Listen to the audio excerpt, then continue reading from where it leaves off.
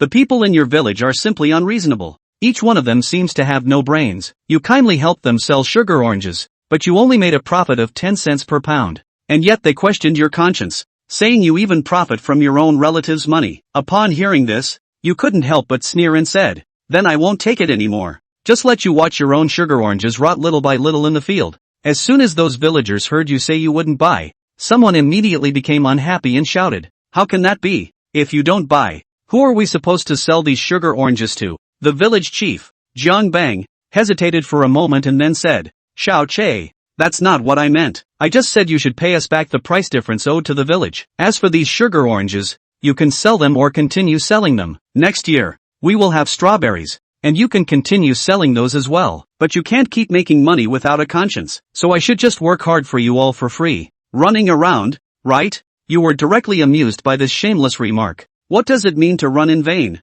A villager immediately jumped up to refute. "This is your contribution to our village. We will definitely remember your kindness. No need. I won't accept this sugar orange." You refused without hesitation. "I don't need you to remember my kindness. I won't accept this sugar orange, and don't look for me for strawberries, watermelons, or anything like that in the future. I can't do these thankless tasks." Jiang Che and Jiang Lily raised their eyebrows and said, "Don't forget, you signed a contract for 20,000 pounds of sugar oranges with the distributor. They will come over in a few days, and if you back out now, you will face breach of contract compensation. You should take out the money and return it to everyone, and they can continue selling the sugar oranges to you, which will also satisfy the distributor. Aside from you earning a little less ill-gotten money, we can all win, and the villagers can also speak well of you. As for the whispers behind your back, the compensation matter has nothing to do with you." You sneered and said loudly, "Even if I lose everything, I'm willing." Upon hearing this, many people in the village showed anxious expressions, although they had just spoken so decisively,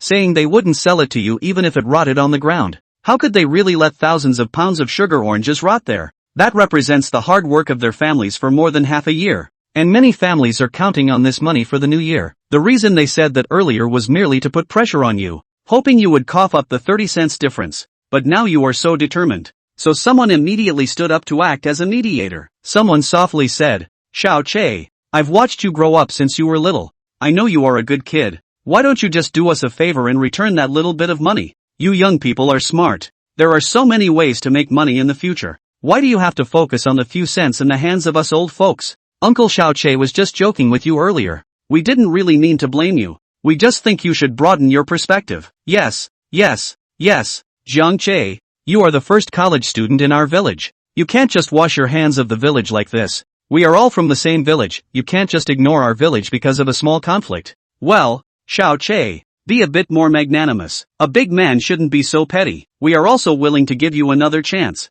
as long as you agree to refund us the 30 cents difference. Everyone chimed in, softening their tone, and began to morally pressure him. They wanted him to continue accepting their sugar tangerines, yet were unwilling to apologize, while still wanting to demand the 30 cents difference. Listening to this, you can only sigh and wonder what kind of mindset these people have to be so unreasonable. Listening to these words, Jiang Lily, who was standing beside, felt uncomfortable, especially seeing your cold expression, which made her even more displeased. Both of them are university students. Why should you be sought after by so many people, while she can only be a little follower behind you? Although everyone usually treats her kindly, Jiang Lily actually knows very well in her heart why these people treat her this way. It's all because she has a father who is the village chief. If this continues, how will she compete for the position of village chief? Thinking of this, Jiang Lily took a deep breath and stood up, saying, "Grandpa, Grandma, uncles, and aunts, you don't have to beg him so humbly. I don't believe that besides him, Jiang Che, no one else can sell these sugar oranges. Don't be fooled by how difficult he makes it sound.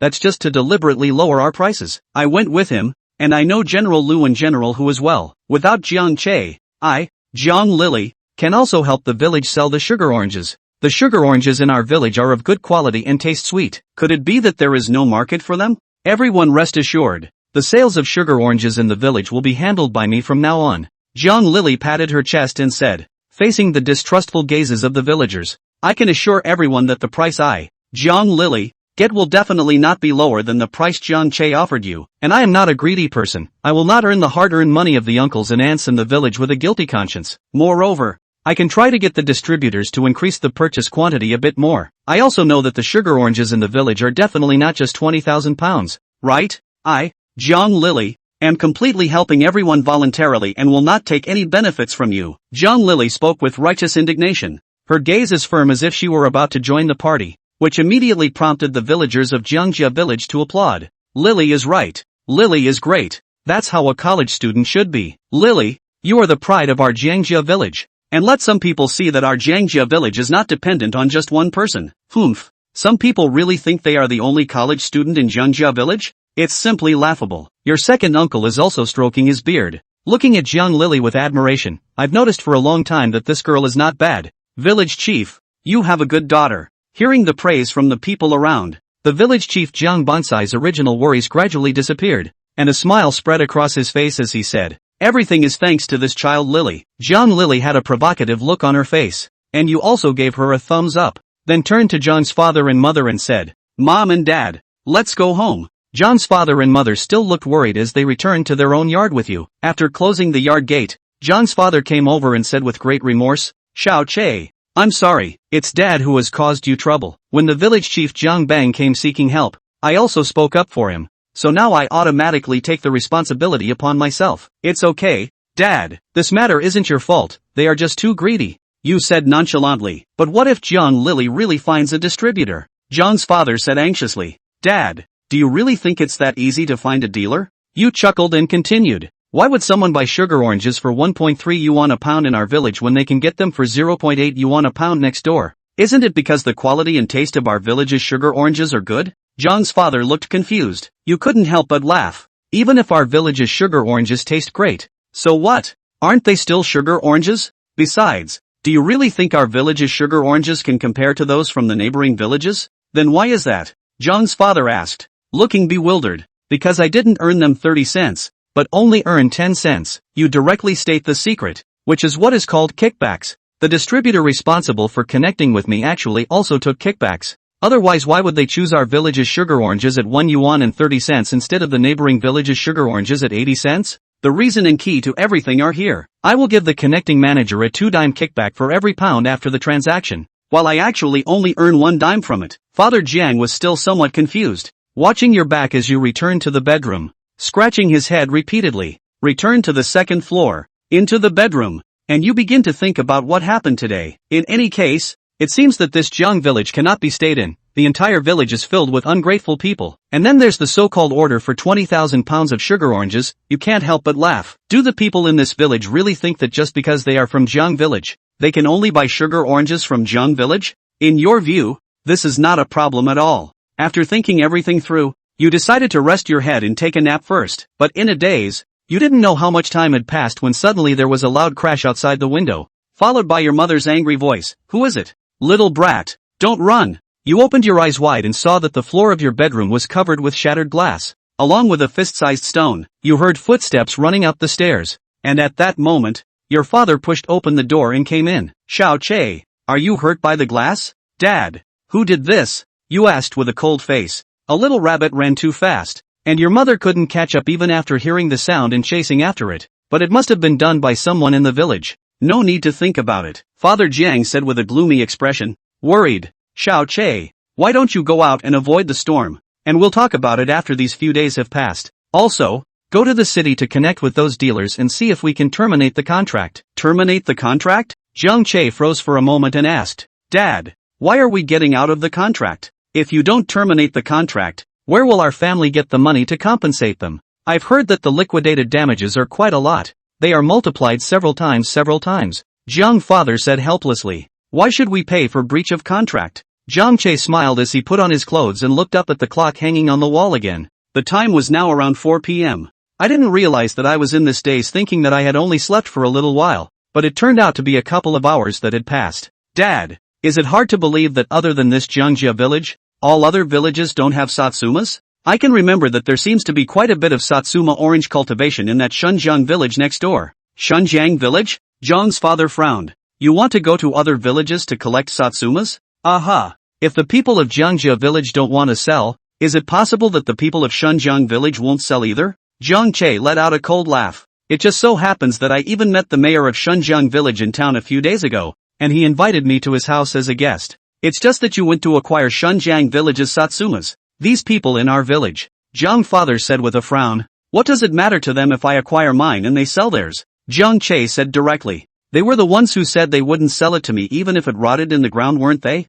Besides, they didn't have someone to help sell it. Second grandpa also said that he has long felt that Jiang Lily has a future. Put. Jiang Che didn't hold back another laugh. When the old man did not use such words to describe the predecessor, but also said that what the head of the corner of the moment, a look is to do great things. And the result? Now turn around and give the same words to someone else. These people in the village are ratty, but they are good at seeing what's going on. That's fine. Anyway, Chul, you've grown up and have your own ideas, just watch yourself. Jiang father said helplessly. He is indeed a good hand at wielding a hoe in the land, but he is really a little short on these brain-teasing twists and turns. At its simplest, for example, he had spent the afternoon in the house with his own mother-in-law, and had not been able to figure out why his son had said that he had only made a dime's worth of work. Okay, Dad. Then I'll go out later to sneak around and check out the situation of the Satsumas over at Shunjiang village. If you're not doing anything, why don't you go check out our shed? I'm afraid these people in the village will do damage,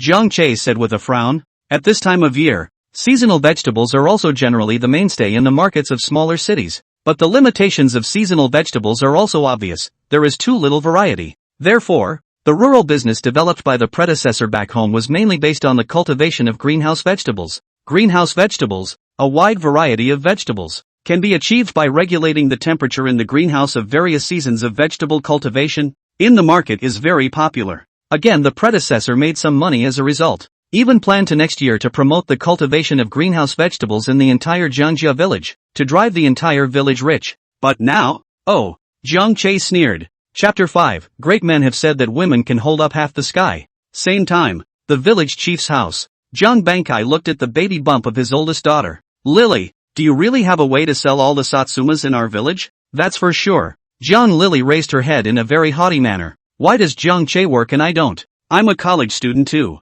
I went to college for both, and the tuition was more expensive than his, so naturally I learned more than he did. He can come back to do what shed vegetables to make money, that's because he is lucky. If I am, certainly will still do better than him. Jiang Bankai grinned. Just that brat Jiang Che is not even close to you. Lily, exactly. Jiang Lily smiled disdainfully. Dad, I've got it all figured out. Later, when the families have counted the number of their Satsumas, I'll contact Mr. Lu and the others, and sell them these Satsumas together in a package at that time. As for the price, it's still $3. I don't earn them a penny, and when you retire next year, then won't they all remember me well and all vote for me? And then I'll be the village chief too. Lily Jiang planned it well. This backstabbing of Jiang Che was also mainly to prepare for next year's village head election. When you become the village chief yourself, then the whole village wouldn't be under her control. Aha! Thoughts? Yes. Jiang Bankai was very happy and felt that Jiang Lily had really grown up. Have a mind of your own, and it's still well implemented. Soon, the accountant of Jiangjia village reported the weight of Satsuma oranges counted by each family. Sure enough, much more than 20,000 pounds, calculated uniformly as reported by each household. Surprisingly, there were more than 30,000 pounds.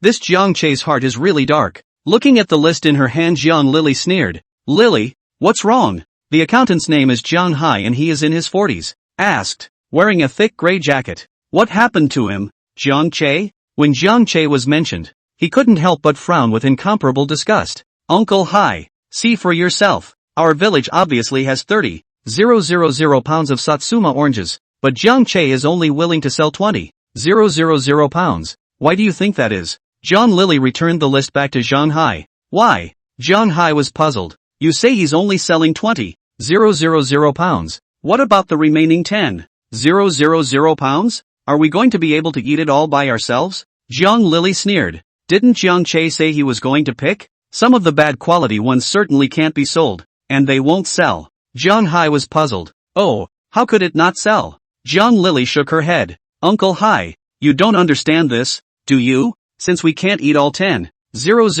pounds of Satsumas, we must only continue to sell them. You don't think those dealers buy Satsumas and just turn around and ship them out of state to sell, do you? Jiang Hai was at a loss. So what else can they do? Those dealers still have factories in their hands. They can use these Satsumas to make beverages and canned goods, and the skin of the Satsumas is heard to be made into Chinese medicine. Our tangerines are a treasure. The reason why that black conscience of Jiang Che's only charged 20,000 pounds, That wasn't because he wanted to keep 10,000 pounds to suppress our price. Think about it, Uncle Hai. We can't eat the last 10,000 pounds or dispose of them. We can't just watch them rot in the ground. What then? We'll just have to beg him again to find a way to collect the rest of the Satsumas together. When it comes to the last days, then it's still whatever he wants to say it is. Not to mention $1. Even if it's 50 or 40 cents, you have to sell it. He then turns around and resells it to those distributors, who turn around and stuff it into factories and make it into canned beverages. You say it's all made into a drink, and with all the coloring added.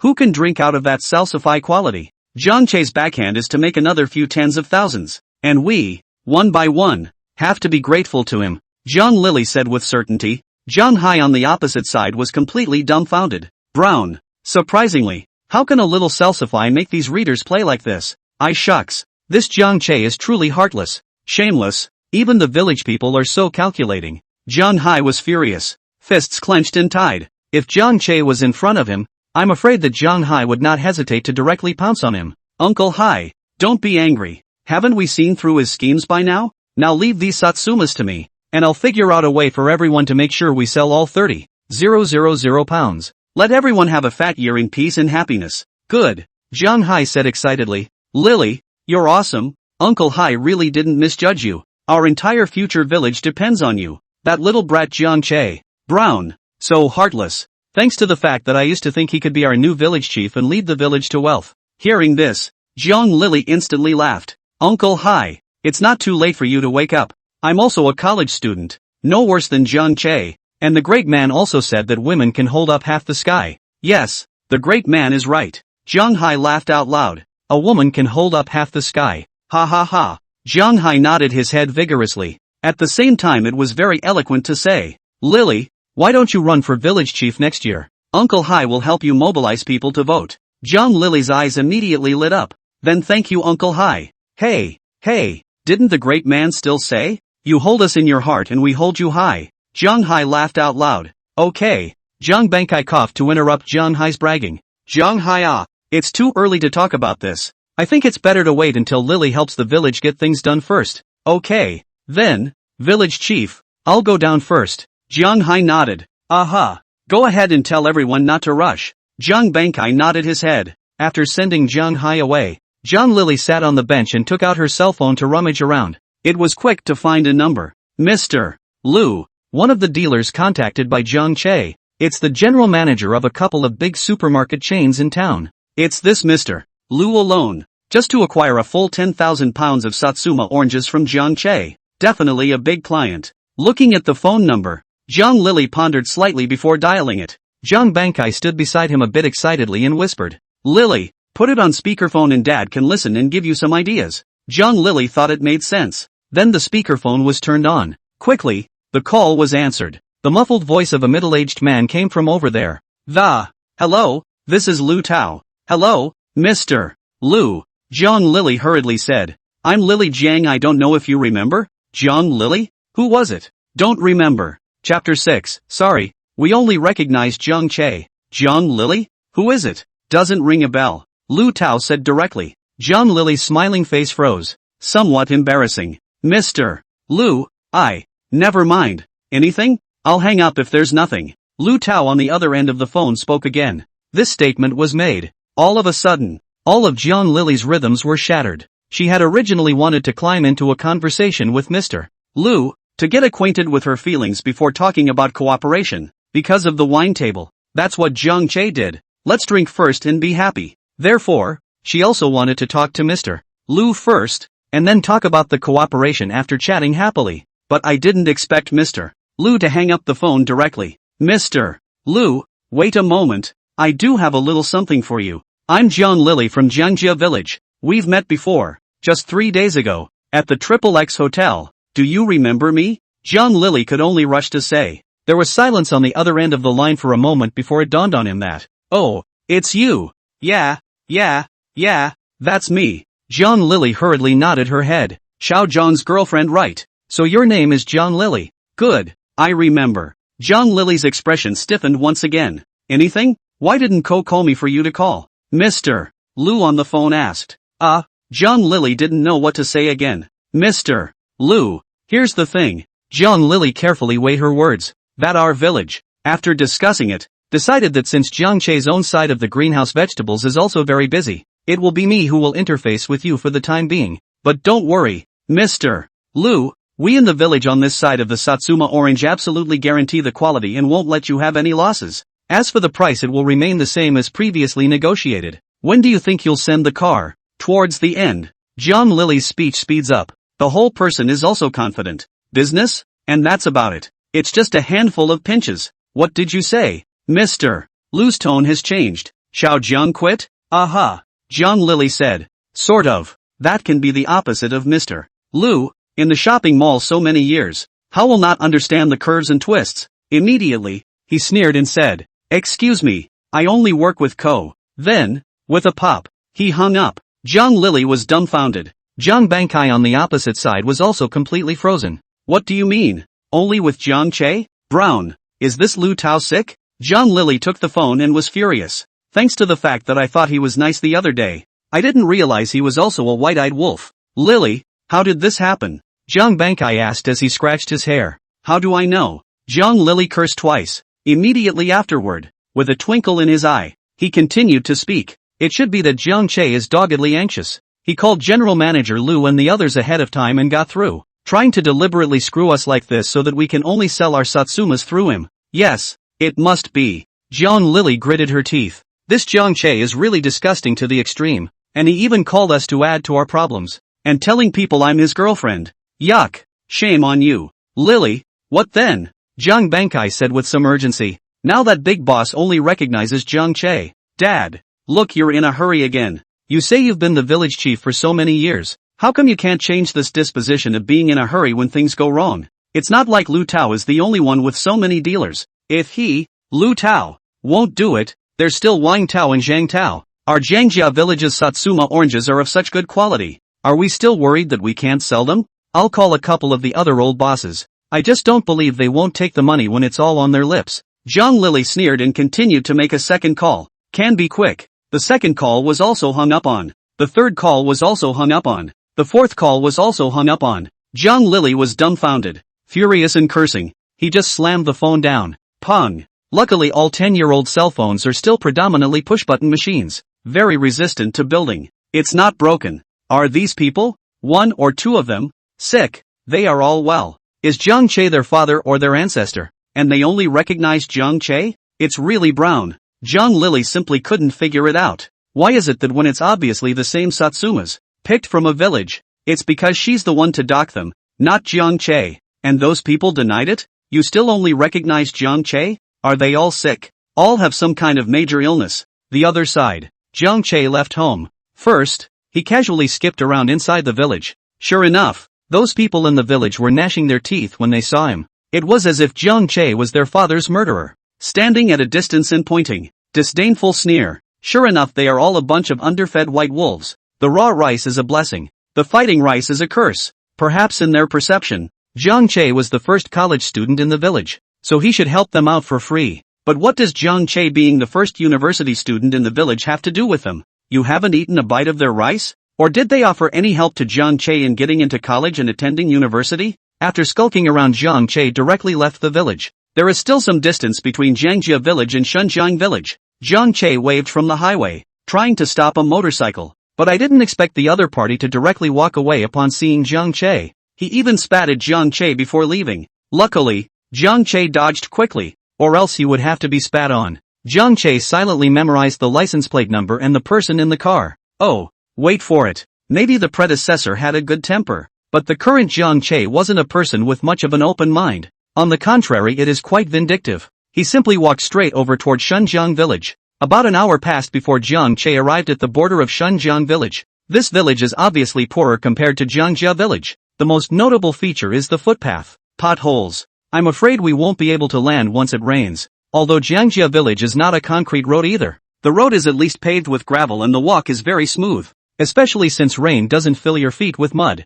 Then there are the Satsumas that also roam the hills in the village of Thuanjiang. One by one, bright red and beautiful, hanging from the branches, bending them all down. However, in case these Satsumas don't sell, in half a month's time at the most, these Satsumas will start to fall off until they rot inside the land. A few plainly dressed elderly people were sitting on the side of the road. looking at the mountains of Satsumas and sighing. Uncle, are you all from Shunjiang village? Jiang Che retracted his gaze and asked. Can I help you, young man? An old man twisted his head and asked. That.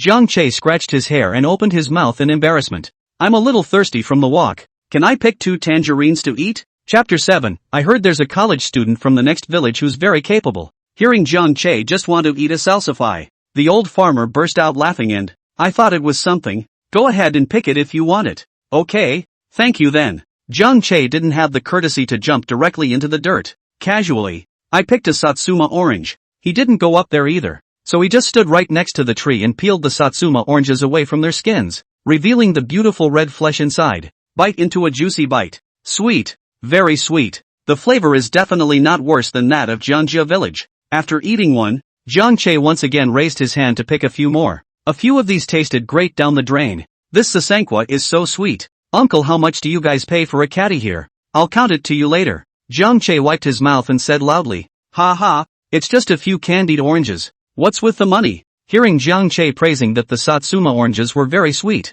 the old farmer was also very happy. But immediately after looking at the Satsuma oranges roaming the mountains, he couldn't help but sigh. In another half a month, if these Satsumas can't be sold, they'll all have to rot in the ground altogether. Uncle, your Satsumas taste so good. Are you still worried about selling them? Jiang Che smiled and ate another one. Before crossing over, he liked to eat Satsumas, but they were really expensive then, and they cost $3 or $4 a pound in the supermarket. It was even $7 or $8 when it first came out. It made him look away. I didn't expect to travel to the hometown of Satsumas, so don't eat enough to say? The salsify thing is honestly, if you put a little bit of care into it, it doesn't taste that bad. Especially here. The market has been growing, more and more villages planting Satsuma oranges in the past 2 years. And just these villages next to us, all of them are Satsuma oranges. So of course it's not going to sell well. The year before last, it was still able to wholesale for more than $1 a caddy. Last year it was only 90 cents. And this year I've heard that some villages are selling it for 70 or 80 cents. The old farmer was beyond fretful. Like Jiangjia village, their ability to have a good year depends on the Satsumas. But this year, it's been extraordinarily difficult to sell. In previous years, those wholesalers, although the price pressure is low, but at least can be sold, but now is not sold at all. The wholesaler was cut off straight away. I heard that Jiangjia village next door is good this year. A wholesaler is willing to pay $1 a caddy to buy them 20,000 pounds of Satsuma oranges. This year it's all screwed up. An old farmer beside him also opened his mouth without envy. I can hear that it's because they have a college student from their village. People who are capable and know people outside. That's how they got the business. Another old farmer spoke up. TSK, it's still good to be a college student. How come our village hasn't produced a college student? Another sigh of relief. This made Jiang Che quite embarrassed. After all, he was standing right in front of him, so he couldn't say that the college student you are talking about is me, right? Climbing up from the ground and returning to the road,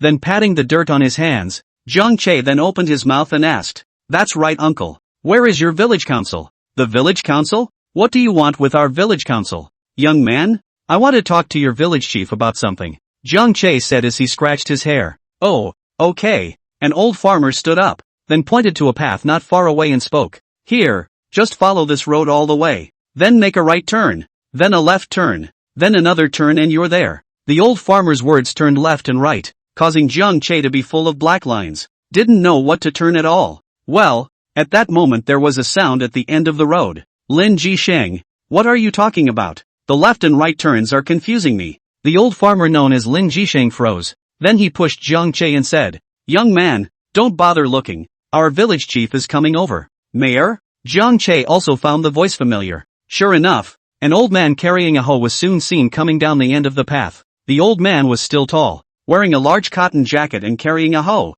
He should have just returned from the field. Isn't this Lin Bangquan, the mayor of Shunjiang village? Mayor Lin. Jiang Che raised his hand and shouted. Village Chief Lin looked at Jiang Che for a moment before revealing a smile. Ha! Xiao Jiang, what brings you to our village today? As he spoke, he also picked up the pace with his hoe on his shoulder. It quickly arrived in front of Jiang Che. Last name Jiang? From the Jiang family village? And the two old farmers by the roadside both expressed their surprise after hearing Jiang Che's surname Jiang. Surprisingly, it's from Jiangjia village? I didn't come over to talk to Village Chief Lin about things. Jiang Che also revealed a smile. What is it? Mayor Lin just approached, and then thought of something. suddenly looked at the two old farmers still sitting on the side of the road and cursed. "What are you old things sitting here for?" A few old farmers froze, only to feel puzzled. "You're the village chief, you're awesome. You can't just call people names for no reason, can you? Shunjiang." These old things didn't say anything unpleasant? Village Chief Lin looked at Jiang Che again and asked. Jiang Che laughed out loud. "No. A couple of the uncles were very nice, and they even treated me to a salsify. Mayor Lin, this sasankwa in your village tastes really good." "Yummy." Hearing Jiang Che's compliments, Mayor Lin's somewhat cloudy eyes suddenly lit up. "Is it good?" "Ha ha, Xiao Jiang. As long as you think it's delicious. Come on. What to talk about? Come with me to go to the village council," Lin village chief said and came to pull Jiang Che's hand. Very excited. The scene. Instead, it made a few old farmers next to him even more surprised. Someone couldn't help but pull Lin village chief and ask quietly, "Mayor, which young man is it that you are so happy about?" Mayor Lin gave them a look and said, without any good humor, "You do not every day read about how Shunjiang village did not come out of the Jiang village kind of capable college students. Now people are standing right in front of you and you can't recognize them?" Several of the old farmers froze at the same time. Then in unison, they looked at Jiang Che. "You, a few uncles. I came over this time because I wanted to talk to Village Chief Lin about acquiring the Shunjiang village Satsuma tangerine matter."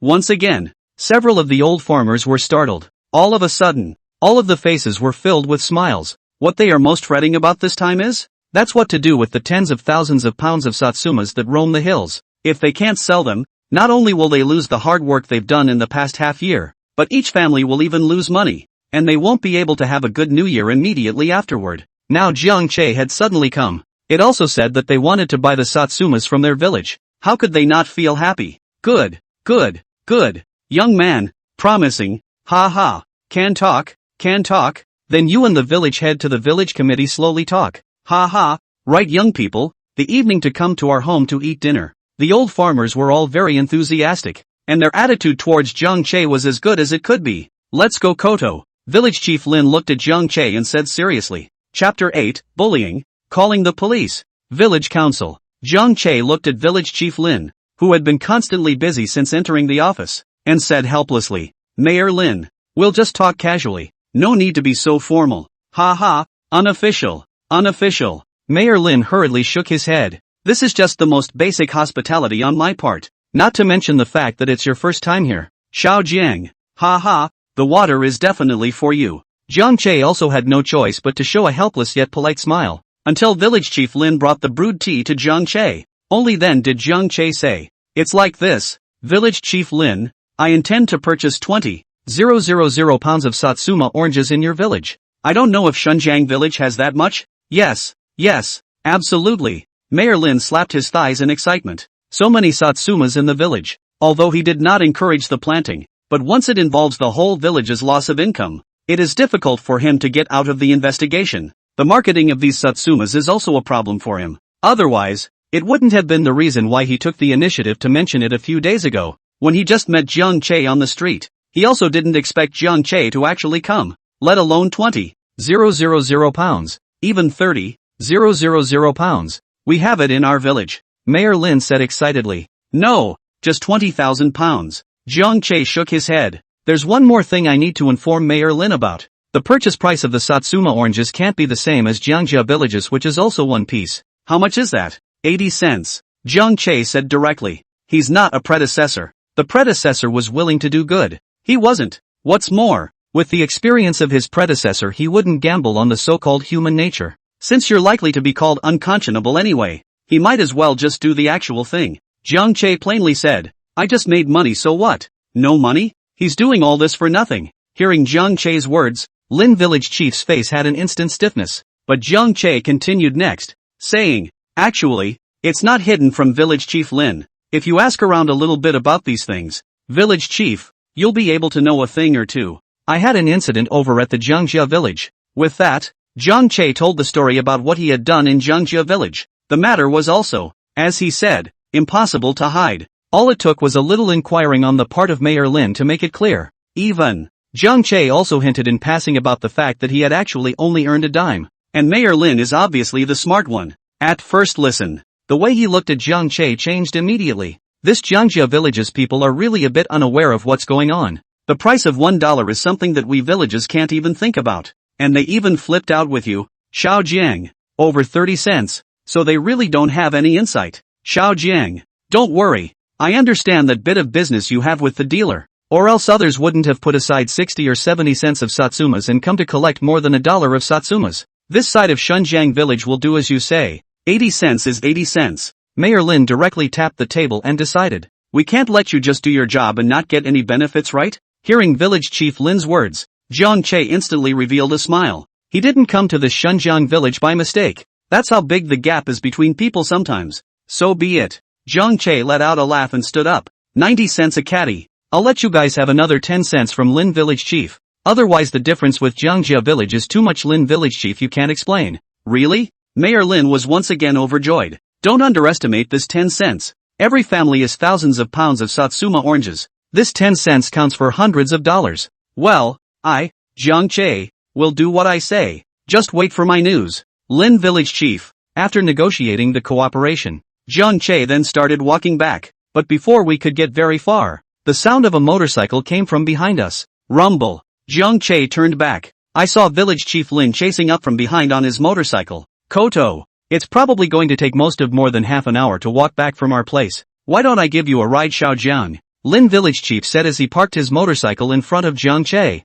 Good. Thank you, village chief. Jiang Che wasn't polite either. Truly the distance between the two does seem a bit far. But just then, Jiang Che's phone suddenly rang. He looked at village chief Lin and embarrassedly said, Mayor Lin. I'll take a call. Good. Jiang Che glanced at the caller ID on the phone. It was Jiang's father who called. Dad. I'll be right back. Jiang Che thought that Jiang's father was calling to ask when he was going back. But I didn't expect Jiang's father's side to be anxious. Chul. You come back here. Come to our shed here. Something happened over at the shed? Jiang Che's heart sank. Sure enough, something was wrong. Aha. You come back first. Jiang's father's voice was heavy. Good. Jiang Che hung up the phone then looked at village chief Lin and said, Mayor Lin, please take me to the mountains first. Well, is something going on over at the shed? Mayor Lin asked suspiciously. Jiang Che's return to his hometown to cultivate greenhouse vegetables right after graduating from university is known to many people in several neighboring villages. I don't know, but something is definitely wrong.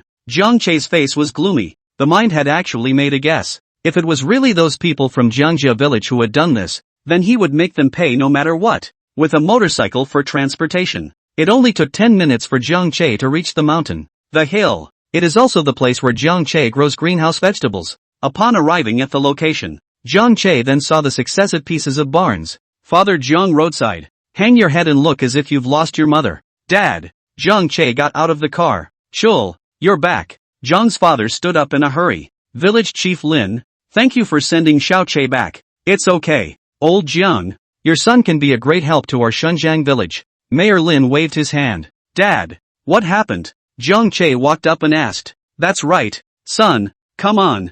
Jiang father said anxiously, then dragged Jiang Che toward the back of the shed. Behind him, village chief Lin also followed curiously. Pulled by Jiang's father, Jiang Che quickly walked inside a large shed. The face changed instantly. The only thing I could see was that the tarp of the propped-up shed had been cut with several huge rags, and the cold January wind was pouring straight into it. Inside the shed, on the other hand, there are a lot of rocks lying around. Size varies. Overwhelming swaths of vegetables. Jiang Che's face was instantly ugly to the extreme. Turning his head, he exited this shed and ran towards several others. Fruity. A couple of other barns are the same way inside. The clean and intact tarp was slashed by the razor blade in large, gaping holes. Lots of cold air pouring in. It may have only been an afternoon, and many of the anti-seasonal vegetables in the sheds are already wilted and shriveled. Chul, what to do? They are really bullying people. One of Jiang father's hearts was dripping blood. What else? Jiang Che's face was like cold ice. Call the police. Chapter 9, Call the police. We've got him. Jiang Che directly dialed the police. After telling him all about his situation, the police station promised to come out immediately. Also tell them not to destroy the scene. Shunjiang village's Mayor Lin had nothing to do and went back. This was, after all, a matter for Jiangjia village, and there was little use for him to stay here, other than to watch the fun. The police station came quickly. It was only half an hour, and arrived on the hill as the sky was darkening. Who called the police? Me. Jiang Che walked out. Comrade policeman, you come with me. Jiang Che led a few police officers around each shed, a total of 5 vegetable sheds, but now every one of them has been slashed open with a sharp instrument. and many of the vegetables inside the greenhouses have been hit by the stones, so it can be said that the losses are heavy. Comrade policeman, as you can see, it was definitely man-made and caused me very serious property damage. Jiang Che took a deep breath and said, aha. Several civilian police officers looked at each other and, tell us the situation. Who was the first to notice? It's me, comrade policeman. Jiang's father stepped forward. Who are you? My name is Jiang Yong, and these barns belong to our family. What is your relationship to the informant? He's my father. Jiang Che said. Okay, tell us what happened when you saw it. Did you see anyone suspicious? The police officer raised his eyes in the air. Good. Jiang's father hurriedly replied. My son said that I should come up to the mountain if I had nothing else to do, but I didn't expect to see this when I got up there. Did you see anyone on the way up? No. Jiang's father shook his head, but immediately afterward he hastened to say. Nope. Yes. I was going up the hill when I saw Jiang Fuguei from the east end of the village coming down the hill, and he kind of ducked when he saw me. Comrade policeman. It's him. It must be him. Comrade policeman. Go and arrest him quickly. Jiang's father said excitedly. Hold your horses. We won't know who it is until we investigate. It's not who you say it is. Also, who has your family had recent problems with in the village? Or is there any conflict with that Jiang Fuguei's family? The police said again. As soon as these words came out, Jiang's father's expression was a little less than favorable. Who have you had problems with lately? Their family is now at odds with the entire village. Why? What's the problem? Seeing Jiang's father hesitant, the police frowned and asked. Comrade policeman. It's like this. Jiang Che, however, felt that there was nothing to hide. He went straight to the heart of what had happened today. When they heard that someone else had smashed all the glass in Jiang Che's house, several of the police officers furrowed their brows deeply. You guys this. If it's not that Jiang Fuguei, then it's not easy to find out. After all, it's only 2010, and surveillance isn't that popular yet. In fact, even in later times, rural areas such as this, especially in the hills, also remain impossible to install surveillance. This also makes the investigation much more difficult. Jiang Che naturally understood this and said, then let's start with this Jiang Fuguei. Okay. Still, you guys shouldn't get your hopes up. Several civilian police officers looked at each other and said, these vegetable sheds, we've taken pictures of them just now, so you'd better find a way to remedy the situation and try to minimize the damage. It's almost New Year's Eve, so if you can earn a little, you can earn a little. Aha, okay, we know. Witness the departure of these police officers. Jiang Che then took the tape with Jiang's father and the two of them began to stick the breach. Luckily, it was only a large gash in the shed with a sharp instrument and not completely damaged beyond repair. So after using up 3 rolls of duct tape and many hours of repeated gluing, the hole was finally patched. But after hours of cold wind pouring in, still, the temperature equilibrium in the shed is completely thrown out of whack. All these vegetables, I'm afraid they won't survive this time. Jiang's father stood on the side of the road sighing. You said how bad that Jiang Fuguei's conscience is. Last year, his daughter-in-law was sick and had no money, so he came to our house overnight. Or you lent it to him. That money hasn't been paid back even now. How could he do such a thing? Still haven't returned it? Jiang Che tilted his head and asked. At this time, it was already completely dark, so Jiang's father failed to see the ice coldness underneath Jiang Che's eyes. Aha, Shul, you didn't forget all about it, did you? It's over $5,000. Jiang's father was surprised. I do remember some of it less clearly. Jiang Che could only shake his head. He had digested the memories left behind by his predecessor, but ultimately he was not him, and much of it had to be deliberately thought about to be realized. Dad, in the village, besides Jiang Fuguei, who else did I lend money to? Jiang Che asked again. I'm not sure about that. I'd have to go back and ask your mom. Your mom, she has a ledger there. Good. We're going down. Jiang Che nodded his head. But these dishes. When he heard the dissent,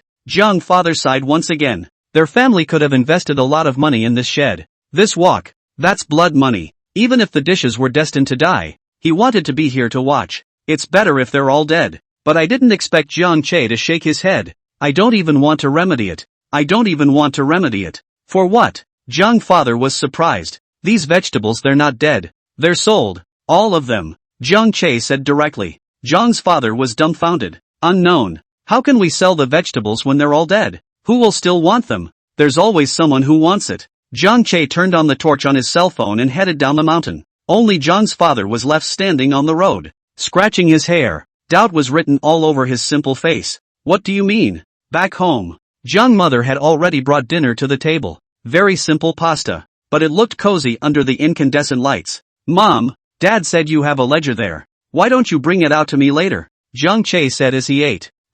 What do you want the ledger for? Jiang mother was puzzled. It's time for those in the village who owe money to pay up. Jiang Che ate all the strips in the bowl in 2 bites. It's almost New Year's. Why don't we wait until they sell the Satsumas? Jiang mother was a little hesitant. After all, they were from the same village, and she didn't want to make a scene, especially now that it was almost New Year's Eve. They bullied our family to this point, and you're still thinking for them, Mom? The original family was just too honest. That's why he was bullied so much by the people of Jiangjia village. If you don't believe me, change your family and see if they dare to go so far. That's not what I meant either. Jiang mother was still hesitating, but she was directly interrupted by Jiang father. Wifey, then just bring out the ledger. Where's all the talk? Do you understand, or does our son? Okay then. Jiang mother turned around and went back to her room. Just then, Jiang Che's phone rang. Just one look at Jiang Che caused his gaze to freeze. The police station is on the phone. Got a lead? That fast? Chapter 10, if you're capable of killing an old woman like me too.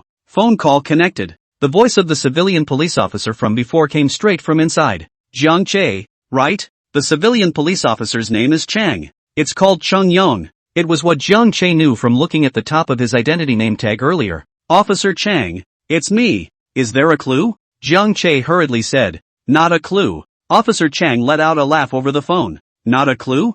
Jiang Che frowned. Just as I was about to ask a question, I heard Officer Chang continue. It's that we've got the man. Jiang Che was completely dumbfounded. What? That fast? Comrade policeman. Who is it? Who scratched my family's vegetable shed? John's father next to him heard the news and hurriedly asked. You guessed it. Officer Chun let out a laugh. It's Jiang Fugue. We just blackmailed him a little and the guy said everything. Jiang Che was speechless. That's it? Now we have Jiang Fugue in custody. Tomorrow you will come to the police station. Good. Jiang Che directly agreed. Hanging up the phone, Jiang Che and John father exchanged glances. I can't believe it's really that. Brown. John's father cursed angrily. What's wrong? Who just called? John mother came out from inside the room with the account book. The police station called and said they had caught the person who vandalized our vegetable sheds. Jiang father looked up and said, Who? John mother was puzzled. It is Jiang Fugue that the police just to blackmail. He said himself to leak the mouth, and now has been taken to the town police station. Called and told us to go over there tomorrow. Jiang father said viciously. What do you want us to do at the police station? Jiang mother was even more puzzled. To discuss compensation. Of course. Jiang Che picked up the ledger. Dad. Mom. You two do the math later. How much money did we put into a big shed? No. And how much do we get in total for those vegetables when they ripen? Are you trying to get Jiang Fugue to pay us back in full? John's father froze. Only then did he finally react to what Jiang Che's words on the mountain meant. Sure. Jiang Che said. We have to go out and buy food and find outlets and calculate the depletion. How nice this is now. Just sell it all directly to him. Bang. Bang. Bang. Just then, the door of the room outside the courtyard suddenly rang with a violent knock. Nope. It's not a knock. It was someone kicking in the door with their foot. Open the door. Bang bang bang. Open the door. Open the door. Don't try to play dead. I know your house is occupied. Open the door. Quick. Bang bang bang. Another violent kick at the door.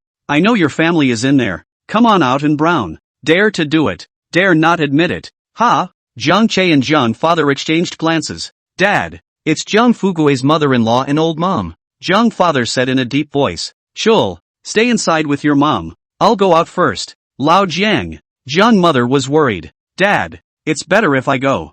Jiang Che also said. Where's your old man's turn to step in on something like this? Jiang father said as he glared at Jiang Che. Immediately afterward, he strides over and opens the courtyard gate. Two women rushed inside just as the door opened, but they were all quickly stopped by Jiang's father. What are you two doing in our house at night? He asked in a hushed voice. Jiang Yong, call your family's Jiang Che, that little pussy brat, to come out. An old woman's voice rang out. This is the voice of Jiang Fugue's old mother, named Wu Dahua. Yes, Jiang Yong, call your family Jiang Che to come out? He won't dare to do something that is unconscionable and still not dare to admit it, right? What's the point of hiding? Get him out of here. It was the voice of a middle-aged woman. It's Jiang Fugue's wife. Her name is Li Suqin. It was also she who got appendicitis in the middle of the night last year and was in so much pain at home that she had to rush to the hospital to have it removed. But it's not like their family has much money. Eventually, it was Jiang Fugue who found the predecessor and borrowed more than $5,000 to save her life. But now their family is being gracious. Jiang Fugui not only scratches Jiang Che's family's vegetable shed, but Li Suqin even curses Jiang Che. What a nice big family of white wolves. I don't know what you guys mean by that. Jiang father's face is cold. It's too late now. Anything until tomorrow. Late? Late for what? Can you sleep when your family has done something wrong? I'll be damned. There's no fear of ghosts pressing on your beds and killing your whole family. What a heartless family. Kill 1,000 knives, oh. Shameless, oh. You family sooner or later cut off the children. Sooner or later will be retribution. Yo. Wu Dehua stood in the doorway crying. It seems that Jiang Che and his family dug up her family's ancestral grave. Auntie Wu. Jiang father's face was ugly. I respect that you're a senior citizen, but better keep your mouth shut. You're going to talk nonsense in front of my house again. What do you want? You still want to hit me? Ha! Don't look at Wu Dehua in her 60s, but her spirit is very good, and now she is even putting her shrewish tactics on display, screaming and thrusting his head forward. Come on, Jiang Yong, you hit me. Don't you want to hit me? Hit me and beat this old woman to death. Shoot me too if you can. Old woman. Beat me to death. Jiang father's face was ugly, being forced back by Wu Dehua. Don't dare touch it. Don't dare touch it at all. Jiang Yong, let me tell you. I don't care what kind of crooked methods your family used to take Fugui away. You have to release him, or we're done with your family today. Li Suqin also stood to the side, her arms crossed and her horizontal flesh trembling. So you guys came over here about fortune. John's father's expression was also unsightly. I was going to ask you guys. Our family doesn't have any grudges against yours, does it? Even last year Li Suqin, you appendicitis almost died. Or our family Xiao Che borrowed money. But what have you done? Jiang Fugui scratched my family's vegetable greenhouse on the mountain, causing the cold wind to pour in. How much damage was done to our family do you know? And now you have the nerve to come to the door? What a thick skin. Being brought up by Jiang's father about borrowing money. Li Suqin's face had a moment of extreme unnaturalness. Still, she said, we don't know anything about the vegetable shed. We only know that because of your family Jiang Che caused Fugui to be taken away by the police station. I want you to call the police station now. Tell them to let go. That's right, it has to be released. Wu Dehua also shouted at the inside of the courtyard. Jiang Che, you're a heartless little pussy. Your uncle Fugui was so good to you, and you set him up. Get out of here. Chapter 11, Scoundrels. Shamelessness. At this point, it's already evening. The countryside is not like the city, where everyone is at home at night. Therefore, the shouting of Wu Dehua and Li Suqin in Jiang Che's yard soon alarmed the surrounding neighbors. All of them converged towards this side. Some people even served dinner and ate it as they walked. See a lot of people heading this way. Wu Dehua was even more energized, turning his head towards the surrounding people yelling, y'all come check it out. Jiang Yong, this family is really heartless. All bad to the bone. My Fugui treats them so well. Every time we meet they don't call out brother Yang Yong. But what about them? What do they do? That heartless one, their family Jiang Che, even didn't know what method to use to get the police to come and take my family Fugui away. Do you guys think there's any justice in this? Jiang Yong, is your family going to cover the sky with only one hand? The sky is dark in this Jiangjia village. What are we going to do about our family? The child is still studying. Our whole family relies on Fugui alone. Now Fugui was arrested in. What do we do? How are we going to live? Wu Dehua sat on the ground, her hands constantly slapping her legs as if it was really Jiang Che who was persecuting their family, and the villagers of Jiangjia village at this time, because of what happened during the day. Basically everyone had an opinion on Jiang Che's family, and they kept pointing at them when they heard what was said. That's right. What's the point of messing with people's Fuji when they're so honest? I think it's just that their family is taking revenge on us for not letting them sell Satsumas. And of course they're not happy when they can't make any more money that's not good for their conscience. Jiang Yong, can your family have some face? How can we have people like you in Jiangjia village? It's simply too much. Yes. Let Jiang Che's little brat come out. On the grounds that he's a college student, is he great? Shucks. If your family does this, sooner or later you'll lose your Yang life. There's really no lower limit for the sake of money. These words, but Jiang's father's expression was extremely ugly. He was so angry that his chest continued to rise and fall, but a sense of powerlessness also rose steeply in his heart as he faced the crowd. What is this screaming about when you guys don't know anything? What do you mean we're trying to figure it out? What can our family think of? I'll tell you what Jiang Fugui did. He went up the mountain and slashed all my family's vegetable greenhouses with a knife. Is it wrong for us to call the police? Do you know how much my family has lost? Jiang's father exclaimed angrily, but there was only a brief silence from the surrounding neighbors. Then, Li Suqin also wailed and howled loudly. Jiang Yong, let go of your moms. What's it to do with my rich family if your vegetable shed is broken? Don't look at my family Fugue's honesty and try to plant any dog on Fugue's head. I'm telling you, it's impossible. Fugue was at home all afternoon. He didn't even leave the door. And you're still trying to plant evidence. Want some face? Neighbors, listen to all of you. This is the reason Zhang Yon fought for half a day. My family Fugue had a stomachache all afternoon. He didn't even go out the door. What to do with this goddamn thing? In an instant, it reignited everyone's anger. Zhang father was all pissed off and laughed. He saw Zhang Fugue come down from the mountain with his own eyes. And now Li Suqin is saying that he didn't even come out of the door. Isn't that talking nonsense with his eyes wide open? But what about the village? Someone in the village definitely saw Zhang Fugue coming down from the mountain. But none of them stood up to break down Li Suqin's lies. All of them were watching the Zhang family's jokes. Zhang Yon, we know that your family is rich, but that can't be like this. This is just too bullying. That's it.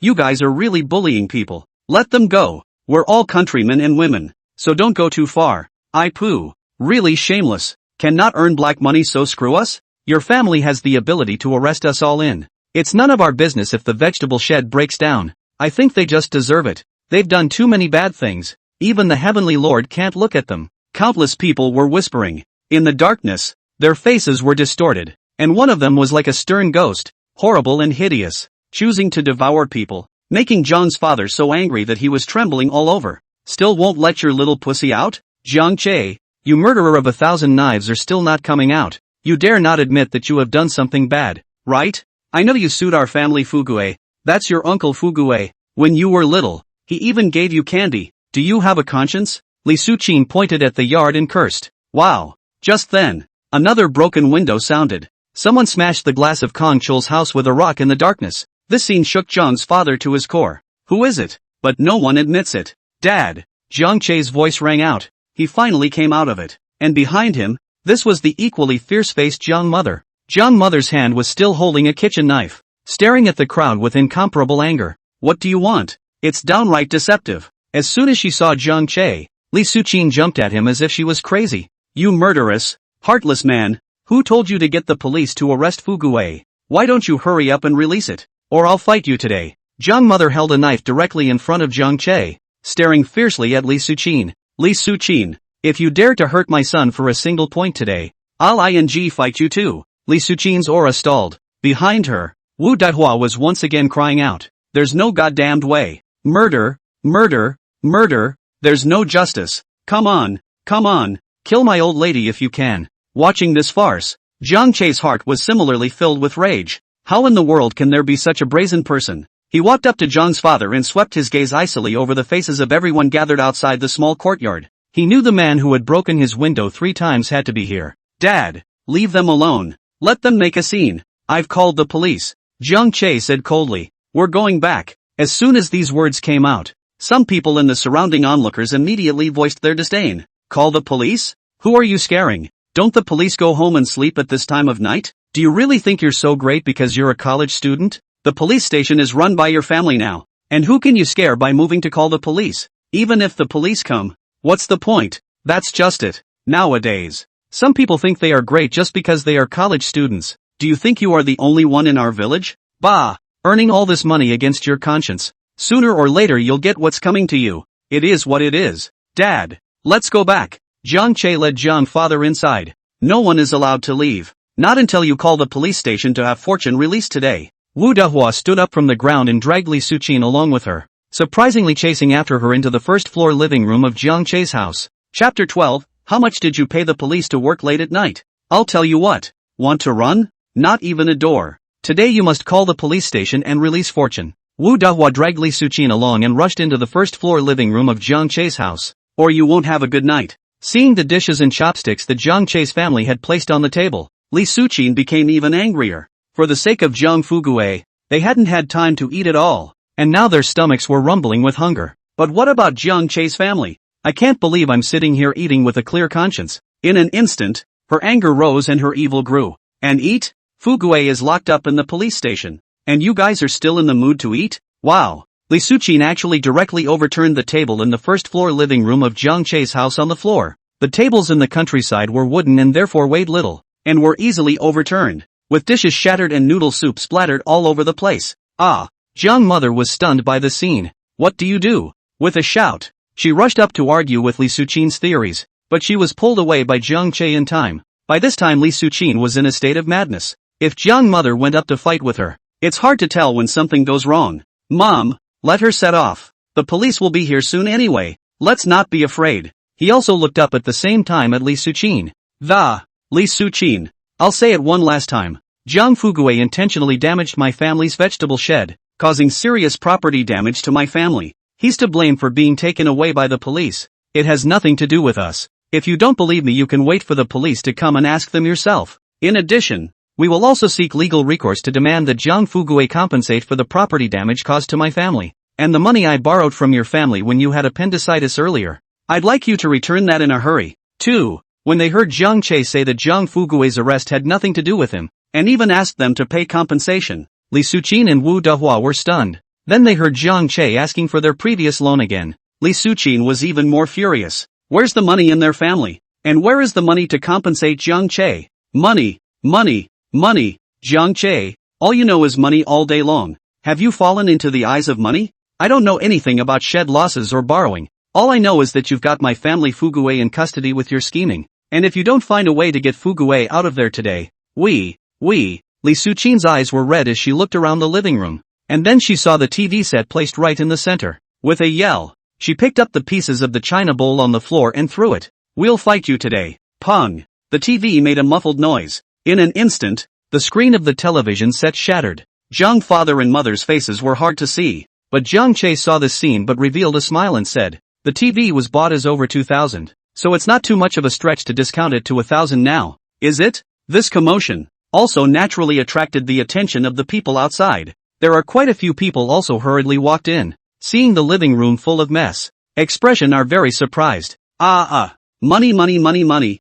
I'll fight you on the treadmill. Li Suqin had completely lost her mind and continued to charge towards Jiang Che. But just then, instead, an alarm suddenly sounded outside the courtyard, and I don't know who yelled out that the police were coming. Li Suqin, who was in a state of hysteria, suddenly came to her senses. She looked at Jiang Che, not daring to believe that. You really call the police? You think I'm lying to you? Jiang Che sneered. Cops working this late? Wu Dehua was also dumbstruck, glaring at Jiang Che and roaring. Just how much did you pay them to work overtime? Jiang Che was dumbfounded, deeply speechless for the cognitive level of the Jiangjia village people. Didn't they say the police are an iron rice bowl? Iron rice bowls also work overtime? Who called the police? 2 civilian police officers walked in, one after the other. So many people. What are they doing gathered here? Not going back to bed at night? All want to go to the police station to sit and drink tea? The police officer in the lead, Jiang Che, recognized him. It's the same one I saw at the vegetable shed during the day.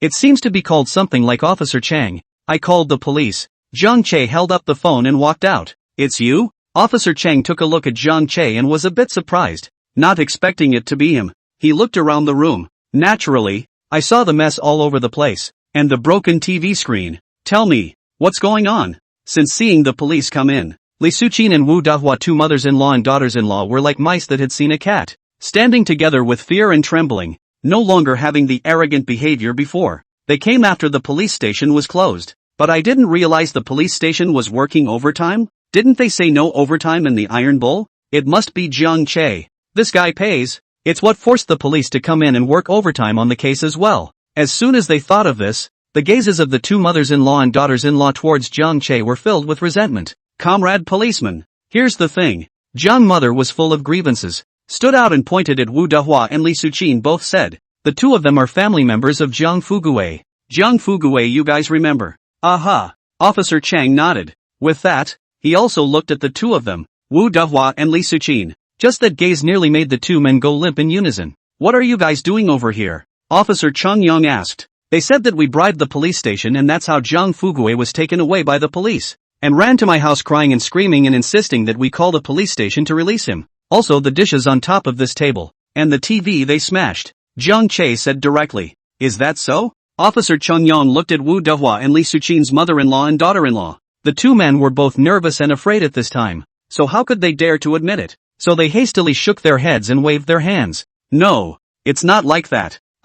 We just wanted to stop by and ask for information, Li Suqin hurriedly said. Comrade policeman, that's not true. Look, I recorded the video. Jiang Che, however, turned around and took the standing cell phone from the corner of the living room. The pixels of a push-button cell phone certainly can't be compared to later smartphones, but it's still barely usable if you're just recording video and not concerned about the clarity of the image. See this scene. Wu Dehua was still a bit uncertain, but Li Suqin let out a scream. You videotaped it? Said he was about to rush over and grab the phone. What do you want? The police officers who followed Officer Chang here directly blocked in front of Li Suqin. Li Suqin froze violently in her tracks. The face is hard to see, and when Officer Chang finished watching all of the video, then he was grim-faced and violently raised his hand and said, "Okay, both of you come back with us." The two mothers-in-law and daughters-in-law blushed miserably. Chapter 13, What face do you orphans and widows have with me? Hey not, what do you mean you're a police officer? It's not even enough to charge money for illegal overtime work in the middle of the night,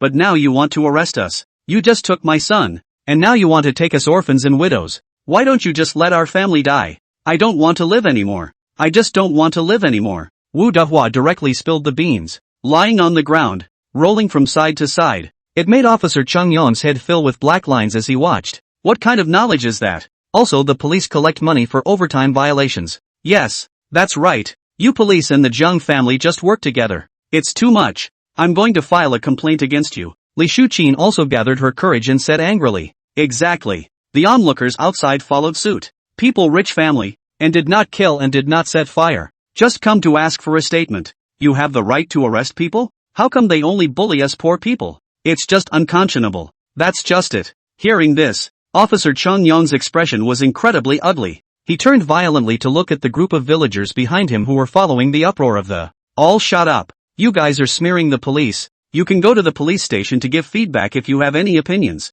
or even file a complaint. I, Chang Yong, am honorable and upright, and I'm not afraid of shadows. When the time comes for you to talk nonsense here again, a word of faith or not all of you will be taken away. Here to take it all away. The group of villagers who were yelling loudly were suddenly dumbfounded in unison. They just wanted to watch the fun and find a pain in the ass for Zhang Che's family in the process, but they didn't think about getting themselves involved. Oh Dehua, right. I'm asking you now. What are you guys doing breaking into someone's yard this late at night? Officer Chung Yong turned his head to stare at Wu Dehua and asked. Looking for my son. Wu Dehua said angrily as he sat on the ground. Your son, Zhang Fugue, is suspected of willfully damaging property, and he has already given a full account of all his crimes at the police station. With all the evidence and confessions corroborated, it is indeed true that he had a grudge against Zhang Che's family because of the Satsuma oranges before he traveled to the mountains and slashed Zhang Che's family's vegetable shed with a sickle. If you have any objections to the case, you can go and apply for a transfer at the police station,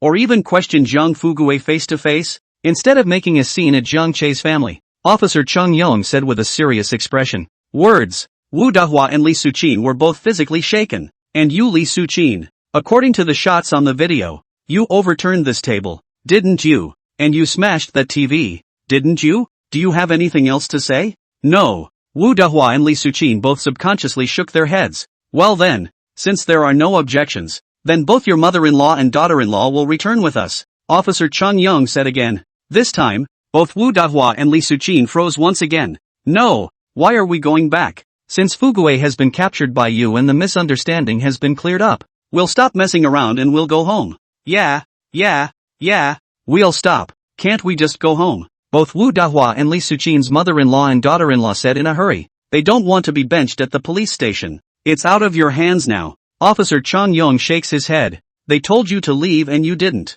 And now you see what you've done to their homes? You guys have a point? Come with us. He also looked at Zhang Che at the same time. And your family. You also have to send a representative to come with us. Should make a statement to make a statement. Should mediate. Who will go back with us? I'll go. Zhang's father stepped forward and said. But Zhang Che grabbed him by the side and, Dad, it's better if I go. But Chul. Zhang father hesitated. It's a big night, and going to the police station is sure to be another late night of tossing and turning. It had been a busy day, and he wanted Zhang Che arrested home. Dad, it's better if I go. It's not like you understand some of the stuff, not to mention that I caused all of this as well. Zhang Che remained resolute. In fact, the main thing is that he thinks that Zhang's father's ears are soft, and maybe if Zhang Fugue and his family pretend to be pitiful, Zhang's father will raise them high and put them down gently. He had to go himself and watch this whitecoat get punished before he was relieved. Yeah, you don't know anything about it, Lao Jiang. It's better to let Xiao Che go. Zhang mother also said beside her. Okay then. Zhang's father was helpless. In the end, Zhang Che got into the police car and went to the town police station with Officer Chung Yong and Wu Dehua, Li Suqin and the girls. In the police car, Wu Dehua was still cursing at Zhang Che, constantly cursing Zhang Che for having no conscience. Sooner or later he would have a son without an asshole. Listening to Officer Chung Yong, he frowned. Wu Dehua, shut up. Soon arrived at the police station. Wu Dehua and Li Suqin started looking around again, but after searching for half a day and not seeing Zhang Fugue, he couldn't help but ask, "Comrade policeman, what's the situation of my Fugue him now? Can he come back with us later?" "Go back? By what right do I go back?" Officer Chung Yong frowned and said, "He willfully damaged another person's property in an amount that exceeds $5,000, and we've taken him into custody." "What's detention?" Wu Dehua was dumbfounded. She knows about detention. That means that unless you obtain the victim's understanding, we will release him, or else detain him for a minimum period of 10 days. You will come back in 10 days to pick them up. Officer Chung Yong coldly said. "Ah, 10 days? Li Suqin exclaimed. 10 days, do you know what he's going to do with those 10 days? Comrade policeman. No, our family will soon be selling Satsuma oranges, and we rely on Fugue as our only laborer. What should we do if Fugue is detained?" Li Suqin said in a hurry. "Don't want to be detained that long?" Officer Chung Yong nodded. "Then it's okay if you can get a letter of understanding from the victim." Victims. Naturally, it was Zhang Che. Wu Dehua and Li Suqin certainly understood, and looked at Zhang Che at the same time. "Chul, do me a favor and release your Uncle Fortune. We apologize to you, okay? Our family can only use Fugue out of a labor force. He is going to be arrested in. What should we do? Just look at us orphans and widows and spare Fugue this time." Wu Dehua said with a quirk of her lips. "The face of your orphans and widows?" Zhang Che laughed. "What face do you have?" With that, he went straight into the inquiry room, leaving Wu Dehua and Li Suqin standing in the doorway with unsightly expressions. Officer Chung Yong shook his head to greet the rest of the police station. "You guys take them in and walk them in for a statement." With that, he too turned and entered the inquiry room. Looking at Zhang Che, who had already sat on the chair behind the questioning table, Officer Chung Yong said helplessly, "Tell me what's going on." Chapter 14, I haven't finished settling these scores yet. Don't cry yet. And the other side, Wu Dehua and Li Suqin, the two daughters-in-law, were brought into two interview rooms. Each faced two civilian police officers. "Comrade policeman, does my man he really have to be locked up for 10 days? Li Suqin is still inquiring. "That's right. We've learned all about him. Willfully destroying another person's property and having been assessed at more than $5,000. If you don't settle, you will not only be detained for 10 days, but you will even risk a prison sentence," a policewoman said softly. "Ah, sentencing? So serious?" Li Suqin was alarmed. "What do you think? That vegetable shed was erected by the family at a cost of tens of thousands of dollars, and with so many vegetables growing in it, you know how much property damage his behavior caused to the family," the policewoman said in a hushed voice. But we don't understand it either." Li Suqin's expression was incomparably ugly, her heart filled with fear. In case Zhang Fugue goes to jail, what about her? What about this family? Suddenly, with a twinkle in her eye, she said, "Didn't that officer say earlier that if we gained understanding, Fortune would be fine? Then how will they be willing to understand us? How easy it is. Pay for it." The policewoman said, "How much money you have damaged people? Just pay the price, and then talk to their family. Maybe when they are in a good mood, they will give you a high hand and release you. I've heard that you're still in the same village. You're related,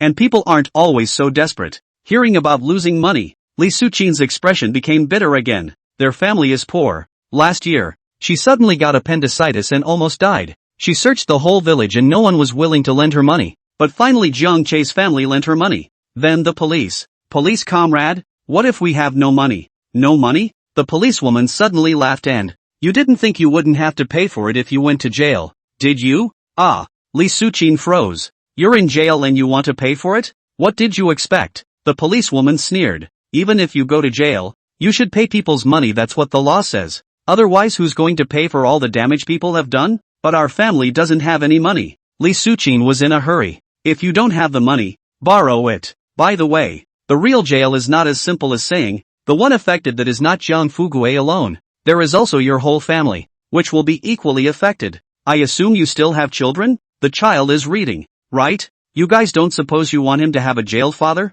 That's a lifetime of holding his head up. And just in case your son is good at something later on and goes to college and wants to get into some kind of civil service or go into the military or something like that. In case Zhang Fugue goes to jail, all this is out of the question too. Understand?" the policewoman said faintly. The mind is always filled with helplessness. In this kind of place, the public perception of the bottom, many times to do things, are only based on a passionate or I thought, to their civilian police to handle the case also add a lot of difficulty. The main thing is that they don't know the law at all. However, what about the fact that there are many little things in life that you may not think are breaking the law, but may not only be breaking the law, but are even quite serious? Take for example the simplest of watching a movie. It's certainly fine for you to sneak a peek under the covers all by yourself. It's even okay to do friendly competition with your own hands. That's your freedom. No one is going to interfere. However, more than 3 persons will constitute the offense of dissemination of obscenity. The same is true for more than 3 people playing friendly games with both hands together. In rural areas, there are just a lot of people who don't take this kind of thing seriously. They probably bought some bootleg CDs off the street, just like to gather 3 or 2 friends to enjoy it. Unbeknownst to the public, this is a violation of the law. Ah, by what right? My son didn't do anything wrong, so why should he be implicated? What kind of law you have here? Specifically targeting us poor people. Li Suchin became even more anxious, but what came out was something that made the policewoman feel even more speechless. What do you mean by specifically targeting the poor? Just the perception of these people. It's no wonder you can do things like go scratching through people's vegetable sheds. Well, I'm not going to break this up with you either. Now about you. The policewoman didn't bother to say anything else. By making a scene in another person's home, you have seriously disrupted the normal life of another person. And by smashing another person's television, you have likewise willfully damaged another person's property. It's just as much to pay for. Do you understand? Li Suchin was dumbfounded. Another payout? In this instant, her heart was as good as dead. It just feels like how my life is so bitter. Half an hour later, mediation room. As someone came in and pressed the lights on one by one, soon the mediation room was lit up. Officer Chang Yon, in full uniform, sat in the center position and looked at Zhang Che and Wu Dahua with Li Suchin's mother-in-law and daughter-in-law and said, I, for one, don't have much to say. Start mediating yourselves. Zhang Che let out a laugh and sat down as well. This scene, on the contrary, made Wu Dahua and Li Suchin's mother-in-law and daughter-in-law couldn't help but look at each other. Both of them had obviously already known about the situation from the police, and at this time, their expressions were hard to see. Eventually, it was still Li Suchin who looked at Zhang Che and spoke. Zhang Che, tell me, how much money do you want before you'll let our family go? Zhang Che laughed at once. I preferred the unruly look you had before to this attitude you have now. These words made Li Suchin's expression even more ugly. You, she glared angrily at Zhang Che. How much? Then I'll settle the score for you today. Zhang Che let out a cold laugh. He turned his head to look at Officer Chang Yon and opened his mouth. Officer Chang, do you have a pen and paper? Wait, I'll get it for you. Chang Yang soon walked in with a pen and a piece of A4 paper. Take it. Good. Zhang Che nodded his head. Whirling around, he looked up at the two of them, Wu Dahua and Li Suchin. Listen up, all of you. My family has a total of 6 vegetable greenhouses, and I won't count the others for you. Even if the tarpaulin, each tarpaulin costs about $2,000, and the 6 tarpaulins total $12,000. So I'll let you compensate $8,000 is not too much. As he finished his last sentence, Zhang Che even raised his head to look at them. But it was enough to make their mother-in-law and daughter-in-law so angry that they jumped out of their skin. What did you say? $8,000. Why don't you go grab it? Wu Dahua even pointed at Zhang Che's nose and cursed. You heartless. Why don't you go and rob it? Can't you afford to live? My God. How dare you open this mouth? Open your mouth and ask for $8,000.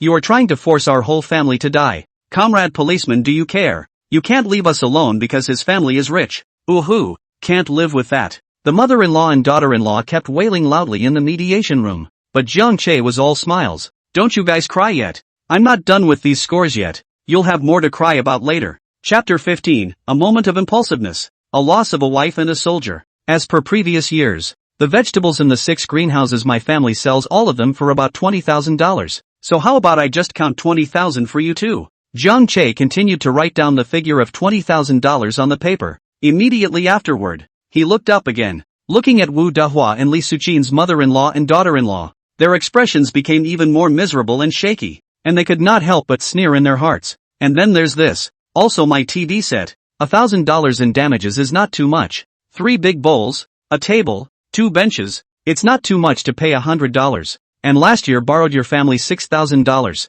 Before has not urged your family to repay the money. That is because I still remember the neighbor feelings. Now well, Zhang Che looked up again. Li Suqin said subconsciously with a pale face. Chul. Hi up. Payback. But Jiang Che shook his head. He wasn't a predecessor. And he didn't have the same kind of feelings for anyone in this village that his predecessor had. Not to mention going through all of this today. He was so disgusted with these white-eyed villagers that how could he still be high on them? That's a total of $35,100. And in addition to all that soup and water that stained my living room floor, I also demand that you must go and clean it up, Jiang Che said directly. There was no intention to hijack it. This statement was made. Wu Dahua immediately let out a wail and dropped to the ground, yelling once again that it's impossible to live. Jiang Che, you heartless, this can't be lived. You are trying to force our family to die, to force my family to die. More than 30,000, more than 30,000 dollars. How can we have so much money?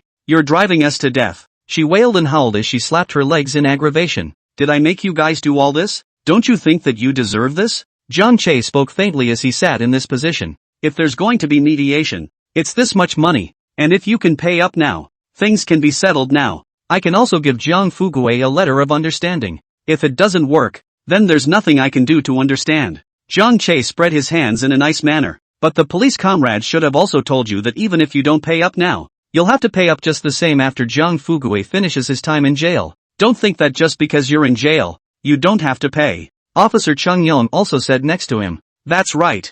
Jiang Fugui's behavior has already constituted the crime of intentional destruction of other people's property, and the amount is large, so if he doesn't issue a letter of understanding, the chances of going to jail are huge, and you will also still face compensation. Really? Wu Dahua was crying, and her voice was trembling with remorse. I've told him not to paddle. Not to paddle. Fortune. He doesn't believe me. Now that's really a big mess. Mom, what did you say? Li Suqin was dumbfounded and jerked her head. Even Jiang Che's gaze was slightly condensed as coldness flashed under his eyes. He originally thought that Wu Dahua and Li Suqin mother-in-law and daughter-in-law came to his home to go crazy in vandalism. Is really do not know, but I did not expect them to know. Knowing the reason, they did not stop it, and had the good sense to come to their house and make a scene after it happened. It's unbelievable. Mom, you know, why didn't you stop Rich? Li Suqin finally didn't hold back her tears. Ooh, why didn't you stop Fortune? Do you know how much we have to pay in damages?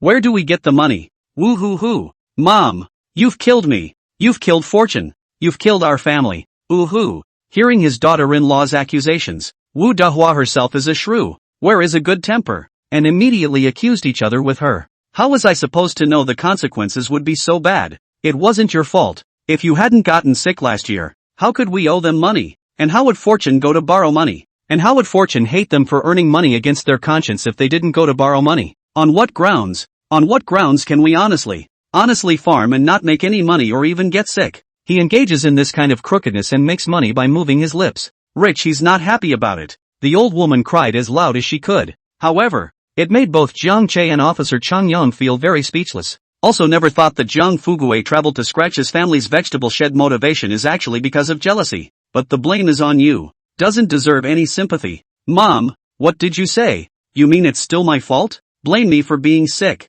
Don't you know why I'm sick? Since I married into your family, I haven't enjoyed a single day of happiness. Everyone else has a mother-in-law to serve them. What about me? I have to work in the fields with Fugui during the day. And when I come back at night I have to serve my mother-in-law. So I'll let you help me with a child. And you won't take it. I'm so busy all day and work so hard. Can I not get sick? I can't believe you're blaming me for this. Ooh. It's impossible to live. It's impossible to live. My God. What kind of bad luck did I have to marry into your family? Now Jiang Fugui is also going to jail. I want a divorce. I'm not over. Li Suqin also felt aggrieved. After marrying Jiang Fugui, she really hadn't had a single good day. The whole day is filled with endless farm work and chores. But what happened? But now what? She still couldn't stop complaining. Surprisingly blaming her for being sick. Why would she be sick? Divorce? You want a divorce? Hearing Li Suqin say that she wanted a divorce, Wu Dahua instantly quit. She violently stood up from the ground and lunged towards Li Suqin with her teeth and claws open.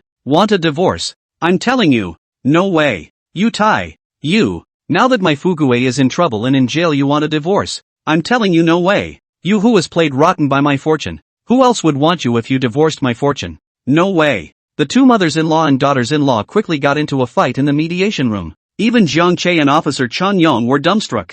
I didn't expect the situation to change so drastically. Just now also the same enemy of the two mothers-in-law and daughters-in-law actually instantly turned against each other, and even to the point of divorce with Jiang Fuguei. I'm afraid even Jiang Fuguei himself couldn't have imagined it. Not only did he have to bear a huge compensation of more than $30,000 for his mere impulse, but now even his wife is running away. Whether anyone wants me or not, I'm leaving. It's impossible to live. After being separated by Officer Chong Yong, Li Suqin, scratched and bloodied, cried and yelled that, divorce, must divorce. Wu Dahua also came to temper. She just took advantage of her status as an elder, and Li Suqin didn't dare to really do anything to her, so she didn't suffer any injuries, and now also in the middle of the day, he shouts, want a divorce? Fine. My oldest grandson must stay, and Fortune can't go to jail. Fortune must get out. You go back to your mother's house and get the money. Go borrow money. I don't care what you use. Even if you go out and sell it, you have to get Fuguei out. Chapter 16, The Village Chief of Jiangjia Village? What's that? Want a divorce? Fine. My oldest grandson must stay, and Fortune can't go to jail. Fortune must get out. You go back to your mother's house and get the money. Go borrow money. I don't care what you use. Even if you go out and sell it, you have to get Fuguei out. Against his own daughter-in-law, Wu Dehua, that was even more brutal. Shamelessness, displayed to the fullest. It also made Li Suqin so angry that she cried directly at the police station. She had only one thought now, and that was divorce. It was impossible to live with. It's impossible to get through. Li Suqin cried and looked at Jiang Che. Chul, will you forgive Auntie? Auntie knows it's wrong, and Auntie apologizes. Jiang Che was still sitting in his chair coldly looking at them without making any statement. Is Li Suqin miserable? Of course it's miserable. Pity? Of course it's pathetic. But what does it have to do with Jiang Che? And even a little bit of a laugh. The way she was now was the opposite of the way she had just spilled her guts in his house. How wild he was just now. How much he deserves it now. Seeing that Jiang Che ignored him, Li Suqin was still crying and almost about to directly kneel down for Jiang Che. Auntie, please. 30,000 is too much. Auntie can't afford it. Could it be less? 10,000. Just $10,000. Auntie went back to her mother's house to get the money. Auntie took the money to divorce the family. Nice guy. Open your mouth and cut 20,000. It's a shame that this doesn't go on air to cut prices with this eloquence. Live? His expression suddenly twitched, and then he shook his head helplessly. It's still 2010. The age of the internet has not completely arrived, and webcasting is more of a concept. Of course there is no shortage of first-time webcams in this era. It's just that they're all still only active on platforms like YY, and the value of Netflix itself, too, is still far less than it was in the previous world, but this era, yet it is full of opportunities. To use a certain phrase, even a pig can take off as long as it stands on the wind. Not to mention this day and age, 2010. Everywhere is a windfall if you look hard enough. Only the most important thing now was to get the matter at hand taken care of. He shook his head and said, $35,100. Not a penny less. When I see the money, I'll write a letter of understanding, or everything is off the table. Jiang Che, you little bastard. You can't afford to live anymore, can you? Wu Dahua was incomparably angry. Officer Chang, I don't think there's any need to mediate any further. Let's just go straight to the program. It's time to go to jail and prosecute. Jiang Che stood up and faintly said, okay. Officer Chang's face was also ugly. This kind of mediation, too, gives him a huge headache. Neither party appears to be willing to mediate. Jiang Che turned around and left. The two of them, Wu Dahua and Li Suqin, however, were once again in a hurry. No, we mediate. Money. I'll go back and borrow money. My son can't go to jail. Wu Dehua yelled as she tugged on Officer Chung Yong's arm. But she had heard about it. If Fortune goes to jail, it's going to leave a record. Then her precious grandson won't be able to take the public examination or become a soldier. The old woman was counting on her family's precious eldest grandson to honor her ancestors. This is not. The name is Jiang Yaozu. It means to honor your ancestors. Being pulled by his sleeve, Officer Chung Yong felt helpless. Turning his head to look at Jiang Che, Jiang Che asked, when can we get the money? Tomorrow I will pay. Wu Dehua hurriedly said, okay, tomorrow then. I'll meet you at home. Jiang Che nodded his head. Then can you let Fortune go first? Wu Dehua hurriedly said again. What do you say? Officer Chung Yong's eyes glared. Although Wu Dehua was a bit vain, she still spoke in a small voice. I think it's okay. Sergeant Chung Yong, if I'm guilty, please let the real criminals punish me. Not let me face this legal illiteracy. The mediation was ultimately successful. Wu Dahua and Li Suqing promised that they would send the $35,100 together to Jiang Che's home before noon tomorrow. Jiang Che, on the other hand, had to issue a certificate of understanding for them. After the mediation is over, Jiang Che greeted Officer Chung Yong and was about to leave, but it was late and it was in a township, so obviously it would be hard to get a ride. Jiang Che stood outside the police station. Look around. In my mind, I'm wondering if I'm just going to walk back, right? When does that have to be? But suddenly, the roar of a motorcycle sounded. A familiar silhouette then broke into Jiang Che's eyes. Under the light outside the police station, Jiang Che easily recognized his identity. Surprisingly, it's the old mayor of Shunjiang village, Lam Bong Quan. Village Chief Lin, why are you here? Seeing him, Jiang Che was incomparably surprised. Ha ha, Jiang, get in the car. Mayor Lin patted the back of the motorcycle. Jiang Che was even more surprised. I was supposed to go to your house to find you to finalize some more details, and your dad said you came to the police station. Lin village chief said with a smile, so you've been waiting for me outside. Mayor Lin? Jiang Che couldn't help but say, it is now the dead of winter. It's cold even during the day, let alone at this time of night. Jiang Che simply couldn't imagine it. What is it that makes an old man in his 60s willing to wait outside the police station? What if he doesn't come out tonight? What then? I haven't been here long either. Mayor Lin laughed, but Jiang Che clearly saw that his earlobes were frozen red with the help of the light. He stopped speaking, just silently making comparisons in his mind between the head of the Lin village and the head of the Jiangjia village. A comparison. Jiang Che only wanted to say, what was that thing about the Jiangjia village chief? Let's go. Village Chief Lin, let's go back and talk about anything. Jiang Che nodded and said, good, but just then, there was a sudden noise from the police station. Wait a minute, it's Wu Dahua and Li Suqing, mother-in-law and daughter-in-law. The two mothers-in-law and daughters-in-law pushed and shoved their way out of the police station as well. Seeing Jiang Che sitting on the motorcycle also wanted to join him. After all, it's really too late now. Other than this motorcycle, they're afraid they'll have to walk back. Walking back? How long will that take? Mayor Lin paused and turned back, puzzled. Are you guys up to something? Who are you? And how come I haven't seen you in the village? Wu Dahua asked, glaring at Village Chief Lin. Mayor Lin frowned. Anything? Send us back. Wu Dahua said with a straight face. I've already pulled people in and can't sit down. Mayor Lin politely declined, but Wu Dahua was waving his hand indifferently. It's fine. Just squeeze it. We know him. We're both from the same village.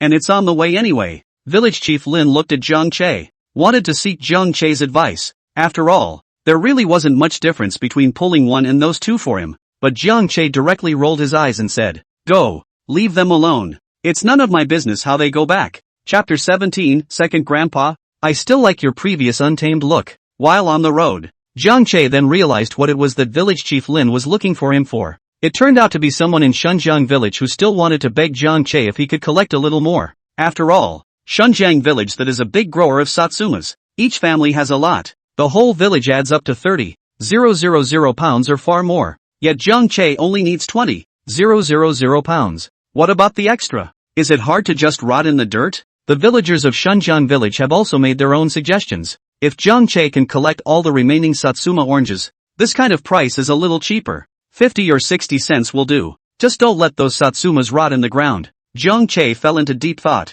20,000 pounds and 40,000 pounds, that is not an order of magnitude. Double the whole lot. Besides, he had already signed a contract with the dealer. Just 20,000 pounds for quality assurance. I'm afraid it would be difficult to propose 40,000 pounds at this time. But Jiang Che didn't reject it the first time either. Rather, he mused, I can't make the call on this.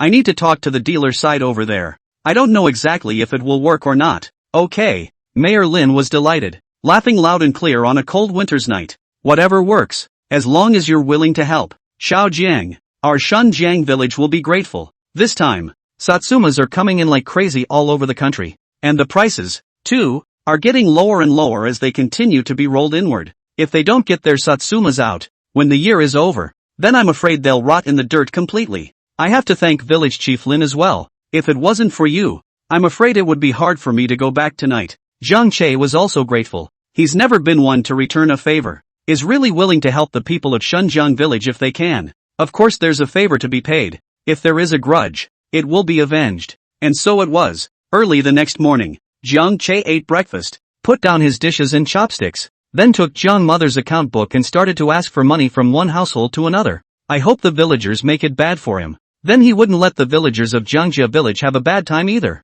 Because of the predecessor venture, the greenhouse vegetable business is really good. Jiang Che's family had become the richest in the village since a few years ago, but anyone who has lived in a rural area also knows that there's a lot of family members and all sorts of people and things that are related to each other, especially since everyone is poor. You're the only one with money. I'm afraid that even relatives who are not related to each other will come looking to borrow money. Today it's the sows that are sick. Tomorrow it's mom who's sick. The day after tomorrow it might be his own leg that breaks. In a nutshell, whenever you want to borrow money, there are countless reasons to do so. The previous family that was really honest. Whenever there's a difficulty, then borrow. So a few years down the line, the entire Jiangjia village, there really aren't many people who don't owe his family. Then this is the case. It's amazing how they can still do the siege abuse thing. It's downright brazen. Second grandpa. Jiang Che knocked on the door of the first home. It's a real relative, or a close relative. The old man and Jiang Che's grandfather are blood brothers. Therefore Jiang Che called him second grandpa. Last year, the grandson of his second grandfather's family,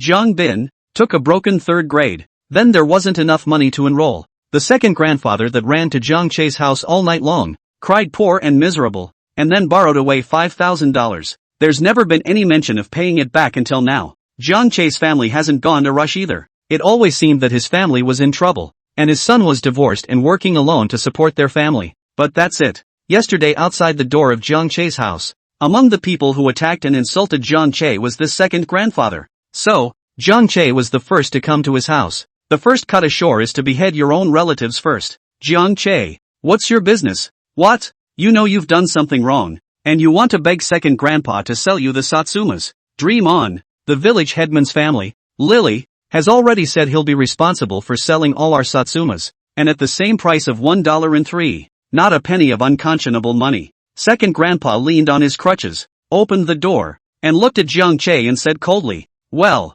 Jiang Che let out a laugh. Then congratulations to the second grandpa. This time it's definitely going to make a lot of money. Ha! Second grandpa skinned his face. Load. Let's see how long you can pretend. I'm afraid my heart is in a hurry right now. Second grandpa. Actually, I came to find you guys today. There's another matter. Jiang Che smiled while taking out the account book. Didn't Bin go to college last year? As you know, Bin's high school grades have never been very good, and that's why he got a crappy third grade. Jiang Che opened his mouth to break 3 books. It nearly pissed the old man off. What's wrong with third grade? Sanborn was just as proud of him, but in Jiang Che's mouth it was a broken third book. How can the old man take it? Jiang Che, what are you babbling about here? What exactly are you trying to say? If you have something to say, just say it, and if you don't, get lost. Second grandpa raised his cane, wishing he could beat Jiang Che to death. That's right. Second grandfather, at that time I came to my house to borrow money. Well, borrowed how much it? I turn over. He took out his ledger and rummaged through it in a false manner. Then said, in surprise, yikes, what about $5,000? I think second grandpa said at the time that he'd pay us back when the new year rolls around, right? It's not last year, I forgot. It was going to be a year I was almost going to forget about as well. But yesterday, when I saw my second grandfather alive and well outside my door, I suddenly remembered. Second grandpa, you see it's going to be New Year's Eve again. Why don't you just give me the money back in these few days? Or it'll be another year. Year after year. Day after day. And I don't know how long it'll drag on. Jiang Che smiled. But what was said was like a knife in the old man's heart plopping down. It turned out that Jiang Che had forgotten all about it. It was himself yesterday that made him think again. The old man forced a smile and, aha, chul, come on, you come in first and sit down. Just sit down. Jiang Che just won't go in. What? Are you afraid that people will hear you outside and feel ashamed? Then I have to say it outside. Piss you off, old man. Jiang Che was smiling. It's okay for you to pay me back now. Second grandpa, if you have the money now, I'll just wait here, so I won't go in. Come on, come in. Grandpa, I picked some sugar oranges in the field yesterday. Why don't you bring some back to your father? The old man continued to force a smile. This attitude was a far cry from the previous one. See this scene. Jiang Che nearly burst out laughing. Just wanted to say that I still like the bratty look you had before. Second grandpa, I'm afraid my family's black heart can't eat your family's black heart. So what? Do you have money in your hand now? Second grandpa, just give me the money straight away. I've got to get to the next one. If you don't have the money, you give me an indication too. Whether you'll pay me back tomorrow or the day after. Chapter 18 Debt Collection. Demanding debt. Pay back the money. That little chul. Second grandpa was incredibly embarrassed, and his old face kept twitching, so he could only whisper, "Can you give grandpa a little more grace? Wait for the new year. When the new year comes this year, second grandpa will definitely return it to you." New Year's? Jiang Che shook his head slightly. "Can't wait for that. Second grandpa, as you know, it's difficult for my family right now too. My family's vegetable shed was damaged by Jiang Fugui's family, and all the vegetables in it can't survive. And then there's the Satsuma oranges." Jiang Che became smiling again.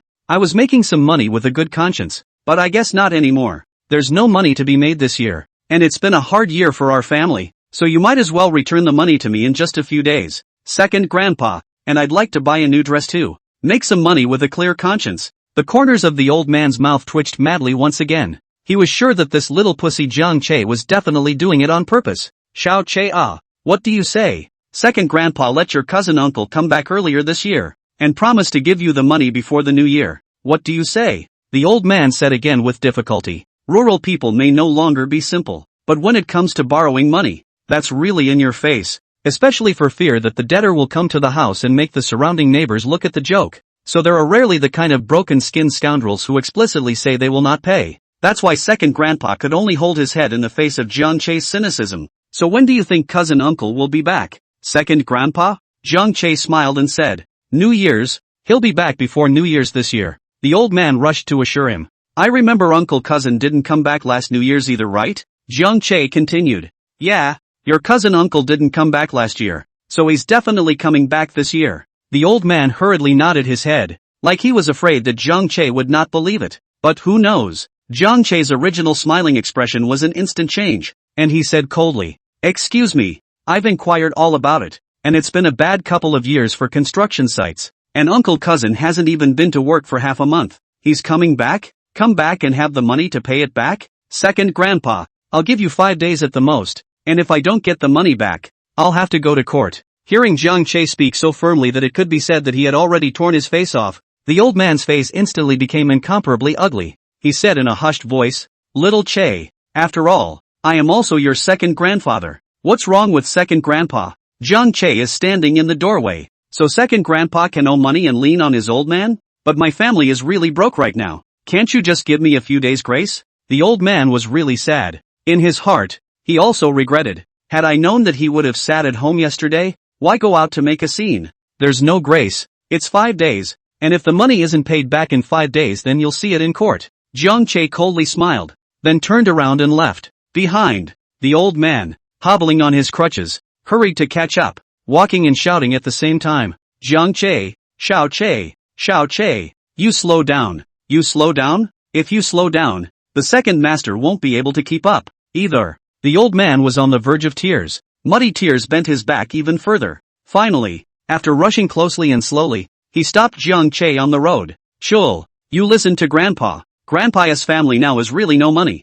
You have to stop waiting for a few days. 10 days, wait for 10 days. Wait for grandpa's family to sell sold Satsuma oranges, then return the money to you, okay?" The old man was on the verge of tears, looking at Jiang Che with a prayerful gaze. If the court people came to the house, then this old face of his would be completely disgraced. It's the same old face that people in their day care about the most. If there's no face left, it might as well be a dead ball. But looking at this expression on the old man's face, Jiang Che's heart was as hard as iron, not shaken in the slightest. "No, just 5 days. The old man froze. The whole thing was completely numb.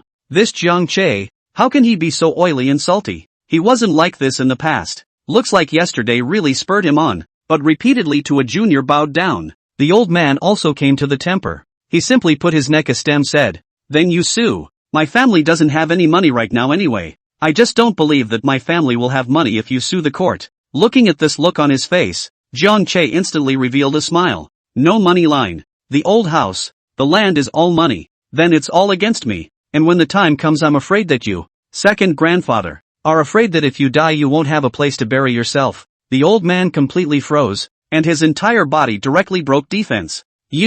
Are you serious? You're so vicious." Jiang Che, however, let out a laugh before raising his head. "Vicious? Oh, these people can't read a lot of words, and they have a lot of words. Yesterday he was called unconscionable. Today he is called cruel. Ha ha ha. Poison is right. After looking for the first one, Jiangsu went to the second one without any hesitation. The head of this family is called Jiang Defa. The same is true for Jiang Che's grandfather's generation, who seemed to have come yesterday. Bang, bang, bang. Jiang Che knocked on the door. Quickly the door to the room opened. The old man who opened the door was looking at Jiang Che with a puzzled expression with his rice bowl. What brings you here? Jiang Defa asked coldly. Ask for the bill. This is a distant relative of 8. Naturally there is no need to be so polite. To what account? No. Go go go. Vendetta played his hand. And the motion was like repelling flies. It's early in the morning to ask for money. It's really sick. But Jiang Che directly opened the ledger and read it out.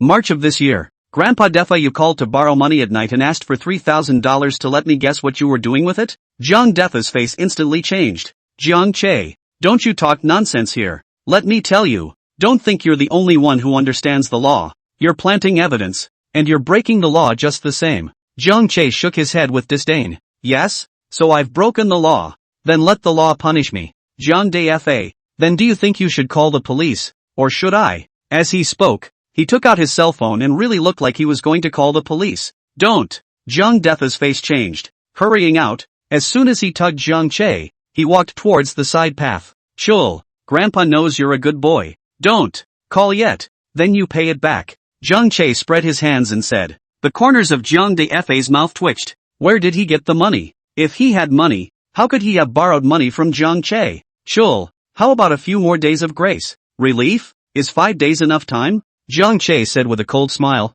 No, 5 days is not enough. Let's do it this way. After the new year when Grandpa gets his filial money, he will definitely return it to you. Jiang Defa said carefully. Do you think it's possible? Jiang Che turned around and left. Chapter 19, Good news. Not dead. Bad news. I'm afraid I can't stay away. Jiang Che turned around and left. And then on the second occasion, when he passed the door of Jandiva, he paused in his steps and rushed inside, saying, Grandpa Jiang Defa, I'll give you 5 more days at the most. In 5 days, if you don't pay back the money, I'll have no choice but to go to court, and I'm afraid you won't be able to hide some of the things you've done by then. Jiang Defa's face changed drastically, but inside the courtyard, a voice had already come from the Jiang Defa. What did you do? And go borrow money. An old woman with an apron trotted out with a kitchen knife, full of rage. Jiang Defa, where are you? Jiang Che, you little pussy on purpose. Jiang Defa stood not far away and was furious. This scene can be seen. Jiang Che, however, smiled disdainfully. Not paying back? He's got it covered. Jiang Defa, what are you borrowing money for? Did you go out whoring again? The old woman rushed forward with a kitchen knife. Jiang Defa yelled and ran all over the village. Jiang Che just watched from the side and smiled and laughed, until the old woman came back by Jiang Defa's ear and glared at Jiang Che without a good mood. How much does he owe you? $3,000. Jiang Che said directly. So much. The old woman's eyes glazed over. Spinning around, he turned his head and stared viciously at Jiang Defa. I'm going to divorce you. In his 60s and getting divorced. Jiang Che, who was watching the fun, nearly laughed out loud. But Jiang Defa is sad and miserable. Mother-in-law. Roll. The old lady cursed. I'll cut you up later. Men really are only honest if they hang on the wall. Then she looked at Jiang Che again and opened her mouth. 3,000 huh? Aha. Wait. I'll pay you back in a couple days.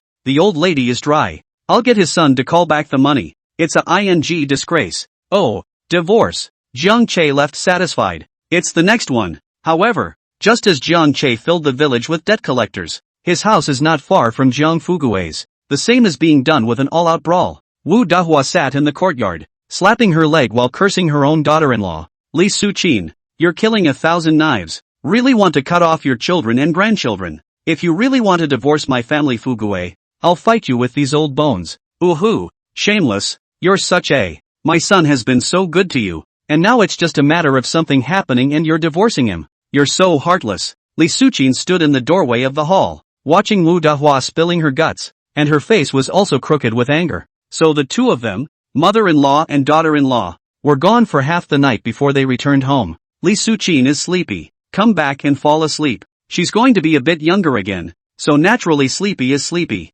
But just because he's sleepy doesn't mean Wu Dahua is sleepy. Wu Dahua is in her 70s. There's a common problem with seniors of this age. That's no sleep. No matter how late you sleep at night, you get up early in the morning that too. Then, the effects of not eating last night are coming through. Wu Dahua was starving. But then, since Li Suqin married into their family, Wu Dahua never got up to make breakfast. It's always been all about the clothes and the food. Even if you're starving, that won't go by itself. Cooking? That's impossible. Not in a lifetime. Let alone the fact that she's in her 70s now. Then Wu Dahua went to find Li Suqin. Li Suqin is sleepy. Too sleepy to get up at all. Naturally, he didn't get up to cook for Wu Dahua. Wu Dahua is also a tempered one. Surprisingly, they have really been carrying it. Carry on until now. It wasn't until 9 o'clock or so that Li Suqin got out of bed. When she got up, she thought again that her man was still at the police station. And no cooking. Straight away you'd call your mother's family to borrow money. The mother's family heard that they had to pay more than $30,000. That was an instant no. Joke. Li Suqin married to Jiang Fugui's family not only did not have any help for her family, and now she wants 30,000 yuan with her mouth open. It's not like the mother's family runs a bank. It was instantly rejected. Her brother even encouraged Li Suqin to get a divorce. It's not even enough to say that they suffered in Jiang Fugui's house, but now they are still in debt and don't know when they can turn around. Li Suqin replied casually. But with that promise, something went wrong. It was heard by Wu Dahua, who entered the door. Wu Dahua instantly quit. First, he grabbed the phone and yelled at Li Suqin's mother's family. It can be said that it's a new feud with an old one. Li Suqin cold face. Listening to Wu Dahua scolded the upper breath but not the lower breath. Then coldly said, "Are you mad enough? Old woman. I'm telling you, I've put up with enough. I'm divorcing your son. Must leave. Don't you dare." Dahlia stood up, pushing open the yard gate and standing outside yelling at the top of his lungs. "Li Suqin, you're so lowly and shameless. And there's also Li Jiashan's mother's family who are all shameless. No wonder your brother has been unable to give birth to a son. He can only give birth to money losers. Your Li family is going to be cut off. I shucks. My son just had an incident and you divorced him. Where did my son wrong you? Everyone come to see all come to see Li Suqin, this shameless My son Suqin was so good to him that when she got sick, my son borrowed money to send her to the hospital without saying a word. But now, Fugue my Fugue yo. Really poor you just by the police station jailed 2 days. This want to divorce you yo." Wu Dahua once again showed her shrewish nature. Just standing at the entrance of his yard, he cursed at Li Suqin in the yard. Shrewdness. It's a fine tradition for rural people, and that's to see what's going on, even for those who have to go down to work. Then they have to stop and see enough of the action. So very quickly there were a lot of people around the entrance of Jiang Fugui's house. But what about Li Suqin? And likewise not a good-natured one. Hearing Wu Dahua's cursing, especially to scold her mother's family to cut off their children and grandchildren, that is even more angry. Straight away, he rushed into the kitchen and came out with a kitchen knife. "Dead old woman. I'm not going to live today. I'm going to fight you. Take the knife and rush out." This startled the people watching around them and they scattered in a hurry. Wu Dahua was also terrified. Face is white, yelling and then turning to run. It's really hard for a 70-something-year-old woman to run out the speed of Lu Xiang at this point in time. It was gone in a whoosh. Down the pit. This scared the surrounding people and hurriedly yelled for Li Suqin to stop chasing. Then in unison, they scooped up Wu Dahua and ran to the village doctor. Watch this scene. Li Suqin was also shocked. The chopper snapped to the floor and nearly smashed his foot. Hurriedly followed along to catch up. Chapter 20. I'm also a college student. He's not much more noble than me. Time goes on. Zhang Che is still asking for money from one family to another. In the process, some villagers also returned the money to him, but the attitude to pay back the money was poor. Looking at Zhang Che was like looking at an enemy. There are also people who are going to delay it any way they can. Only Zhang Che likewise had his own methods. In a nutshell, with Zhang Che's actions, the greater half of Zhang family village today, that was all restless. It wasn't until Zhang Che arrived outside Zhang Bansai's courtyard. Zhang Bangkai, also known as the village chief of Jiangjia village. Zhang Lily is also his daughter. Just as he reached the door, he saw Zhang Bansai's courtyard door being pushed open from the inside. Zhang Lily walked out from inside scantily clad. As soon as she saw Zhang Che, Zhang Lily instantly raised her eyebrows. How did you get here? To this woman, Zhang Che did not have the slightest good feelings, simply ignored her. Rubbing shoulders, he went straight inside Zhang Bansai's courtyard. Zhang Bangkai was sitting on the threshold of the hall at the moment, smoking a cigarette. Pale smoke drifted and enveloped his face in a very enjoyable manner. Mayor. Zhang Che stood in the courtyard and shouted. Zhang Bangkai had actually seen Zhang Che a long time ago, but he just had the intention of not ignoring him. which was why he didn't say anything. Ah, Oi, he asked, feigning surprise. Is something the matter? A little. Jiang Che smiled. The old thing's intention at this point he heart clear. Cannot help but is a cold smile. Last night, I've been lounging around the house, going through the books. I didn't find out that the village chief borrowed over $5,000 from me in the summer, so I came here specifically to ask. It's almost New Year's Eve, and I wanted to ask the village chief when he's going to return it to me. The family also wants to have a good New Year, Jiang Che said directly. What's the scruple that he's the village chief? What veiled reference? He doesn't even want it. Just be direct. Whether it hurt the village head's face or not had nothing to do with him. Afraid of hurting my face? Then don't come to borrow money in the first place. What money? Jiang Bankai froze. Surprisingly, there's a bit of a puzzled look to it. Jiang Che was directly speechless and lived, even pretending to be crazy. He took out his ledger and started reading. On July XX, 2010, Jiang Bankai lent Jiang Che 5,000 yuan. Mayor Jiang, look at this. There's still your handprint signature on it. Only then did Jiang Bansai's face finally change. He remembered. This past July, Lily had to pester him to buy her some kind of pear phone. No, it's an Apple phone. It says it's the newest model that just came out overseas. And it's very good and popular. And young people are using that now. Jiang Bankai is helpless. He is also considered to have been a village chief for decades. Of course, a little savings, only not the money are stored in the bank. A moment really cannot take out. It can't be helped. Baby girl is pushing it. So if she doesn't buy it for her, she has to go out and borrow money to buy it. Fearing that Jiang Lily would go astray, he then had to find Jiang Che's family to borrow money. He himself wrote an IOU at the time. It was stated that the money would be returned as soon as it came out. Only, Jiang Che's predecessor hadn't mentioned the repayment of the money later on. Plus Jiang Bankai could see it too. Jiang Che's predecessor that was a bit like Lily Ah. What kind of father-in-law pays back his son-in-law? So Jiang Bankai never mentioned it. Until now. If Jiang Che hadn't come to his door, he would have long forgotten about borrowing the money. Oh, I remember. Jiang Bankai nodded, but his face remained ugly. This guy, as soon as he knew there was no chance with his own daughter, he came asking for money. What a flip-flop. It's a good thing Lily's out of the picture with him.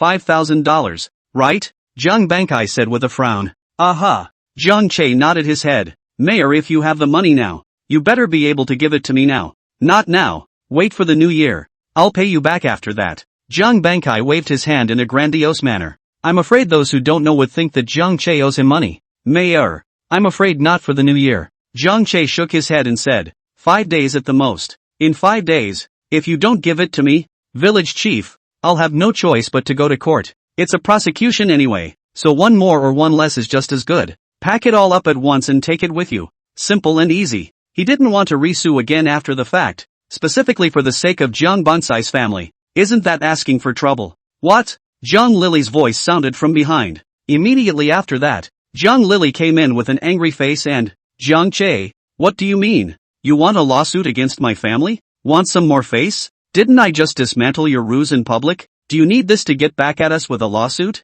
What a cheeky, scheming, underhanded man. I shucks. Jiang Lily fired directly at Jiang Che. Then he looked at Jiang Bankai again. Dad, let's not be afraid of him. He can file a lawsuit if he wants to. We are on the side of justice. We are not afraid of anything. That's what you said? Jiang Che looked at Jiang Lily. I don't understand. I just came to find his family to pay back the money. Jiang Lily, why such a big reaction? What? There's no excuse for owing money and claiming to be on the side of justice? Yeah, I said that. Jiang Lily said angrily. Jiang Che, do you think I don't know what you think? You're just trying to force me to quit, aren't you? I told you no way. Wasn't it you who called those dealers yesterday to tell them to ignore me? You're such a devious little man. But don't think you can beat me with that look. I, Lily Jiang, am undefeatable by you. I'm not afraid to tell you the truth. I'm going to the city right now, and I've brought samples of the village's Satsumas. I'll go to Mr. Liu and the others in person. Mr. Liu and the others will definitely be impressed by my sincerity. You will not succeed in your treacherous scheme. You're just waiting to lose all your money. Another output from Lily Jiang. Jiang Che's expression was wonderful as he listened, and Jiang Bansai's expression was odd. Lily, Dad, stop it. We're not afraid of him. What's wrong with him being a college student? I'm a college student too.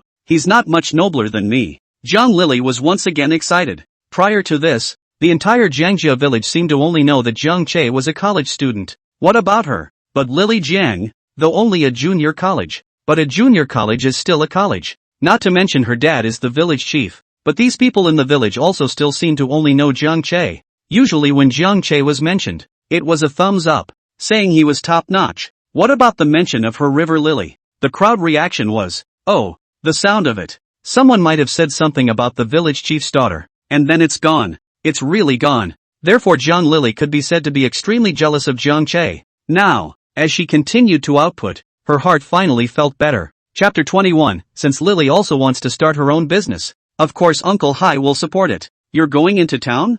Jiang Che looked at Jiang Lily and asked.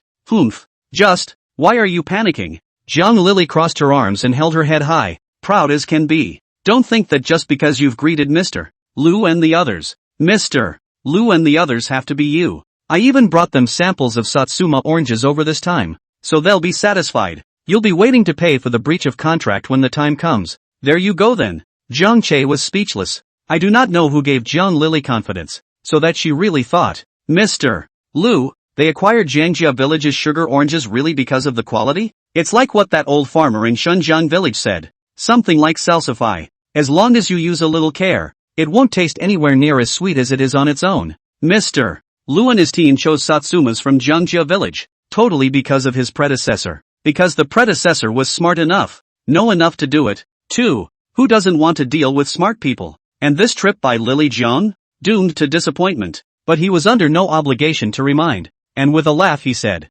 Congratulations then, Village Chief Jiang. You heard me. I'm about to lose a fortune. Better pay me back first. I'll be able to compensate the dealers for them when the time comes. It wasn't until then that Jiang Lily understood what Jiang Che meant. Debt collection? Pay back? I can't believe you're here to ask for money? How could their family owe Jiang Che money? Jiang Lily looked at her own father with wide eyes, shocked beyond words. Dad, you asked him for a loan? Aha. Jiang Bankai smiled bitterly. Owed a little. Give it back to him. Dad, you're giving it back to him right now. Our family doesn't owe money to a heartless person like Jiang Che. Jiang Lily said angrily. Yes.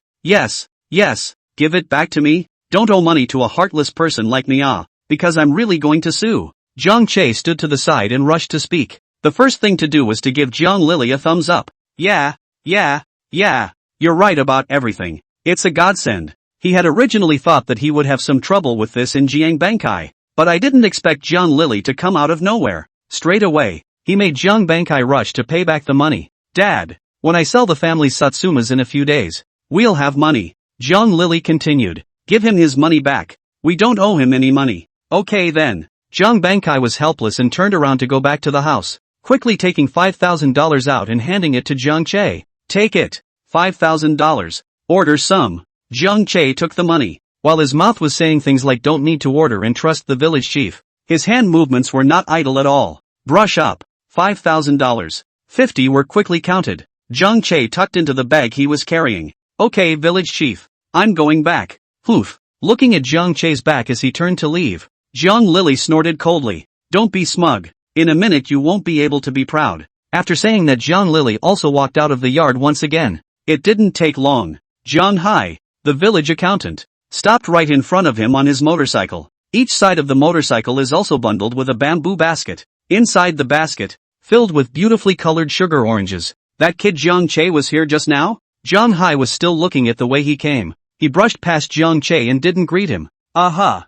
Jiang Lily said with disgust. Came to beg my dad. Begging the village chief? What is he begging the village chief for? Jiang Hai was extremely surprised. Of course it's about the sarsaparilla. Jiang Lily nodded her head proudly. He's scared. I'm afraid that if we really don't sell him the Satsumas, he will be facing huge compensation. Ha ha, dream on. Jiang Hai smiled disdainfully. I heard that the vegetable greenhouses in Jiang Che's little pussy brat's house were all slashed by Jiang Fugue with a scythe, and now there are heavy losses. If we have to pay out another amount of money to the dealers, this year, maybe it's not even going to be a good year. Really? Jiang Lily said with wide-eyed surprise. No wonder. It simply deserved it. It's just a case of doing too many bad things in general and getting what's coming to you. Ha ha, come on Lily. I'll take you to town first. Jiang Hai said as he blasted the throttle on his motorcycle. Aha.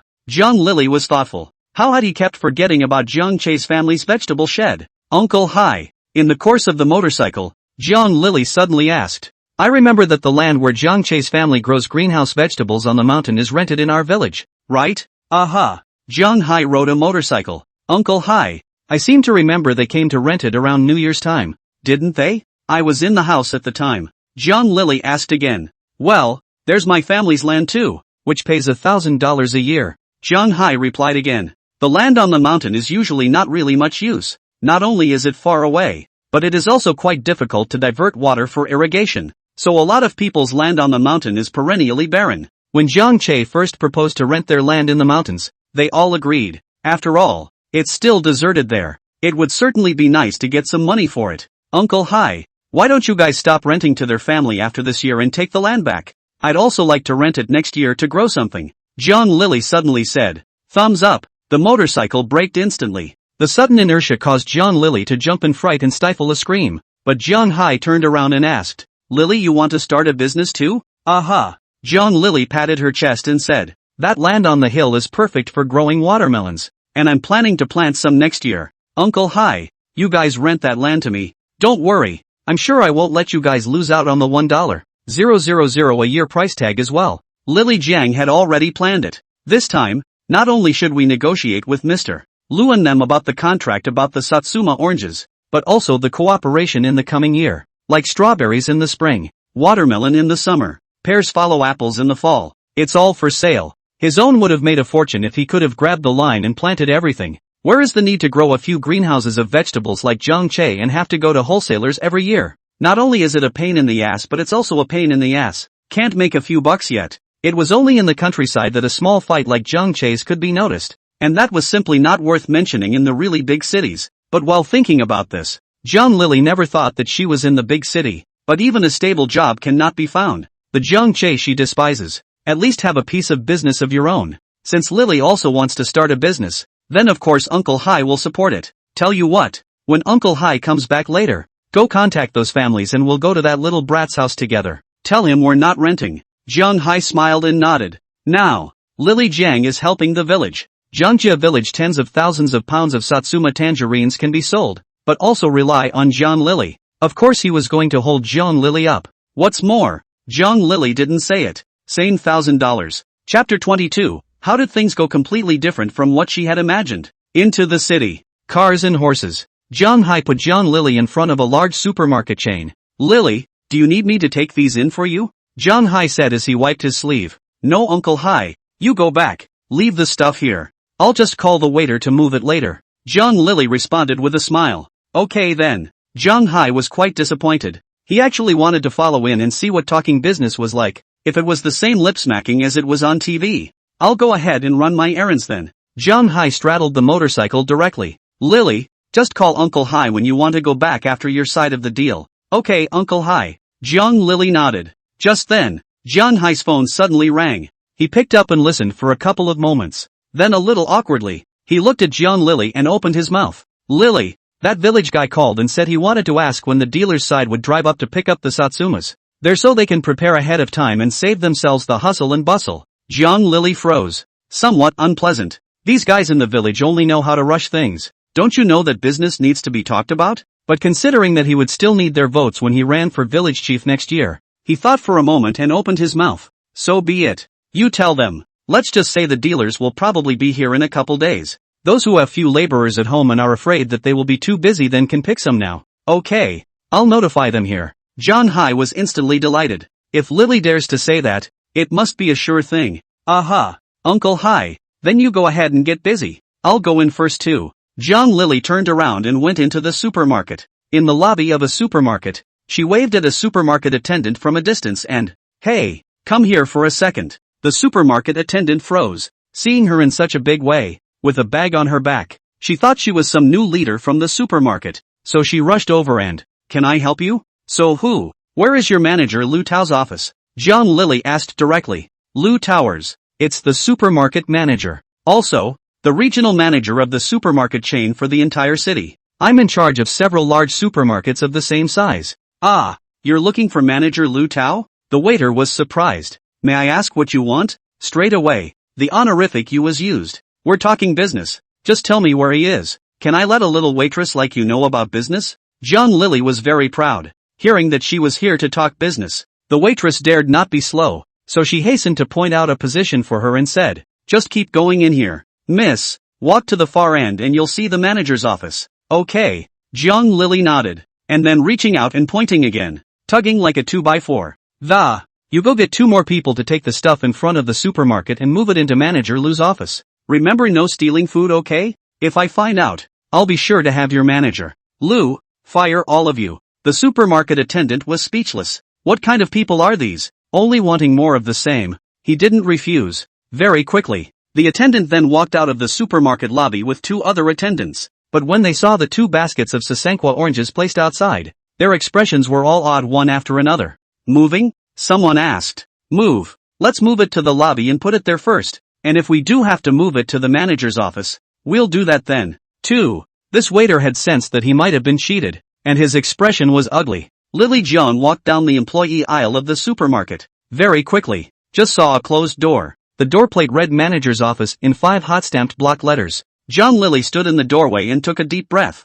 I was about to knock on the door when I was told by the man next to me to stop. Hey, who are you? What for? A middle-aged man was coming out of the next office. I'm looking for Manager Lu Tao. Jiang Lily replied subconsciously. Looking for Manager Lu? Who are you? Anything? From which company? Got an appointment? The middle-aged man directly asked 5 consecutive questions, which made Jiang Lily directly dumbfounded. What do you mean? You need an appointment? I'm Jiang Lily from Jiangjia village. I know Manager Lu Tao. Jiang Lily said directly. Recognize? Manager Lu isn't here today. He's gone to other supermarkets to check on his work. Tell me what's up. I'll tell Manager Lu when he gets back. The middle-aged man said directly. He is also an old man. What things have not experienced? Will not believe Jiang Lily such nonsense. You know Manager Lu Tao? Then is it possible not to know that Manager Lu Tao is not at the supermarket today? This kind of person, even if you know, that's definitely not too familiar either. What's more, every year there are quite a few people, using the same rhetoric, who want to meet Manager Lu Tao. Jiang Lily was a bit reluctant, but still said, it's like this. I'm Jiang Lily from Jiangjia village. What about looking for Manager Lu Tao this time? I mainly want to talk about a cooperation with Manager Lu Tao. It's about the Salsify partnership. Salsify? The middle-aged man froze. Are you here to sell Satsumas? Aha. Jiang Lily nodded with great joy, but I didn't expect the middle-aged man to just wave his hand and say, we don't need granulated oranges at the supermarket for a while. You go back. Jiang Lily froze. What do you mean? No, don't you need to also order 20,000 pounds of Satsumas from Jiangche? No, why don't you guys need it? Now that it's almost New Year's, who doesn't buy some Satsumas? How can you not need Salsify? The Satsumas in our village have a great flavor. Don't believe me? Taste it. Jiang Lily hurriedly took a handful of Satsuma oranges from her bag and brought them to the middle-aged man. But I didn't realize that the middle-aged man didn't even look at it and threw it directly into the trash can. We have a regular supply channel of our own. I'm sorry, but I don't need Salsify for now. Jiang Lily's face was already extremely ugly, yelling up and down the hallway. No, it's not. More than 10,000 pounds of Satsumas in your supply channel are from our village. Only now that person has no Sasanqua can in hand. Buy me to dock with you. I am Jiang Lily of Jiangjia village. You do not believe you can call your manager. The middle-aged man was calling, but instead of calling Manager Lu Tao, he called the supermarket security guard. Come on, a couple of guys. Take this woman from the office area out. Jiang Lily was completely dumbfounded. What is it? How could things have gone completely differently than she had imagined? Chapter 23. If you want to set up a stall, go to the food market. Our supermarket does not set up stalls. Jiang Lily didn't understand at all. In the mall, it's all about people. Major supermarkets have a fixed supply channel. Cheap, okay. Mainly for many years of cooperation, mutual trust. Why work with her? A stranger? Just because she's a woman? On the basis of her own belief that the Satsumas from Jiangjia village are sweet. Funny. Let's use the words of an old farmer from Shunjiang village. The sugar orange thing itself is sweet. Plus the day is good. The sun is enough. Pick out the good looking. That is absolutely excellent sugar orange. We all have the same goods. Why should others want you to be a supply channel? Besides, you want a piece of 3. Unsurprisingly, Lily Jiang hit a wall at the first supermarket. She cursed and was furious. When I walked into the supermarket lobby, I saw 2 baskets of sugar oranges placed in the corner, and I was furious. Then who told you to move me in? Move out of here. Finding the waitress from earlier, Jiang Lily yelled. But how could the waiter not understand what was happening? Just look at her. Turn your head and walk away. Just took 2 steps and spit on the ground. The yuck was deafening. It directly shattered Jiang Lily's self-esteem. Shaking with anger, finding the phone, he called Lu Tao. She had originally wanted to come to Lu Tao in person, which was why she hadn't called ahead, but now she couldn't help it. Who is she? She's Lily Jiang. It's the daughter of the mayor of Jiangjia village, but now that she's in town, even a supermarket attendant dares to give her a face. The original intention was just to reach this cooperation as a normal person. Looks like it's a no-go for now. It's time to reveal your identity. She wants Lu Tao to fire this waitress who doesn't know any better. But the other side of the phone was on hold. Jiang Lily hung up angrily and just called again. Still on the call. Jiang Lily was unforgiving. Keep fighting. This one finally connected. Lu Tao's mellow voice came from the phone. Hello, this is Lu Tao. Manager Lu. I'm Jiang Lily. Where are you now? I've arrived at your supermarket. Her tone was a bit punchy now due to her angry mood, expressing her displeasure. Jiang Lily? Who? Lu Tao was puzzled. Jiang Lily was dumbfounded. Brown. Playing dumb? Ha. Tricky. Stinky man. Manager Lu. I just called you yesterday. I'm Jiang Lily from Jiangjia village. She could only say it again. Oh, it's you.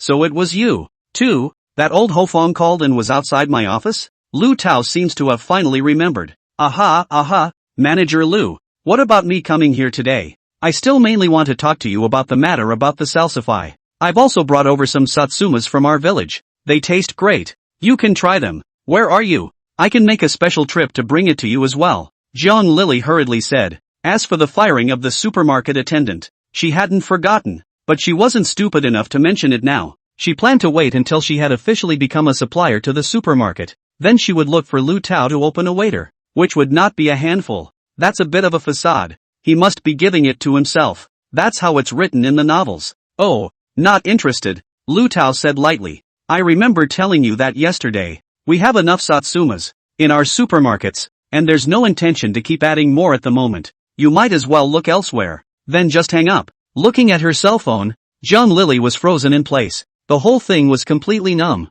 Why would that be so? The waitress who had just left came over, but this time, she had a mop in her hand, and she was fast, mopping down the hall from the other side of the corridor. Then it was mopping the floor hard at the feet of Jiang Lily. Jiang Lily stood to the side. The waiter then dragged it to the side. Jiang Lily said angrily, Are you sick? Can't you see there are people here? The waitress looked up coldly and, It's my profession. Also, that pile of garbage should be collected quickly. If you want to set up a stall, go to the food market. We don't set up stalls in the supermarket.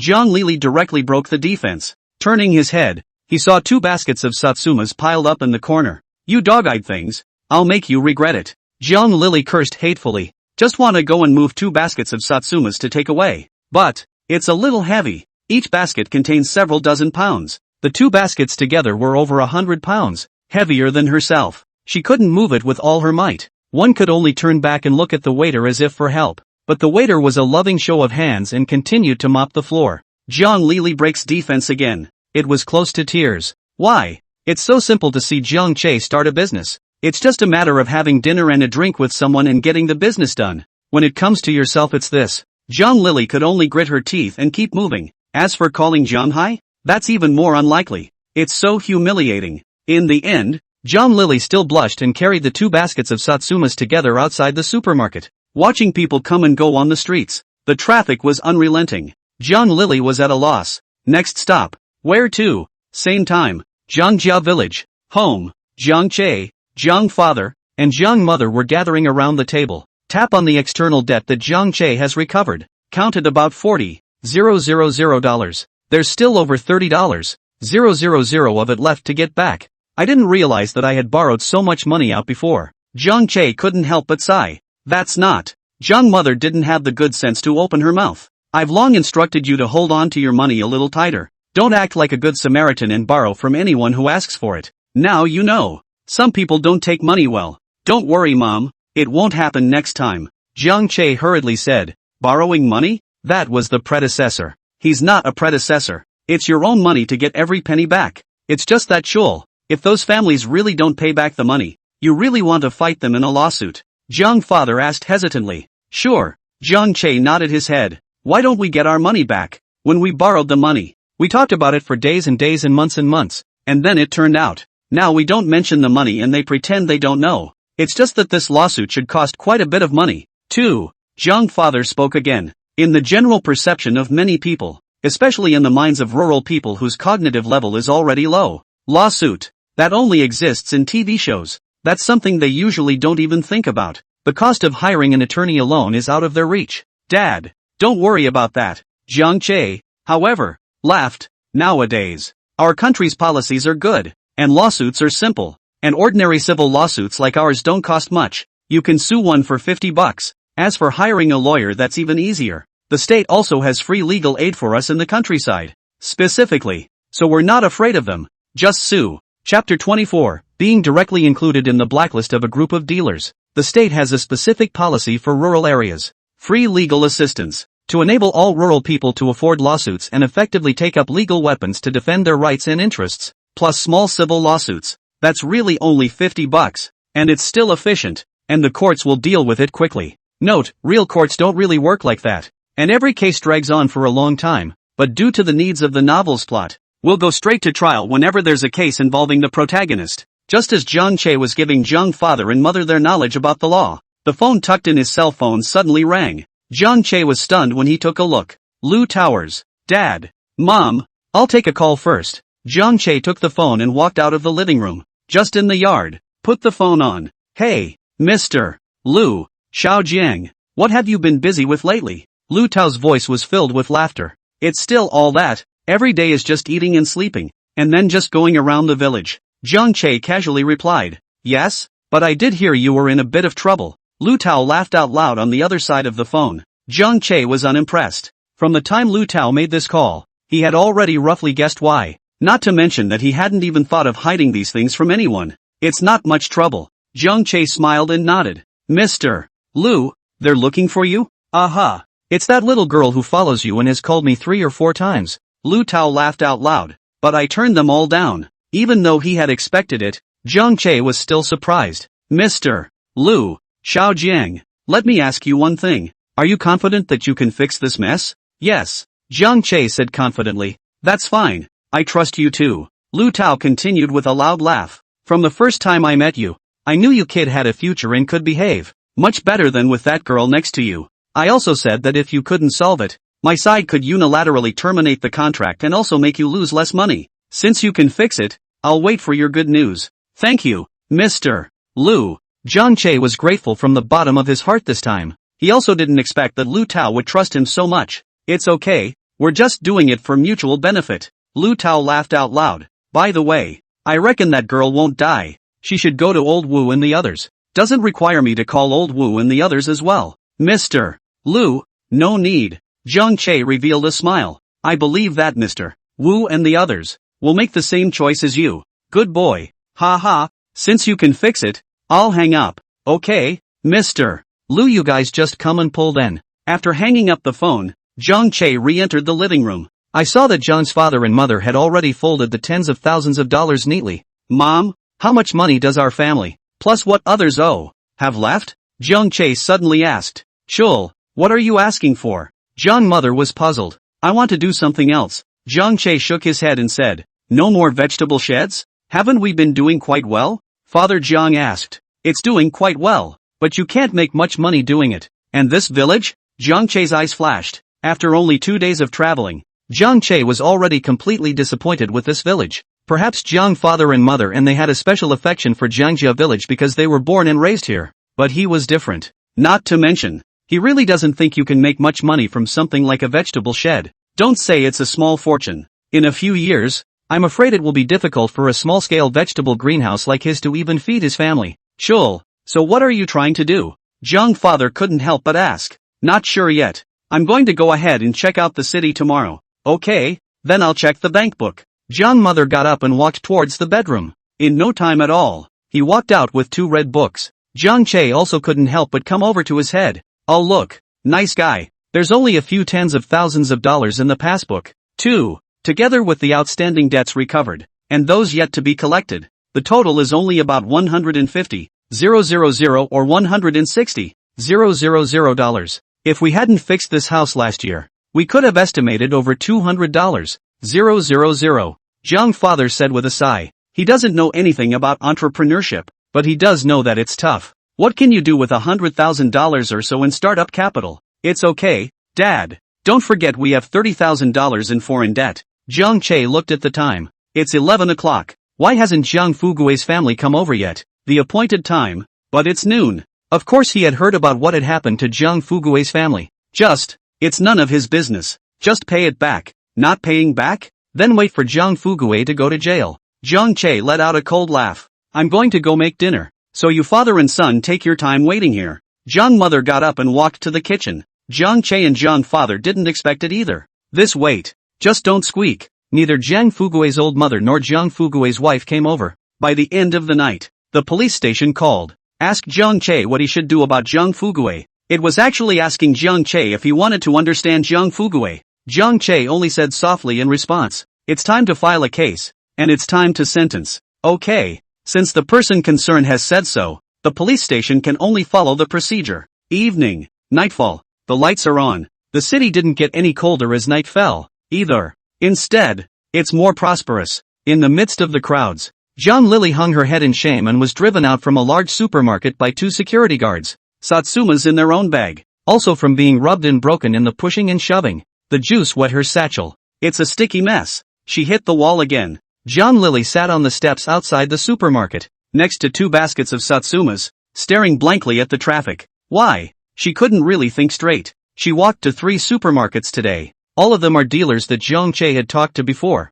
but some of these people don't even see her. Some of them turned pale as soon as they heard her coming. Straight up banishment orders. But clearly these people were warming up to her and praising her at the table. Why are you flipping out faster than a book now? Zhang Lily couldn't figure it out. And she'll never understand. How horrible is a village that can backstab its own people for a few cents worth of profit in the eyes of these business people who are currently able to act with integrity? It's like a flood. Who among them would dare to dip? And for $1.03? Who dares to mention the kickbacks? Aren't you afraid that the people of that village will backstab them too? Even after this incident, Jiangjia village, arguably, would be directly on the blacklist of a bunch of dealers. This year and even for many years to come. It is difficult to sell all the fruits of Jiangjia village in large quantities. Chapter 25, I can take it for $1.03. Just what can I get out of it? After finding a small hostel to stay in, lying on the bed, Zhang Lily only felt a sore back. But looking at the 2 baskets of Satsuma oranges that the waiter helped bring in, a heart is cold. Just then the phone suddenly rang. It was Jiang Hai who called. Hello, Uncle Hai. Zhang Lily answered breathlessly. Lily, where are you now? Do you want to go back? I'll be right back. Do I need to pick you up? Jiang Hai's voice rang out. No, Zhang Lily said with a beat in her voice. Uncle Hai, I'm staying in town tonight, so go straight back without me. That's fine. Lily, you. Jiang Hai still wanted to say something, but Zhang Lily directly interrupted. Uncle Hai, I'll stop talking to you for a moment. In the middle of business. Talking business? Zhang Hai was overjoyed when he heard this. Well, Lily, I'll leave you alone then. You guys talk. We Jiangjia village this year those. Hang on. Zhang Lily said faintly, and then hangs up without hesitation. A street in town. Sitting on the motorcycle, Zhang Hai looked at the cell phone that was hung up. Not only did not have the slightest annoyance, but even hemmed and hawed. TSK, Lily is just capable. So soon, she got in touch with the old bosses. At first, I heard that kid Jiang Che even took several days. Ha. I have to hurry back and tell everyone the good news, so that everyone can start preparing for picking Satsumas, otherwise when the car comes in a couple of days, won't it be busy? Ha. The motorcycle twisted the throttle. Punch out. This way. Zhang Lily naturally didn't know that because of her casual perfunctory behavior, she would bring irreparable losses to Jiangjia village. After washing up, it was back in bed. I was bored and swiped up my phone. It's been said before. In 2010, though, everyone was generally dominated by keypads. Then someone like Zhang Lily, who thinks she's at the forefront of fashion, is already using an Apple cell phone. At that time, Apple had just entered the dragon market. Soon, a wave of smartphones swept in. Lily Jiang, this is the Apple 4. Therefore, it is possible to access the internet. There is also a map function. Lily Jiang searched the map for the word supermarket.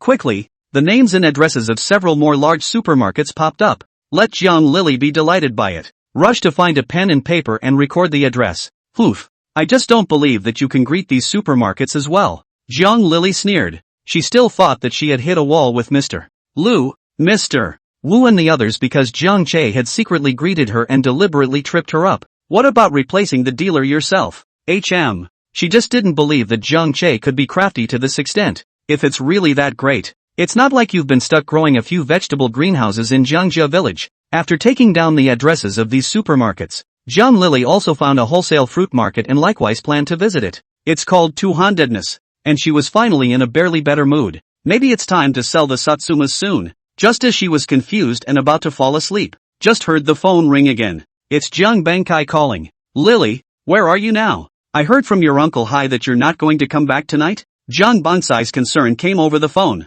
Dad, I'm going to check out a couple more supermarkets tomorrow. Jiang Lily said vaguely. Didn't Jiang Hai say you've already found someone? You're still talking business with them. Why do you still need to go look for them? Jiang Bangkai was puzzled. Jiang Hai was on the phone but he said that Jiang Lily was already talking about business. So how come he still needs to go to the supermarket tomorrow? Jiang Lily was also stunned. It took a long time to respond. Helplessly, he said, how can one supermarket possibly eat over 30,000 pounds of Satsumas from our entire village? So I'm going to look for a few more supermarkets. Didn't you promise the village people before to sell all 30,000 pounds of their Satsumas? Sure enough, to tell one lie, it takes a million lies to fulfill it. Lily, that was hard work, leaving you a girl running around so late at night, Jiang Bangkai said from the bottom of his heart. What a grower. Lily, you are daddy's pride. Hearing compliments. Jiang Lily's mouth corner. That is like AK-47 is difficult to press down. Dad, it's all I should do.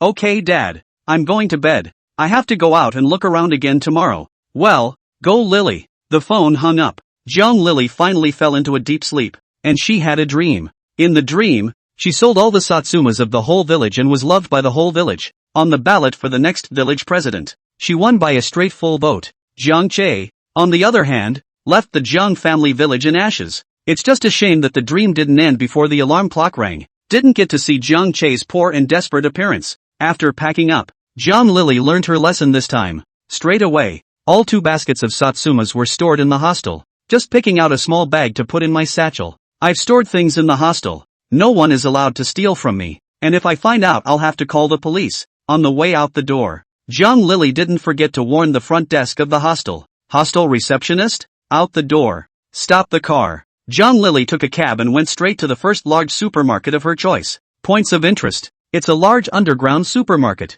And I don't know how business is going. But it's morning anyway. And there's not much in the supermarket. A waiter saw Jiang Lily walk into the supermarket directly to the staff channel. They rushed forward to stop the road. Hey, what are you doing? Stop. You can't go in there. Just apply for a waitress and go straight to the front desk. Applying for a waitress job? Jiang Lily was stunned. You said I was applying for a waitress job. No, the waitress was surprised. Go away. I'm here to see your boss. Who are you to stop me? Jiang Lily sneered. Waiter? Who is she? She's Lily Jiang. It's a college student. How could you possibly work as a waitress? She is the one who aspires to be the head of the Jiangjia village. See our boss for what? The waiter froze again. I've never heard of the boss having such a relative. You get out of the way. Jiang Lily said with bravado. I'm here to talk business with your boss. If you get in the way of your boss's money, let's see if he'll fire you. The waiter was shocked. Someone who talks business with the boss? And so it was that Jiang Lily smoothly met the owner of this Dotly supermarket.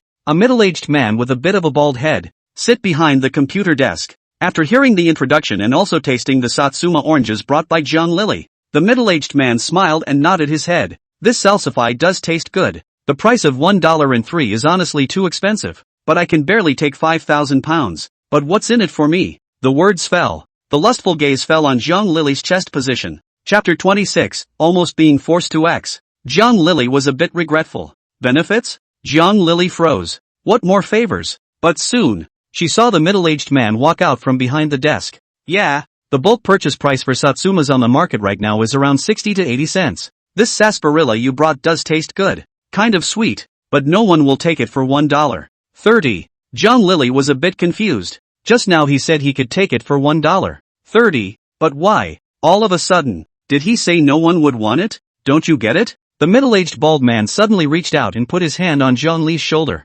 Not unless you're as sweet as that Satsuma. Jiang Lily's body shook, snapping his head up and looking at him incredulously. You, let me taste what you've got. If it's to my taste, I can pay $1.50, not to mention $1.30. The middle-aged bald man laughed out loud. Immediately after that, he was about to take Jiang Lily into his arms. I don't want it. Jiang Lily completely panicked and struggled desperately. But how could her strength as a girl compare to that of a middle-aged man? And she was quickly crushed on top of the desk. No, let go of me. I don't want. Please. Jiang Lily begged bitterly, scared to death. But the middle-aged man was unmoved, and was already beginning to tear at her clothes. I've seen a lot of businessmen like you. Didn't you purposely offer a high price just to make an exchange with this? And now you're playing lust with me? I'm not. Ooh-hoo. I'm not a businessman. Jiang Lily struggled desperately. Constant defense. Suddenly, between struggles, Jiang Lily touched an ashtray. At this point it was no longer possible to think about it. Grabbing the ashtray, he smashed it against the middle-aged man's forehead. Pung! The middle-aged man screamed miserably, heavily falling backward and sitting on the ground. The head is broken and bleeding. Jiang Lily, on the other hand, took this opportunity to hurriedly grab her clothes and pushed open the office room door to flee. Get her. Call the police. The middle-aged man sat on the ground and growled angrily. After escaping the supermarket, Jiang Lily didn't even dare to take a break and continued to run wildly on the street for 10 minutes before she found a corner to squat down. The whole body was shaking. Endless fear. Fear flooded her body. Murdered? Shouldn't be dead. But he called the police. Would he call the police? Jiang Lily was terrified. Tears flowed out uncontrollably. Finally, she crouched on the ground and lost her voice. Woohoo! She's scared. Woohoo! She had some regrets. Shouldn't have taken this mess. Just then, too, the phone rang. Jiang Lily didn't care and just wanted to let out a loud cry. Her cries also finally caught the attention of many people on the street, all looking and pointing towards her. The phone stopped ringing and then rang again. Jiang Lily then huffed and took the machine out. One look at the caller ID. Dad! Dad! Jiang Lily wiped away her tears and shouted. Lily, how did business go today? Jiang Bonsai's voice came from the phone. Obviously didn't hear the crying tone and the word dad that Jiang Lily had just said. Jiang Lily, however, was furious. He himself had just suffered so much. They call but all they care about is business. They only care about the salsify. Business, business, business, all you know is business. All you know is salsify. Do you even see me as a daughter? Hang on. After the angry rant, Jiang Lily directly hung up the phone, leaving Jiang Bangkai on the other end of the line dumbfounded. What is it? Just then, Jiang Hai suddenly ran from the doorway and, Mayor, Jiang Defa and the others are all here, saying they want to ask what's going on over at Lily's side. And then there's the fog this morning. I'm afraid it's going to cool down again. And the Satsuma oranges will freeze sooner or later if you don't pick them. Jiang Bangkai froze, suddenly remembering Jiang Lily's words last night. Then with a wave of his hand he said, Pick. Tell everyone that if they can't wait they can get their hands on it and pick it. Holler village chief. Jiang Hai was overjoyed. Same time, it's up to Father Jiang to step in. Finally, it was time for Jiang Che to find a motorcycle that could go to the city. But just as Jiang Che was about to board the car, the motorcycle master, however, received a call out of the blue. The motorcycle master is called Jiang Dahua, and Jiang's father is very close, usually often play cards together. He was the only one willing to come and help pull Jiang Che into the city at this time. But after the phone hung up, Jiang Dahua was twisting his head over and said, Lao Jiang, I'm afraid I can't drag your son into town today. For what? Jiang father was surprised. That's a good price to say no. Then I can't do anything about it. There was a call from home, saying that the village head said that Lily that girl has already found a good outlet in the city. And in 2 days the car pulling the Satsuma oranges will be here. So I'll hurry back to pick the Satsuma oranges. Jiang Dahua said helplessly. Did the girl really find it? Jiang father was surprised. Even Jiang Che was surprised. I did not expect Jiang Lily efficiency so fast. Only yesterday into the city. Today this will talk about the dealer. That's old Jiang. Don't think that only your family's Jiang Che is capable. Other people's village head family Lily is also good. Our college students? Not as bad as O. And people Lily also said that it's just $1.03. Not earning us a penny. This point can be much stronger than your family Jiang Che. In his words, it was obvious that he still carried his dissatisfaction with Jiang Che. The expressions of both Jiang's father and mother were not good. Only Jiang Che. Upon hearing the price of $1.03, a smile broke out. A piece of 3. That's right. Seeing as but on Jiang Dahua's face that he was still willing to send him into the city at this point in time, Jiang Che still kindly reminded him, Uncle Dahua, Satsumas will keep for another month if they're on the tree. But when you take it off, you can only keep it for half a month at most. Think about it. Jiang Che, what do you mean? Jiang Dahua said with a glare in his eyes. I didn't mean anything by it. I just thought you had a lot of people in your family too. So when you do see the car coming, you'll be able to keep busy. There's no need to be in such a hurry now. Jiang Che kindly explained. But Jiang Dahua's eyes glared, and he said angrily, "You college students, you've got a lot of tricks in your mind. You want me to send you to the city. You can even say those things, can't you? You mean Lily is lying to us?" Jiang Che's face was ugly. Once again, he saw how low the perception of the people of Jiangxia village was, but good words are hard to persuade a damn ghost. Jiang Che also completely lost the intention to speak. Stifle your head, carry your bag, and just go. He took the big deal of walking to town and then taking the bus to the city. Jiang Dahua, on the other hand, looked at Jiang Che's back with a look of disgust, turned his head to look at Jiang father and said, "Lao Jiang, this son of yours, TSK, roll." But Jiang's father cursed angrily. "Jiang Dahua, I thought we were friends. That's why I asked you to help. I didn't realize you were like those people. From now on we're cut off." Chapter 27, Jiang Lily's New Road to Fortune. Walk to town. Jiang Che got on the bus. Finally got into town a little after 10 a.m. Into the city. That, of course, would be to visit a few familiar dealers first. Lu Tao, for example. Mr. Wu, buy a couple of bottles of Mao Tai with Huazi and you'll be spending almost $10,000 straight out of the gate. Simply die laughing. To enlist these few dealers, the predecessors have spent out money from the beginning to the present, before and after. That exceeds $10,000 or more each. I really don't know where Jiang Lily got her confidence, thinking to enlist them with just a few Satsumas? Put all the cigarettes and alcohol in black bags. Only then did Jiang Che start visiting one by one. The first one. It's Mr. Wu. Poof. I'll be fine. Why should Jiang Che be able to do it, but not me? Jiang Lily wiped her tears dry and stood up. The heart is full of unconquerable energy. On the basis of what? Why should Jiang Che be able to make a career out of it, but not by himself? I'm a college student myself. Why can't I? The Satsumas in the satchel were all smashed. Jiang Lily could only return to the hotel again. After a casual cleaning, it was time to load up the satchel of Satsumas once again and set off for the next supermarket. This time, the owner of the supermarket is a middle-aged woman. After tasting the salsify of Lily Jiang, "I think it tastes really good." Then he asked, "It does taste okay. How it's going to be sold?" Jiang Lily was instantly elated. Feeling hopeful, he hastened to say, "Mr. Shah, what do you think of the price of $1.03? Our village has also reserved 20,000 pounds for other supermarkets at the same $1.30 price." But the expected situation of Shao agreeing to the situation did not occur. Instead, he just spit the salsa verde in his mouth onto the floor and asked, wide-eyed, "How many did you say?" $1.03. Jiang Lily's heart snapped. Roll. Mr. Shao waved his hand. "Really think you're the golden potatoes here? And $1.03. And I don't know to ask around to find out what's really going on in the market right now." Jiang Lily's face was ugly. "But, Mr. Shao, our village's Satsumas taste good. What's wrong with good taste?" Mr. Shao disdainfully said. "Who would say their salsa tastes bad? It's the same thing as asking your boyfriend if he loves you. Who would say they don't? What a sick man. He doesn't even know the current market and he's still out in business? Go. Mr.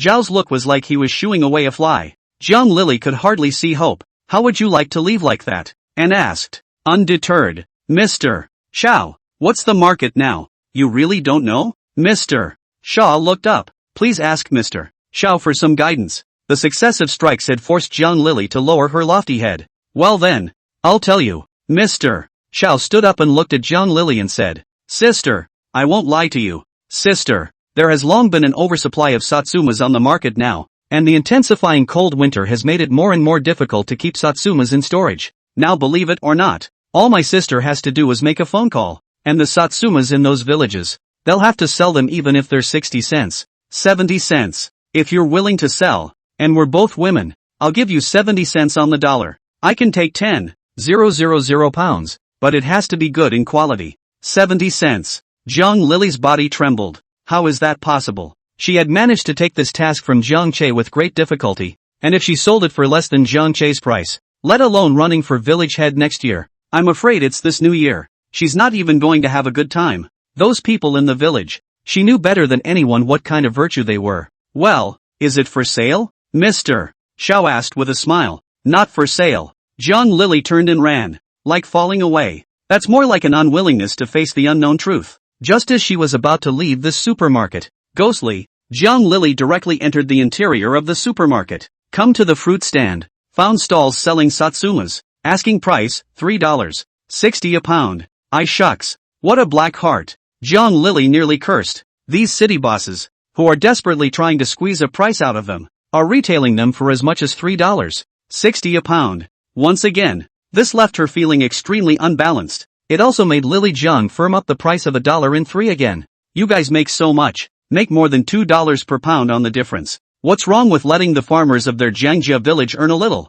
But Jiang Lily never thought about it. Isn't the rent for the space in the supermarket, the utilities, the staff hired money? But it was also this time that a thought suddenly flashed through her mind. After walking out of the supermarket, Jiang Lily went straight to the nearest fruit wholesale market. One by one, the stalls are filled with various fruits in front of their doors. Baskets and baskets of them, brightly colored and densely packed, coupled with the fact that it is already the end of the year. Right at the end of the year, the wholesale fruit market is also really red hot. There are a lot of big and small cars parked on the street, on the road, and on the road. The market was also crowded, incessant. Jiang Lily walked in the market and suddenly called out to the owner of a fruit stall and asked, "Boss, how do you sell your Satsumas? Retail or wholesale?" The owner asked, "Is the price not the same?" Jiang Lily marveled. Of course it's not the same. Retail is retail price. Buy more wholesale. Of course the price is cheaper. How much is that wholesale per pound? $1.06. Jiang Lily's eyes lit up. How much? $1.06. And $1.05 isn't out of the question if you can ask for 1,000 pounds or more. The owner said again. What about retail? Jiang Lily asked again. $3 retail, which is cheaper than what you'd get at the grocery store anyway. We can all be local Satsumas here. The quality is assured. Absolutely trustworthy. The owner was so impressed with his Satsumas. Good. Jiang Lily nodded. Mentally, the thought that had just flickered away intensified. How much do you want, sister? The boss looked at Jiang Lily and asked again. Or you could try it first. It tastes good guaranteed. Excuse me, boss. I'm just getting into the market, too, and I'm going to take another turn first. Jiang Lily hurriedly said. That's fine. The owner nodded, obviously a little upset. Jiang Lily didn't care about that much and walked straight towards the next store. After much poking around for prices, Jiang Lily on this fruit market on the price of Satsuma finally have a general understanding. Wholesale prices for Satsumas. It's probably just between $1.50 and $1.08. The retail price is about $3. All these prices are completely crushing the wholesale price of Satsumas in the village. If she buys all 30,000 pounds of Satsuma oranges in the village at a price of $1.03,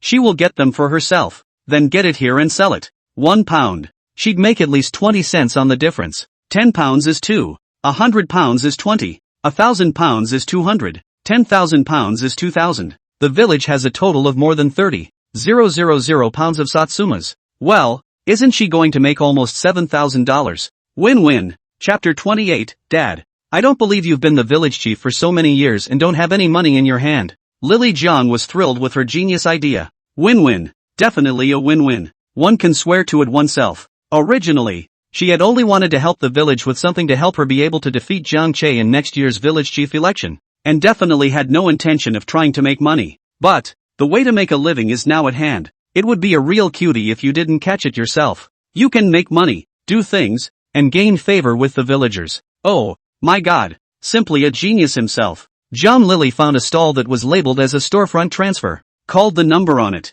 Hello, may I ask if you want to rent this stall? Ah, yes.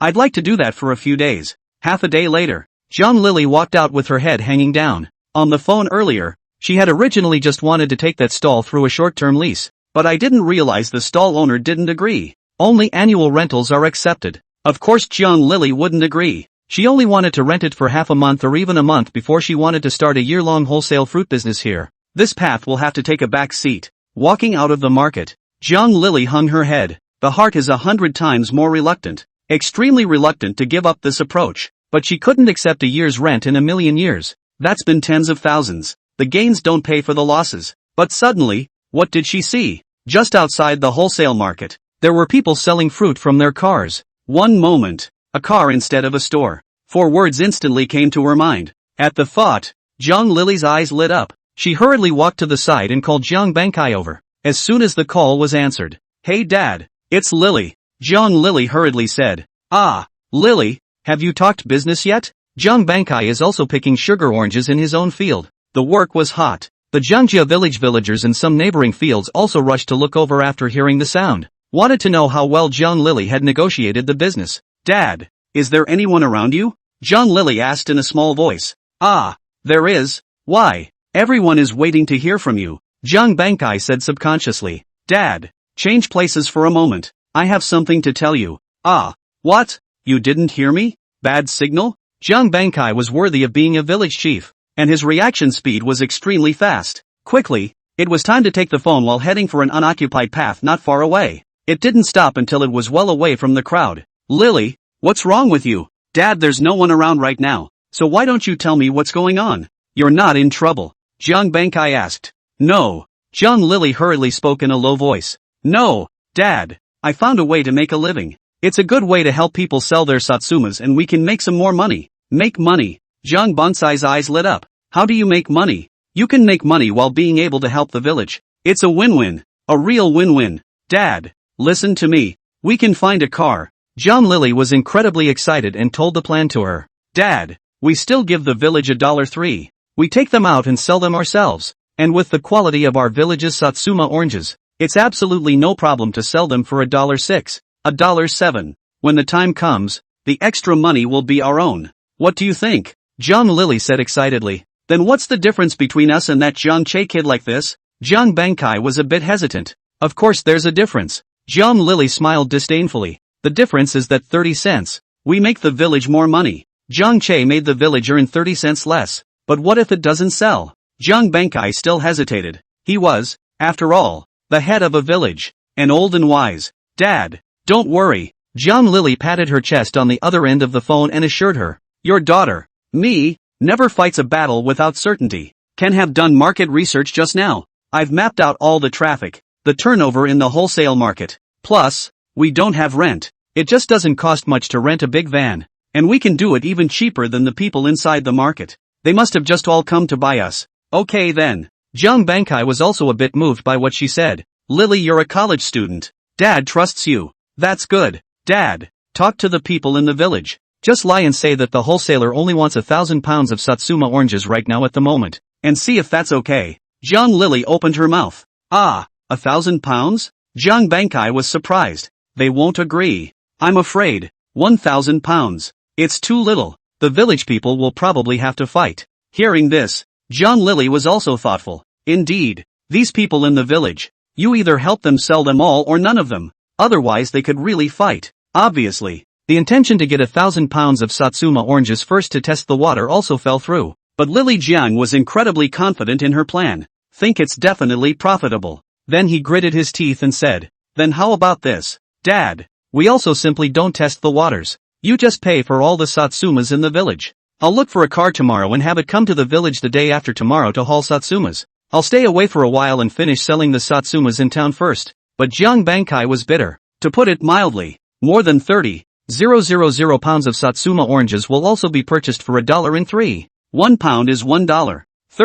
10 pounds is $13. 30,000 pounds is $39,000. It's almost $40,000. $40,000 would have built a couple of flat-tiled houses out in the countryside in 10 years. Especially the more backward ones. Dad, what's wrong with you? Why don't you say something? Zhang Lily asked suspiciously. Lily, have you done the math? Where did our family get $40,000 to buy so many Satsumas? Zhang Bankai said bitterly. Dad, are you saying our family doesn't have any money? Aha. Zhang Lily laughed at once. Dad, you and I are still hiding. I just don't believe that you've been the village chief for so many years that you don't have any money in your hands. Shut up. Zhang Bansai's face changed as he angrily shouted. Are these words to be babbled? Dad, I don't care. Anyway, you have to find a way for me. I don't care if you're pulling out your old pockets or what. I'll take these 30,000 pounds of sasanquas in the village. Zhang Lily also came to temper. Whether I can take your place next year depends on this one. You don't want your baby girl to have to go into the factory and hit screws.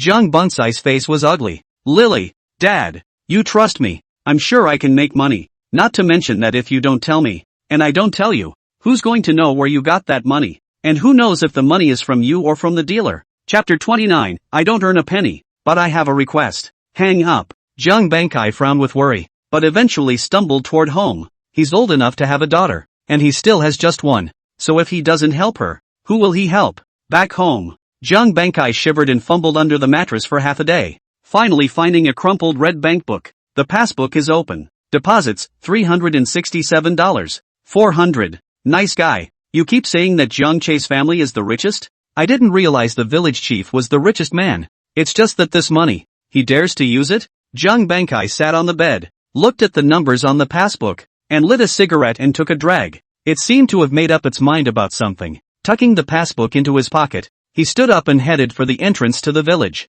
He's going to the bank in town to get money. Just $40,000. Shouldn't be discovered, right? Plus he's been very careful over the years. Gentry Hotel, Laurel Hall. It was nightfall by now, but the hotel was lit up, yet brighter and noisier than in the daytime. Jiang Che had invited quite a few people to a banquet in the box. All his dealers. Mr. Lu, Mr. Wu, this one and that one. There were quite a few people. Xiao Jiang, letting you go through all this trouble again. My brothers are really a bit overjoyed. After drinking and eating, Lu Tao was satisfied, so he took the initiative to mention the main business. Say, what's the business of calling us here tonight with all this fuss? Brother Lu, I'll do whatever I can to satisfy you. Yeah, ha ha. A few others laughed out loud. The hotel box erupted in laughter. Mr. Lu, looking for you guys to come over this time. Ah, there's still indeed something I need help with. Jiang Che said in a deep voice. What's the favor? For starters.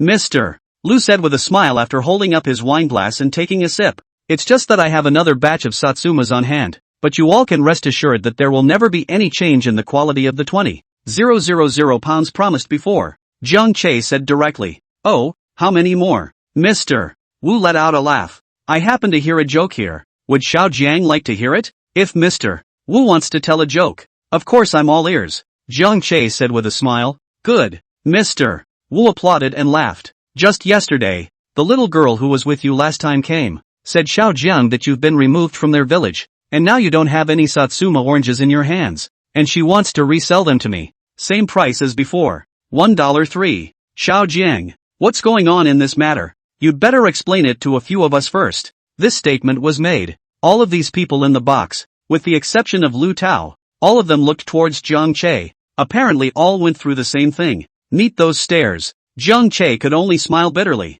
Mr. Wu, then can you tell me how you responded to her first? Of course she was told to off. Mr. Wu's originally still serious expression burst into laughter. We only recognize Xiao Jiang. What is she? Exactly. Yeah. What kind of a thing is she? Crossing the river and forgetting her own interests. It's this kind of person that we despise the most. I didn't even let her in the office. That's a laugh. You guys are the ones who didn't see that condescending look she had with the waitress outside my supermarket in the beginning. How smug you are when you come, how lousy you are when you leave. Hear those laughs. Jiang Che also inevitably revealed a knowing smile. Now can we talk about what's going on? Mr. Wu's smile faded. Jiang Che didn't do anything to hide either, so he told him what happened before. After listening, a brief silence fell over the box. Some of the dealers were even looking at each other with odd expressions to the extreme. No wonder that woman had the audacity to ask for $1.03 with her mouth open. So that's why. What a bunch of ratbags. I don't know what to say anymore. There are some people, some places, where being poor is really justified. Oh, $1.03. Let her sell it then. I'll see where she goes. The entire South Side, almost all of the most powerful supermarket owners, or those in charge, are sitting here, and all of them are also taking a stand. If at all, there is only one meaning. They only recognize Jiang Che. Xiao Jiang, now that the Satsumas in Jiangjia village aren't sold to you, where do you have a source of supply? Lu Tao asked contemplatively. Jiangjia village's Satsumas they did visit. Not bad indeed. Otherwise they wouldn't have signed so many contracts with him at once. Don't worry about that, Mr. Lu. Since I, Jiang Che, dare to take on this matter, then I can naturally think of a way to do it. And I can guarantee that the subsequent supply of goods will only be no worse than the Satsumas in Jiangjia village. That'll do. Lu Tao nodded. In the market of tangerines, generally 8 or 9 cents a caddy in the background, he dared to go out a piece of 3 in the Jiang Che here to buy tangerines. That is also the top layers of pressure. After all, he's just the regional head of a supermarket chain. Lots of decisions. It all needs to be reported to the higher-ups. Like this batch of $1.03 Satsumas, all of which he has repeatedly assured his superiors are high-quality Satsumas.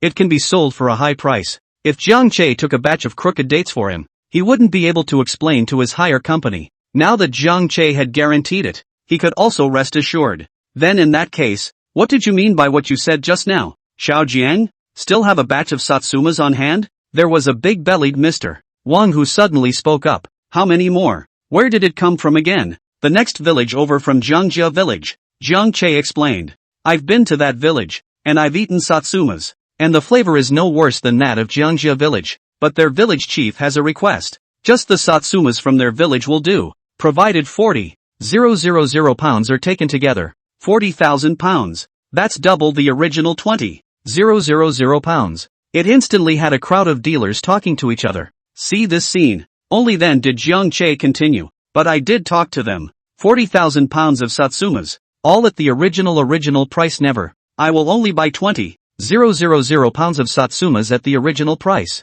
The rest of the price must come down. Down to how much? A somewhat balding man asked. This person Jiang Che also recognized. Surnamed Li, and usually referred to him as General Li. The supermarket under him is not that big, yet there are 2 other fruit stores. Therefore, in the hands of Jiang Che also still ordered 3,000 kilograms of sugar oranges. As for why he's willing to go for a piece of 3, that's not easy. Boss Li's first wife at home is strict, and the little wife outside has no money to spend, so he can only think of ways to eat some kickbacks. 60 cents. Jiang Che's eyes flashed as he said, 60 cents minimum. All packed away. In fact, Mayor Lin gave him a minimum price of 50 cents. 60 cents? A bunch of dealers looked at each other in disbelief. That price. It's hard not to be impressed. How much are you going to make? Lu Tao looked at Jiang Che and asked in a deep voice. Jiang Che, however, took a deep breath and said, I don't make a cent, but boy do I have a request. Chapter 30, the first step to becoming a Southeast Asian fruit tycoon. You don't make a cent? When these words came out, the people in the box were surprised. Exactly. Jiang Che took a deep breath. But I'd like to be paid for the goods when they're delivered. And besides, I'd like to borrow some money from everyone. Borrowing money? The crowd froze again at these words. Xiao Jiang, why do you suddenly want to borrow money? Don't you make some money from your greenhouse vegetables? Mr. Li asked suspiciously. No more greenhouse vegetables. Jiang Che shook his head. Just because of this incident in the village, my family's vegetable shed, too, was all scratched up. I don't plan on doing this again either. So what are you going to do? Lu Tao pursued. Open a supermarket. Open the factory. Jiang Che spoke directly. The crowd in the box frowned again. Open a supermarket? The people in the room all run supermarkets. You're asking us for money to open a supermarket? That's not stealing business. The young man is out of his depth. Feeling the gazes of the crowd, Jiang Che let out a bitter smile and said, the supermarket I intend to open is different from everyone else's. I'm going to open a fruit supermarket. But not regular fruit. Only fine fruit. Fruit supermarket. This concept, even in Jiang Che's world before he traveled, it was many years before someone proposed and put it into action. It has spawned giant fruit moguls such as Bacchus. Fruit only? That's a bit unrealistic. I'm afraid. Mr. Wu also frowned. Fine fruits, in particular, are inherently more expensive and have a relatively small audience. And if you buy locally, most fruit growers pack them together and won't let you have just the good ones. You picked all the good ones away. Poorly sold? And what? Can't just let him rot in the ground. So I'm going to open another factory. Jiang Che had long considered this issue. In his future, that is going to be bigger and stronger, and will never be limited to just a fruit supermarket. Maybe there will be 2, 5, 10, or even 100. Then there has to be a processing plant to make it work. Fruit processing plant. I collect all the fruits together and sift and categorize them. The best ones are sold and the rest go straight into the factory. Whether it's manufactured into a can, or a drink, or something else, it's a perfect solution to the problem. That's thoughtful of you. Lu Tao couldn't help but shake his head, thinking that Jiang Che was being whimsical. But how much does it cost? Have you thought about that? Other than that, build a factory. Do you know how to build a factory? Do you need anything? Jiang Che, however, laughed. Isn't this Mr. Li here? Me, the somewhat balding Mr. Li pointed backhandedly at himself with a surprised expression. Right. If I remember correctly, Mr. Li, your uncle is a canning and processing factory, right? If Mr. Li is willing to introduce your uncle to me, Jiang Che will definitely be grateful. Jiang Che said sincerely. The people around them froze again. Spinning around, a look of sudden realization appeared. It turned out that the wine during the day, the meal tonight, and the promise of not earning a penny just now were all laying the groundwork for this statement. Can I say no? Mr. Li touched his big bald head with a helpless face. Okay, I'll give him a call tomorrow, and you'll come with me if you can. Thank you, Mr. Lee. Jiang Che was instantly delighted. To build a factory, you have to be quick. Otherwise the cost in every way is completely different when you arrive. So how much more do you need? Mr. Wu asked, narrowing his eyes. My family can only afford $150,000 at full capacity right now, and with a bank loan, I estimate that I can come up with about $300,000 in total, but I think it's $500,000 at the very least, so also want to borrow, from everyone, $200,000, but all the old bosses can rest assured that the IOUs, the interest, I am as good as it gets. We all seem to have some friendships, but they are not relatives, especially if they are still shopping malls. In business, some things are essential. It's kind of a trust. 200,000 is not much. Lu Tao nodded and said, $200,000 is really not too much for them. How about this? Mr. Wu's eyes flashed. I can give you $200,000, but not as a loan, but as an equity stake. I take this 200,000. Buy your 40% of the original shares. If I lose, count me unlucky. I do not want you to compensate. Xiao Jiang, what do you think? Jiang Che's expression changed immediately. The old fox. What an old fox. $200,000 for 40% of his original shares. It's just whimsical. But as General Manager Wu's words fell, the rest of the people in the box, too, had their eyes light up. The idea seems good. It just so happened that they were also interested in this brand new idea of Jiang Che's. I'll tell you what. I'll put up $200,000 as well. And the same also goes into the stock. I'll put up $100,000 and get in on it too. How about I offer $200,000 too? I'll give you 50, 000, 100, 000. A few short minutes. Jiang Che's original plan of just trying to raise $200,000 went overboard. Raise about $700,000 of seed money directly, plus the $300,000 he had planned for himself. The total is $1 million. And those who were willing to give Jiang Che shares in addition to Mr. Wu's $200,000. There is also $200,000 from Lu Tao, respectively. $100,000 for Mr. Bald Li, $100,000 for Mr. Big Belly Zhang, and $50,000 from Mr. Cho, $50,000 for Mr. Sun. If Jiang Che hadn't rushed out to stop it, I'm afraid the amount of funds would have increased upwards. Good thing it's just about $1 million. The original shares are also well divided. Jiang Che contributed $300,000 to account for 40% of the shares. The remaining 60% of the shares is for the 6 of them to decide. Why would Jiang Che have 10% more shares? On the other hand, it was because everything that followed would be led by Jiang Che alone. That is to say, Jiang Che made an effort. So there's nothing wrong with taking more. After the discussion, the time was already 9 o'clock in the evening. Lu Tao suggested that we could all go to a KTV to dash around, order a couple of young models, miss. But Jiang Che was really not able to win the wine, and was almost about to fall on the table, which was the only way to stop. Ultimately it was an agreement to go to the office tomorrow to sign the entry contract before they each left. After stopping a car, Jiang Che asked the driver to pull into the nearest hotel to check in. There was no talk all night. Early the next morning, Jiang Che then recovered with vigor. After washing up, he started contacting Lu Tao and the others inside the room. After making sure they were all in their own supermarket, Jiang Che then agreed with them to meet at a tea house to sign the contract. After getting yourself cleaned up, Jiang Che then opened the hotel room door and prepared to leave. But just at the same time, the door to the room opposite Jiang Che also opened. A familiar figure walked out from inside. Surprisingly, it was Jiang Lily. The two crashed into each other, looking at each other in all directions. Jiang Lily's face was instantly gloomy. Jiang Che, shame on you for stalking me. Chapter 31, Jiang Lily was blackmailed? Jiang Che and Jiang Lily surprisingly met in the hotel corridor. And it's still a door-to-door room. It's almost like enemies meeting enemies. But before Jiang Che had a chance to speak, he heard Jiang Lily angrily say, Jiang Che, shame on you. I can't believe you've been following me. I followed you.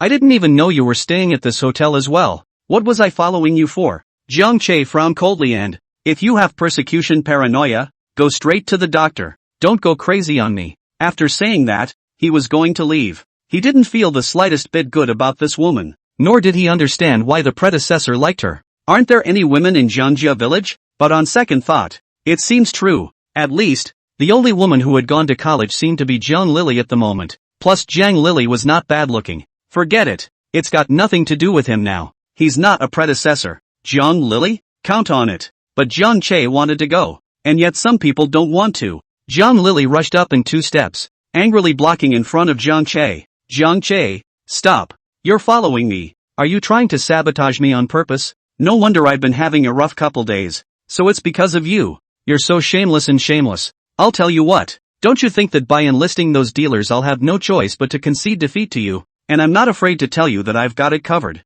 You'll just have to wait to pay for the breach of contract. Losing a fortune. At the end of her words, Zhang Lili had another smug look on her face. Yeah? What way? Jiang Che was surprised. I didn't realize that Zhang Lili really had a way to sell so many Satsuma oranges in Jiangjia village at a price of $1.03 at this time of the year. Rather, he had somewhat underestimated her. That's. Zhang Lili proudly raised her head and, I'm a college student too. No less. Ha! Jiang Che shook his head, bypassed Zhang Lili and proceeded to leave. He was still in a hurry to get there, to sign with Lu Tao and the others. Can Jiangjia village sell its Satsumas? It didn't have much to do with him. Jiang Che, Zhang Lili in the back, however, continued to speak. The lease of the land on which your family grows greenhouse vegetables is coming to an end, isn't it? Get ready to find a new place. I'll take that place. I'll grow watermelons. Jiang Che's footsteps instantly stopped. The expression was cold. Growing watermelons? Then you plant it. As for that piece of land, even if Zhang Lili doesn't get behind it, he doesn't want it. Planting? Then you'll have to farm for the rest of your life. Jiang Che left directly. Looking at Jiang Che's back, Zhang Lili spat on the ground with great disdain. I shucks. Pretend. Pretend what? Miss, we don't allow spitting in our hotel. Just then a voice rang out from the side, and a waiter came over with an ugly expression on his face. It's hard to clean the carpet under your feet. Zhang Lili froze. Looking down, he saw a long, soft carpet on the hotel's porch floor, and that spit of his own just now, right on the carpet. Incredibly conspicuous. Okay, I get it. How big a deal? Zhang Lili opened her mouth indifferently. Then lift your foot and wipe that spit off. I'll just pay attention next time. Really, the fart has to come out and say something. There is no pattern. This hotel will be yellow sooner or later. The waiter's face changed. They are small hotels, not much bigger than a B&B. And to save money, the waiters, the front desk, are all family.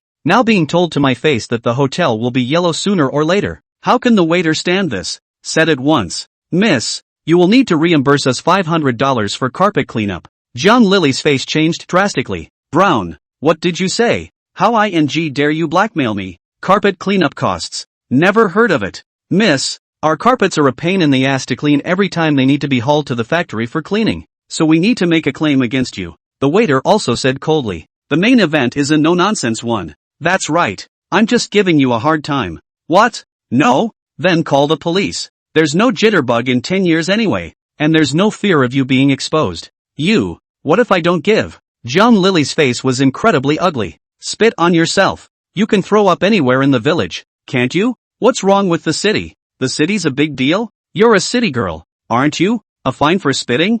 500 more? No? The waiter sneered, turned his head and yelled down the stairs of the hotel. Honey, there's a disturbance. Who dares to make trouble? The 6'8" strong man at the hotel's front desk then walked up with a stool leg. Honey, that's her. She spit on our carpet and cursed our hotel to be yellow sooner or later. The waiter pointed at Zhang Lili and started to complain. I asked her to pay and apologize. And even if she didn't agree, she tried to hit me. Brown, trying to beat up my wife? The burly man angrily approached Zhang Lili. See this scene. Zhang Lili's body trembled. The powerful oppression of the man's presence was such that she could not help being frightened. And straightway her voice trembled and, I don't have. Honey, don't hit her either. The waitress continued at this point, saying, you make him pay for it. I got yelled at and I got yelled at, and she didn't hit me. Who made us in the service industry deserve this? You make her pay for cleaning the carpet. 500. Not a penny less. How could a 6'8" strong man not understand his own wife's thoughts? Spread your palms directly. 500. Pay up. Menacing. The aura is oppressive. Zhang Lili was terrified. Looking at the legs of the stool that the other party was carrying in his hand, it seemed as if they might come crashing down and land on his head at any moment. More so, his body was constantly shaking. Can it be less? No less. Factory pricing. 500 per cleaning. The 1'8" strong man said coldly. But I don't have that much? Then get slapped. A slap against $50. No, don't. Zhang Lili became even more fearful. With this physique of the strong man, I'm afraid that he would be killed alive with a slap. I give. Half an hour later, John Lily was pushed out of the hotel with 2 baskets of Satsumas. Sugar oranges were scattered all over the place. It was trampled to pieces by pedestrians on the road. But she was also afraid to go for a claim. To put it bluntly, John Lily only dares to be in Jiangjia village, relying on the fact that she has a father who is the head of the village to act as a bully. In the end, they could only leave in disgrace. Headed to the freight market. She's going to rent a car. More than 30,000 pounds of Satsumas. At the very least, it would take 2 large trucks. Eventually, the price was negotiated to a total of $400 per day for the rental of 2 large trucks. Fuel is at your own expense. Other than that, it's packing Satsuma plastic frames, because there are enough of them. Lily Jiang is also a good bargain hunter. Eventually got the price of each frame down to $20 a piece and could recycle them for a low price afterward. Now everything is ready. Just waiting to go back to the village tomorrow to pull away the Satsumas. End of chapter. Chapter 32. I've hired a big brother in the society to clean up Zhang Che. Same time, Zhang Che has also signed the equity contract. Since we're all partners now, we can't do nothing, right? Just leave it to me to register the company and get a business license. Lu Tao opened his mouth with a smile on his face. Xiao Jiang. Nope, I'm going to call you Mr. Jiang now. Mr. Jiang, you will follow Boss Li to visit his uncle's factory. If there is anything you don't understand, just ask directly. We are all partners now. Right. We're also still counting on Mr. Jiang to take us rich. Boss Li smiled back. That's the way it is in the mall. Everyone carries the sedan chair, sincerely or not. But the words that come out of your mouth are always decent and nice. Good. Then please Mr. Li. Zhang Che was laughing along with him. After bidding farewell to Lu Tao and the others, Zhang Che got into Boss Li's car and accompanied him to Boss Li's uncle's family's canning processing factory located in the suburbs of South City. Same time, Jiangjia village, Zhang Fugui's son, who is in his 2nd year of high school in the city, has returned. Why did you come back? It's such a big deal to have something happen at home. Of course he's coming back. The father, Zhang Fugui, was locked up in the police station. The mother, Li Suqin, has been clamoring for a divorce. Grandma Wu Daihua broke her leg and is still lying in the village clinic. If he doesn't come back, the whole family will fall apart. His name is Zhang Yaozu, 18 years old this year. Immediately 19. Then someone will surely ask why Zhang Yaozu is still in high school when he's almost 19 years old. To ask is to get bad grades. You can still stay in grade for 10 years, without the confidence to get into a college. You have to repeat the course. Other people repeat for 1 year, he goes straight for 2. Trying to get into college at 20. Became the 4th college student in the village. Mom! As soon as he walked into the courtyard, Zhang Yaozu shouted, but there's no one at home at all. Cold pots and pans. Not to mention his mom, not even a ghost. Zhang Yaozu could only put his things away and go to the health center. It is thought that Li Suqin might be taking care of her grandmother in the health center. It can be in the health center. All he saw was his grandmother lying in a hospital bed on the verge of starvation. There was no sign of Li Suqin at all. In the past 2 days, the whole village has been busy picking Satsuma oranges. Even the village doctor has gone back. How can they have time to take care of Wu Dahua? Grandma, where's my mom? Why isn't anyone cooking at home? I'm hungry. Zhang Yaozu spoke directly. Seeing Zhang Yaozu, Wu Dahua was on the verge of tears. Gu, my good big grandson, you can finally come back, yo hey. Your mom, that heartless, she went back to her mother's home, she does not want me, this old woman. Her heart is so poisonous. She's going to starve grandmommy to death here, yo. Good old son. Grandma's hungry. Sinning, your mom that, she rotten hearted, she don't want your grandma, she don't want your dad, and she don't want you, yo hey. Grandma, what did you say? My mom went back to her mom's house? Zhang Yaozu stood up in shock. So who cooks at home? At this point, he wasn't thinking about why his mom was back at her mom's house, but who was cooking? This shows that Li Suqin really didn't have a good life in Zhang Fugui's house. Grandma, can you cook now? I'll get you back. I'm hungry, Zhang Yaozu said. Wu Dahua, I'm hungry too. But the good old son had asked for something, so of course she had to do it. Still being pushed back to the house by Zhang Yaozu. Then, dragging his broken leg, he sat down in the kitchen and began to build a fire, dragging a broken leg to chop vegetables again. Stir fry. Zhang Yaozu, on the other hand, sat in the courtyard and snapped his cell phone. Push the button, cell phone. The buttons brushing and ringing, constantly chatting with someone on QQ. You Joe, come and help grandma, a little grandma. There's no fire in the stove. Oh, Dahlia yelled out from the kitchen.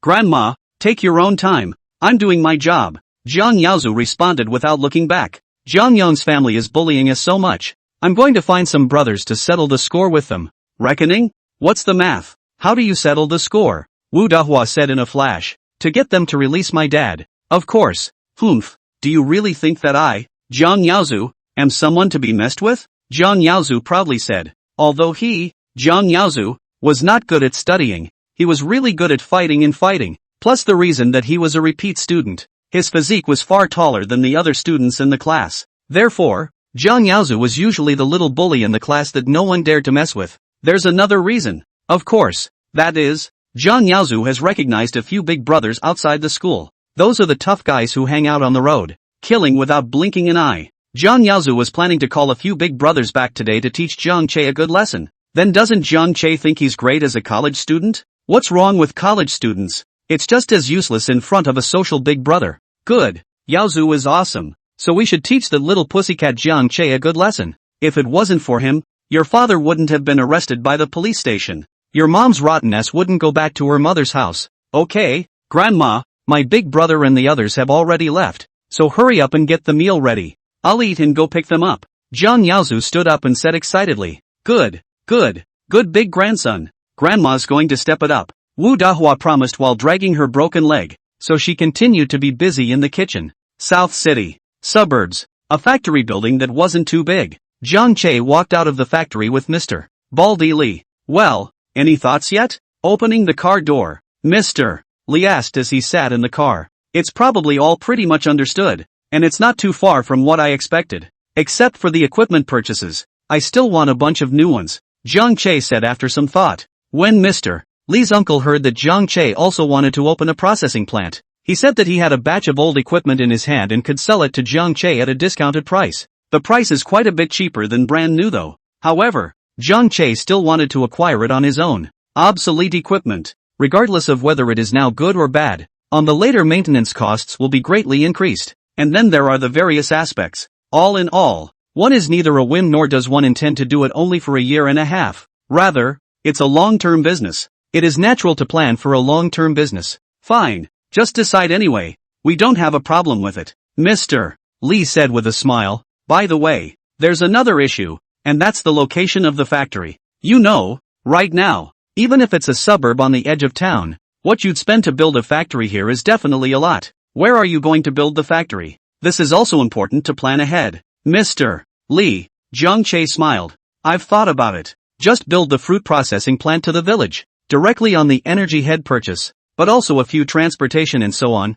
as well as the government also has support, will subsidize part of the funds. The main thing is that land in the village is cheap. But Mr. Li was frowning deeply. In your village, you're still allowed to build a factory now? Who said I was going to our village? Zhang Che let out a cold laugh. I'm going to Shunjiang village. Chapter 33, 5 years rent in one payment. After leaving the suburban factory, Mr. Li took Zhang Che to inspect a few more store locations. These locations chosen by Mr. Li, all very nice indeed. There is quite a bit of foot traffic and a concentration of resources, which is great for a supermarket. But Zhang Che wasn't even satisfied. He shook his head slightly and, Mr. Li, why don't you show me the biggest neighborhood in the south side? Sell? Mr. Li was surprised. Aha, it's going to be the biggest, most occupied neighborhood, especially a little bit more youthful. Zhang Che nodded his head. Mr. Li looked at him with a somewhat skeptical gaze and, you're not thinking of buying a house, are you? Would it be a bit too much to try to buy a house when you've just raised money from them? Zhang Che, however, smiled mysteriously. Mr. Li was puzzled, but he also got into the car and blasted out with a foot of gas. He believed that Zhang Che was not such a person. And then there's, fool them? Unless Zhang Che really didn't want to hang out in South City anymore. The largest neighborhood in South City is called Jiangnan Court. This neighborhood is still relatively high-end, with luxurious built-in facilities and perfect supporting facilities all around. Especially the inside covers a huge area and has a high occupancy rate, which is considered one of the largest neighborhoods in South City. Mr. Li sat in the car like a housing agent and narrated to Zhang Che. It's just that the prices are higher. It's also now at 2,500. If you're looking to buy a house, this is a really nice neighborhood, and I'll buy the house here for your little sister-in-law. In 10 years, 2,500 home prices in a small city are really considered high. Take the author's county, for example. Even now, in the second or fourth year, prices are generally between 4,000 and 5,500. Little sister-in-law? Jiang Che's expression twitched. This Mr. Li. It's all so blatant now. Ha ha, why don't you come back with me for dinner later? We're here anyway. Mr. Li was still laughing, but Jiang Che shook his head slightly. Tell me more. Mr. Li, why don't you drive me around this neighborhood for a while? Good. Mr. Li kicked the gas and the car continued to move. While traveling, Jiang Che continued to ask, Mr. Li, how many gates are there in this neighborhood? 4. Mr. Li replied. 4. Mr. Li, then do you know which gate gets the most traffic? The East Gate, of course. Then you go out to the mall, and there's a night market street across the street, as well as the elementary school. Jiang Che's eyes flashed. Mr. Li, no more shopping. Go straight to Dong Demon. Good. Another kick of the gas. 5 minutes later, the car stopped near the East Gate of the Jiangnan Court neighborhood. Jiang Che got out of the car and looked around. Found this place to be just as Mr. Li said as well. There's the mall. There are elementary schools. There is also a snack street. And this street is also much busier than other streets. This is it. Jiang Che spoke softly after withdrawing his gaze. It's very satisfying. Well, it's not so bad here, is it? Mr. Li walked down and asked. But I'm afraid it's a bit difficult if you want to open a fruit supermarket here. After all, as you can see, there's a shopping mall not far away. A lot of people can go right in and get commodity fruit if they need it. He could sort of see that Jiang Che hadn't come here to buy a house, but was likewise choosing a location for the upper store. However, he was somewhat not optimistic about this position on this ground. A supermarket specializing in fruit. How can it possibly compete with the big malls? Not to mention making money. I'm afraid it will be difficult to even get a foothold. Mr. Li, believe it or not, I'll be right here, making at least 200,000 a year. Jiang Che suddenly turned his head to look at General Li and opened his mouth. 200,000? Mr. Li froze, spinning around and shaking his head. No way. 200,000 isn't much, but only for people like them who run large supermarket chains, maybe just a quarter or two of their profits. But with just a small store selling fruit, trying to make $200,000 a year in a small town with a per capita wage of about 2,000 to 3,000 in 10 years is just fanciful. The reason why they supported Jiang Che and were willing to invest in shares was also entirely just because they saw Jiang Che's potential as well as the processing plant. As for the fruit store, it does seem a bit underwhelming. For now, at least, they're all out of favor. But Jiang Che had already circled around the stores at the East Gate. Almost all the stores here are open. Only 2 of the roll-up doors are pulled down. The words frontage for rent were taped to the door, along with a phone number. Jiang Che directly called through this number. The landlord will be here in a minute. Still trotting over. After pulling the roll-up door open, Jiang Che realized that the 2 roll-up doors were actually connected. It's also what doubled the size of the entire stall. No wonder it's not renting. The people who do business here are all residents of the neighborhood, doing a little business. Naturally, they can't use such a big stall, but it was just right for Jiang Che. How much is the rent? $65,000 a year. Expensive. Jiang Che directly shook his head. $65,000 for my 2 stalls is definitely not expensive, and it works out to an average of just over 30,000 apiece. The landlord fretted. This stall has not been rented out for half a year since the last tenant left at a loss. And if this continues, this year will not be a good year. It's because you're too big for this stall. That's why I said it's expensive. To be honest, I couldn't use that much space. The most I can give you is 40,000. Jiang Che said directly. He had learned all about the rents around him, and the 2 stalls together amounted to $60,000. Not expensive, but by no means cheap either. Plus bargaining. Then, naturally, you have to speak harshly. Jiang Che did not open his mouth to cut half or looking at the landlord face good. What? 40,000? 25,000 less? No, that's never going to work. The landlord shook his head like a rattle. Then I'll add up to 5,000 more for you. 45,000 in total. If you think it's okay. If not, forget it. It's true that I can't use it if it's so big. Jiang Che turned around and was about to leave after saying that. The owner first still looked angry, watching Jiang Che really walk away, and becoming incredibly entangled. Just as he was about to get into the car, he shouted, 50,000. At least 50,000. Do you think it's okay, little brother? If so, we'll sign the contract immediately. Sign for 5 years. 1 payment, 45,000. Jiang Che turned around and said with a smile, 5 years. The landlord was dumbfounded. That's 225,000.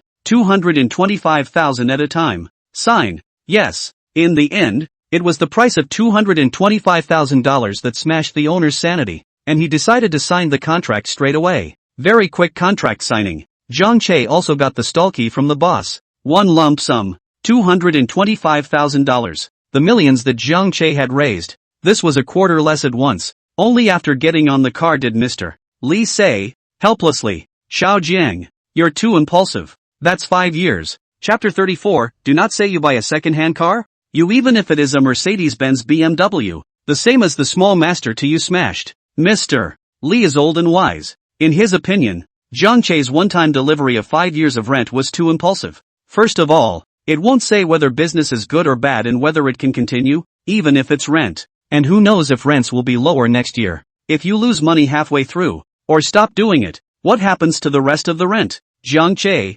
however, smiled and shook his head. Do it, that's for sure. The reason why you pay 5 years rent in one go, that's also to avoid letting your landlord Leonize you in the coming year. After all, that's the price. It's absolutely cheap right now. What if the landlord eyes his business next year and doesn't rent it or wants to raise the price? And then there's the step back. Even if it's a real loss, you can definitely find someone to take over at this current rent as well. The only problem is that it's only just begun to still be a business and a quarter of the money has been spent. Of course, Mr. Li only mentioned it for a moment, and couldn't help but laugh afterward, saying, now where are we going? Go to my house. Let your little sister-in-law cook you a meal and try her handiwork? No, Mr. Li, send me to General Manager Lu's place. There are still some things I need to discuss with them. Zhang Che shook his head. The next thing to do is to decide on a name for the fruit supermarket, as well as the factory. Of course Zhang Che can make a decision at the drop of a hat. Only he thought about Mr.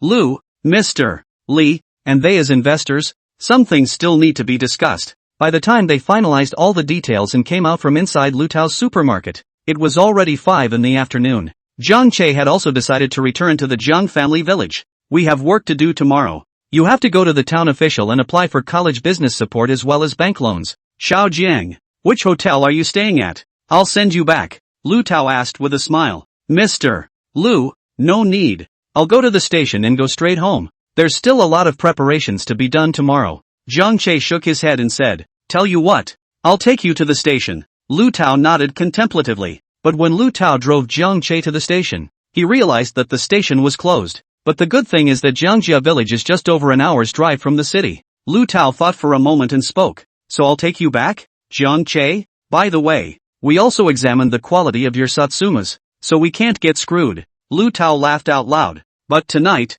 I'll have to stay at your house. An honor. Zhang Che also nodded with a smile. With Lu Tao escorting him, Zhang Che arrived at Jiangjia village around 7 o'clock in the evening. Anyone who has lived in a rural area should know this. Nights come especially early in the countryside, especially in winter. It basically starts to get dark by 6 o'clock or so. It was completely dark by 7. On the way, Zhang Che had called Zhang's father and mother in advance. Let them stay for dinner. 2. There were also rooms packed out for Lu Tao to stay in. So when they arrived at Zhang Che's small courtyard, Zhang's father and mother had just served dinner on the table. When you have an honored guest, of course you can't just eat noodles. Zhang mother also laid 2 earth eggs in Lu Tao's bowl. There were even 2 small dishes fried. Zhang father also prepared a few bottles of beer. Lu Tao, after all, is also seen a big scene. No embarrassment. A meal down is also considered the guests and hosts. But just as Zhang Che was helping Zhang mother clean up the dishes, pong. This was followed by the sound of breaking glass and the sound of a car alarm.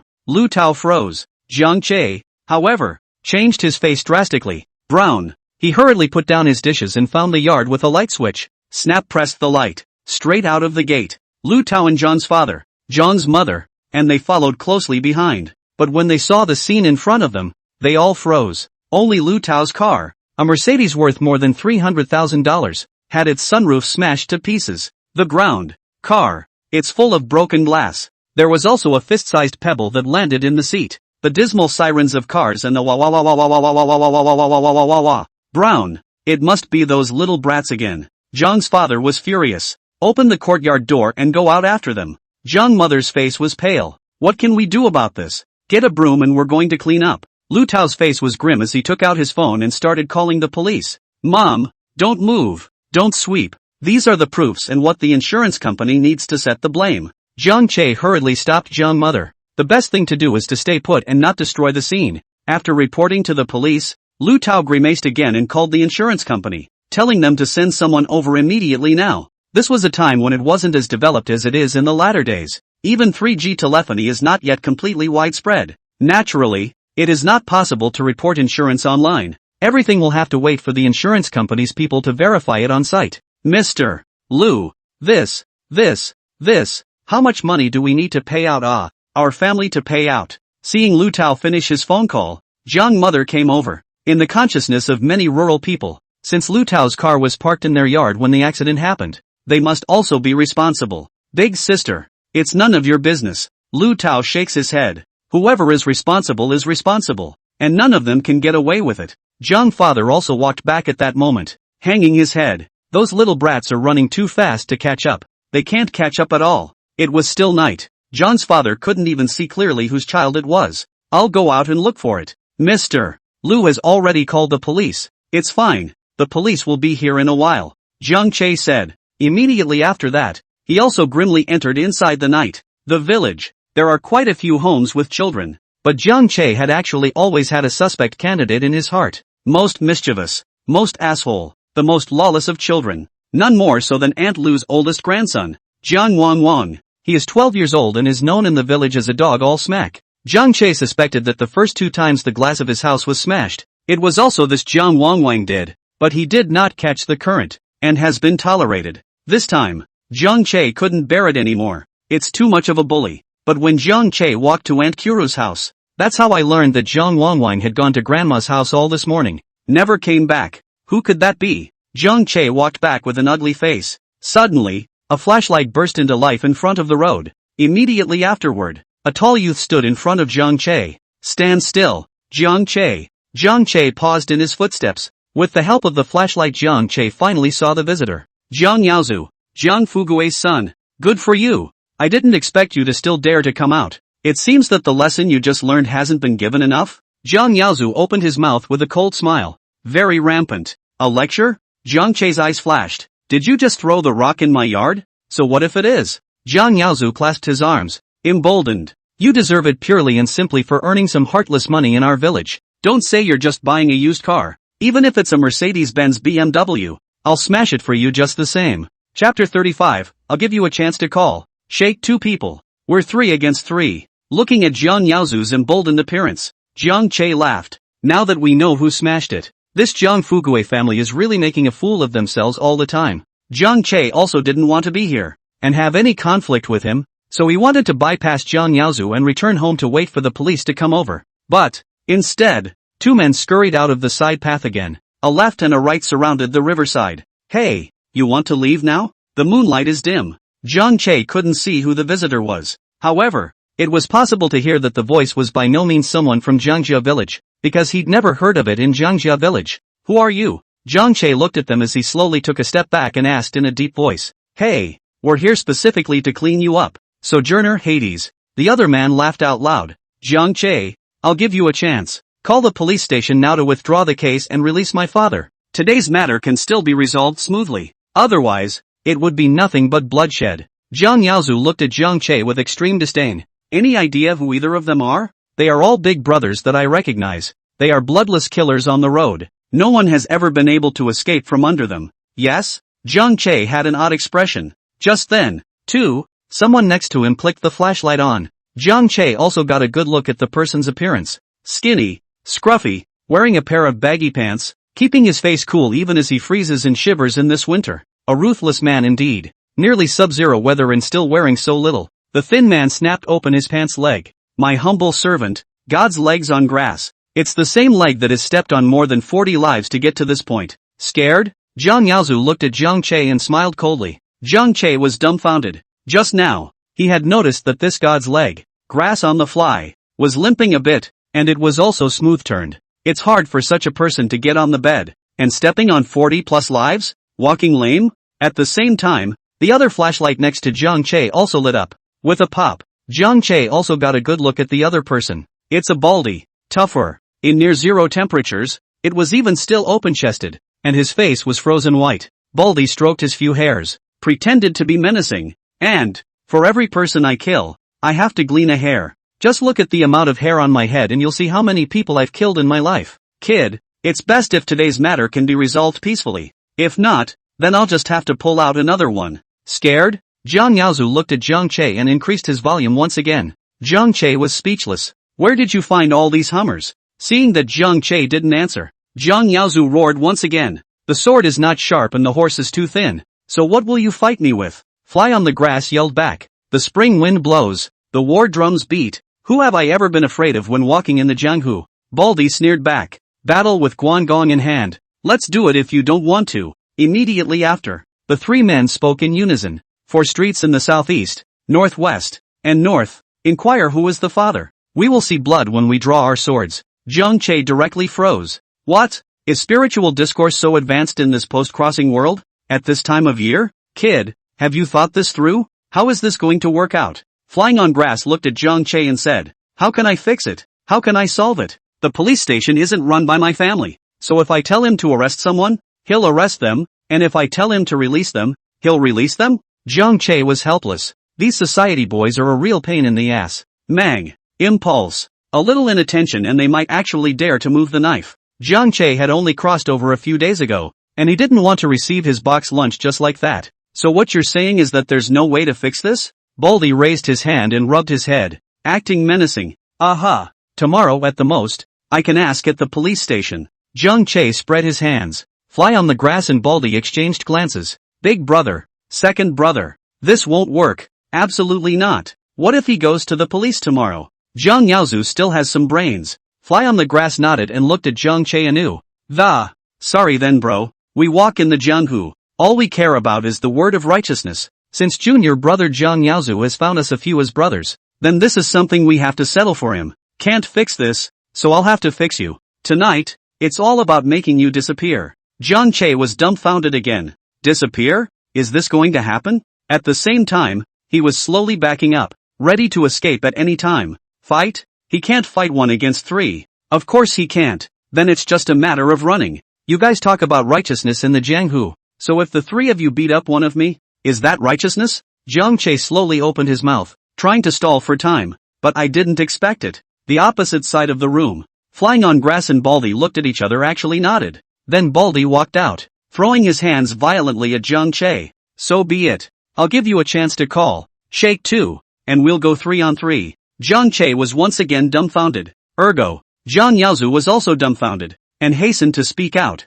but was glared back by a glance from Fei Grass. Don't talk. Don't worry about what Big Brother is doing. Jiang Yaozu was completely speechless. He's relieved? Don't worry about it. Go on. Make the call. We'll let you die a clear death. Baldy urged. Zhang Che nodded his head, turned around and took a few steps back, took out the phone and called. Hello. I'm calling the police. The police came quickly, just as Zhang Che had just hung up the phone. Not more than a few minutes later, several police officers then swooped in, led by John's father and mother and Lu Tao. Jiang Yaozu. Fly on the Grass. Baldy. Seeing the cops all blushing and, kid, you play dirty to call the police. Rough, not jaded. The wind is tight and pulls the hoo-hoo. The 3 exclaimed, turning and running. But Grasshopper himself was a cripple, so where could he run to? Just after running 2 steps, he was pressed to the ground by a flying pounce from Officer Chung Yong, followed by a punch first. Fly on the Grass, who was struggling, stopped moving. The bright silver bracelet was taken out, and with another click, Grasshopper was directly cuffed. And Baldy is going to be slightly better than Fly on the Grass. But how can you outrun the police at the police station? A civilian police officer and John's father were one in front of the other, firing at the same time, and Baldy was dumbfounded. After being held down by the police, he was thrown to the ground with a hard over-the-shoulder slam. It was smashed solidly and kept ouching and screaming. Click. The silver bracelet doesn't scream even after you put it on. Only Jiang Yaozu ran away. But if you can run away from the monk, you can still run away from the temple? Where can Jiang Yaozu run to? After shoving Fly on the Grass into the police car with bald head and locking it up, without saying a word, Zhang Che led Chung Yong and several other police officers to Jiang Yaozu's home. But who knows? The yard door had only just been pushed open. I saw an old woman carrying a kitchen knife, lying inside the yard. Who dares to touch my great-grandson? Chapter 36. It's getting dark in Zhangjia village. The old lady was no one else. It's really Odewa.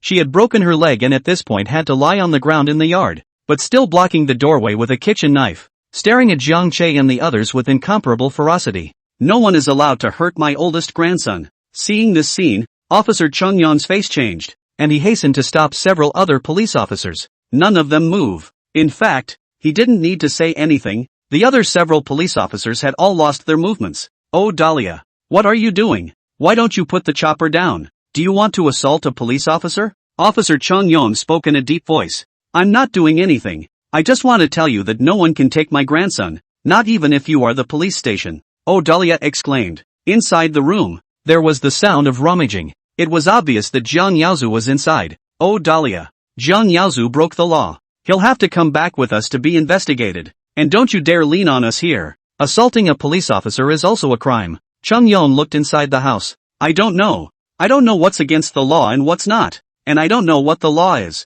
All I know is that no one can arrest my eldest grandson, and I'll fight anyone who does. Wu Dahua was lying on the ground, his expression ferocious, his gaze hideous, staring at Jiang Che in death. That's you little pussy. You've harmed our family. You've harmed our whole family. My son, was arrested because of you, and now you want to screw my grandson. I poo-poo the door. Jiang Che frowned and opened his mouth. Wu Dahua, I gave you guys a chance. It was you who didn't cherish it. 2 days ago, he had waited for almost a whole day and had not waited for Wu Dahua to send the money over. Not to mention delivering the money. He didn't even come to clean up the hygiene of his house. Jiang Che wasn't joking either. After receiving a call from the police station, they simply said that the mediation had failed and that they would deal with it as they saw fit. Now Wu Dahua was still blaming him for everything. Other than that, take a step back. Jiang Che's family is considered to be good to Jiang Fugue, needing money for Li Suqin's treatment. He borrowed it without saying a word, and didn't mention the matter of repaying the money halfway through.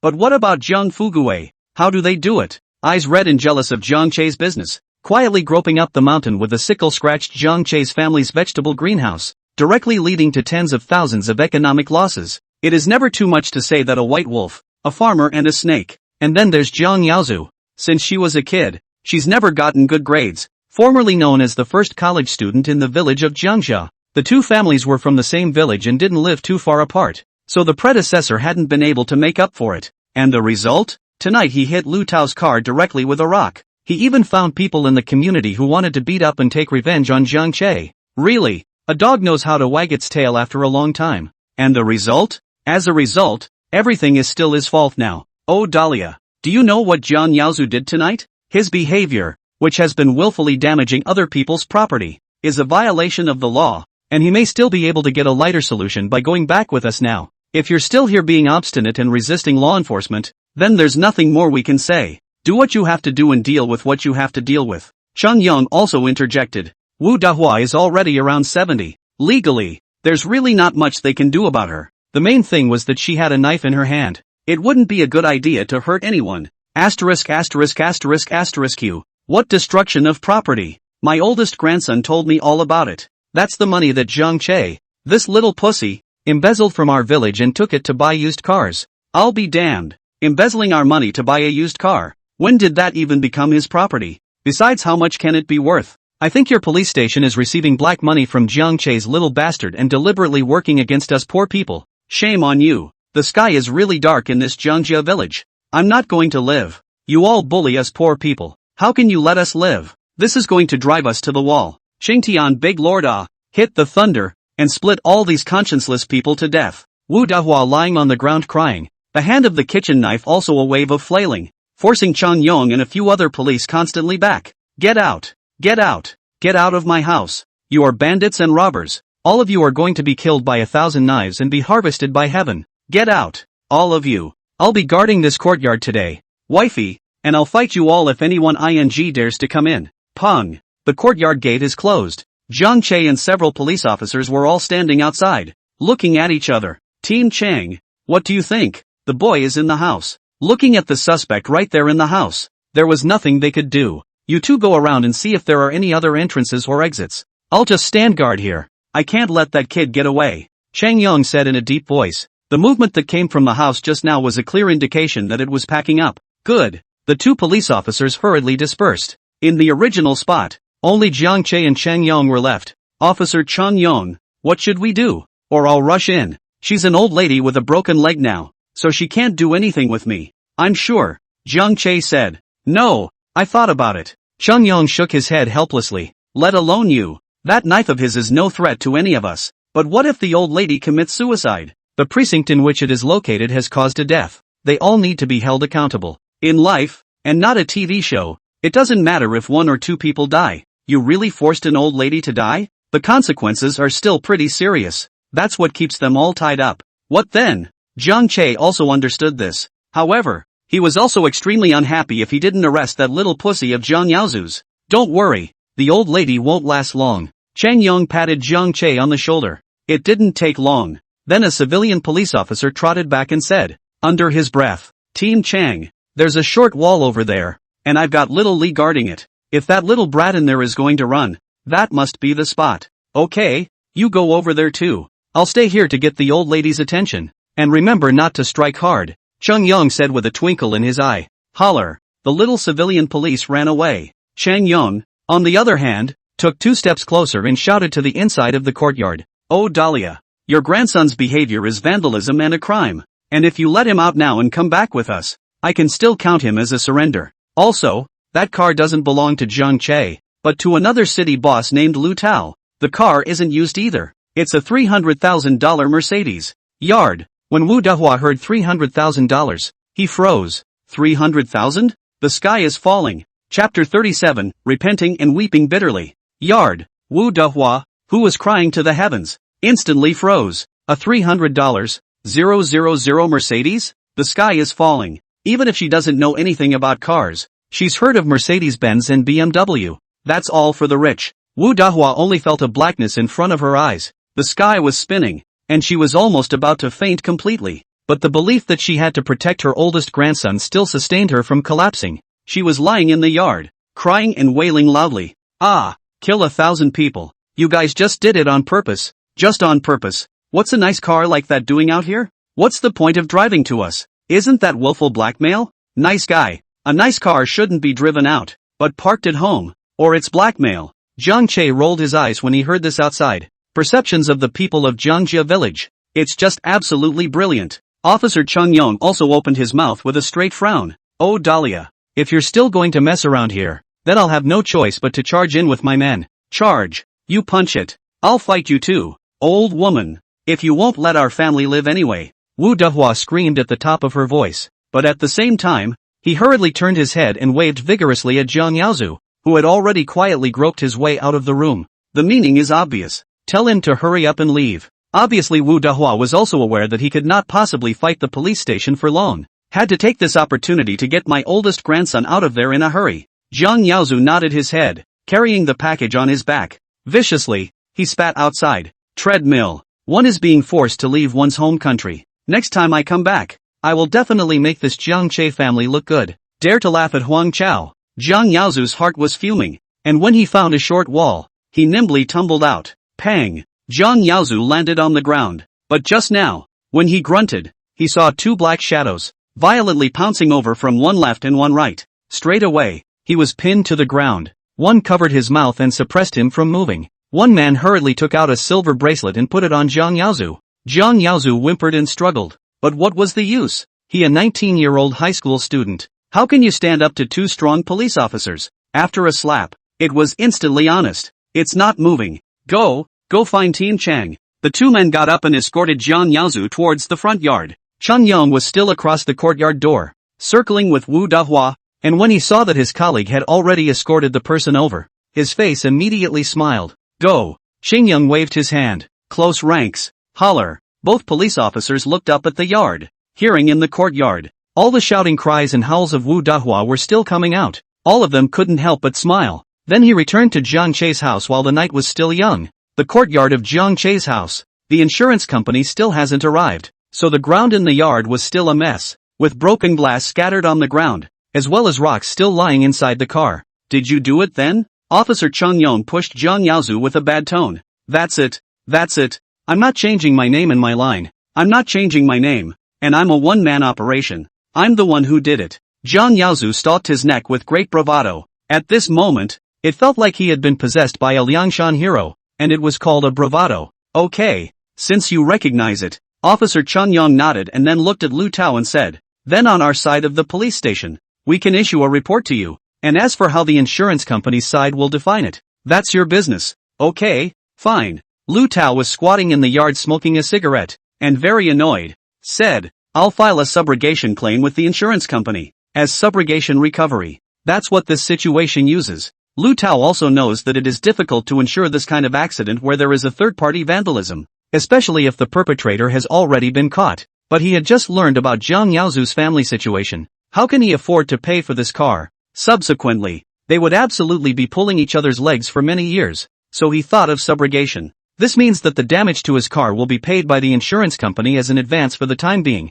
and the insurance company will claim compensation from the family of Mr. Kong Yucho immediately afterward. Insurance companies. Someone. There's money. There's time. Take your time with the bull ********. It's okay. The big deal is to sell the house, sell the land, and sell all the pigs and cows in the pen. There's always a way to pay for it. If that's not enough, then we'll wait for Jiang Fugue or Zhang Yaozu to get out of prison and work, and then we'll just cut it out of the card every month. Don't say it's cruel, but that's the reality. Every adult must pay for their choices, even if it's impulsive. It's just a broken car. What's it worth? I'll be damned. Trying to scare me. Ha! Zhang Yaozu laughed coldly. Originally, I didn't pay attention to the conversation between Officer Cheng Yong and his grandmother just now. It's not a broken car. Officer Cheng Yong sneered and shoved Suan to the front of the car. Look closely. The latest Mercedes. Landed at over $300. 000. What kind of crappy car did you say it was?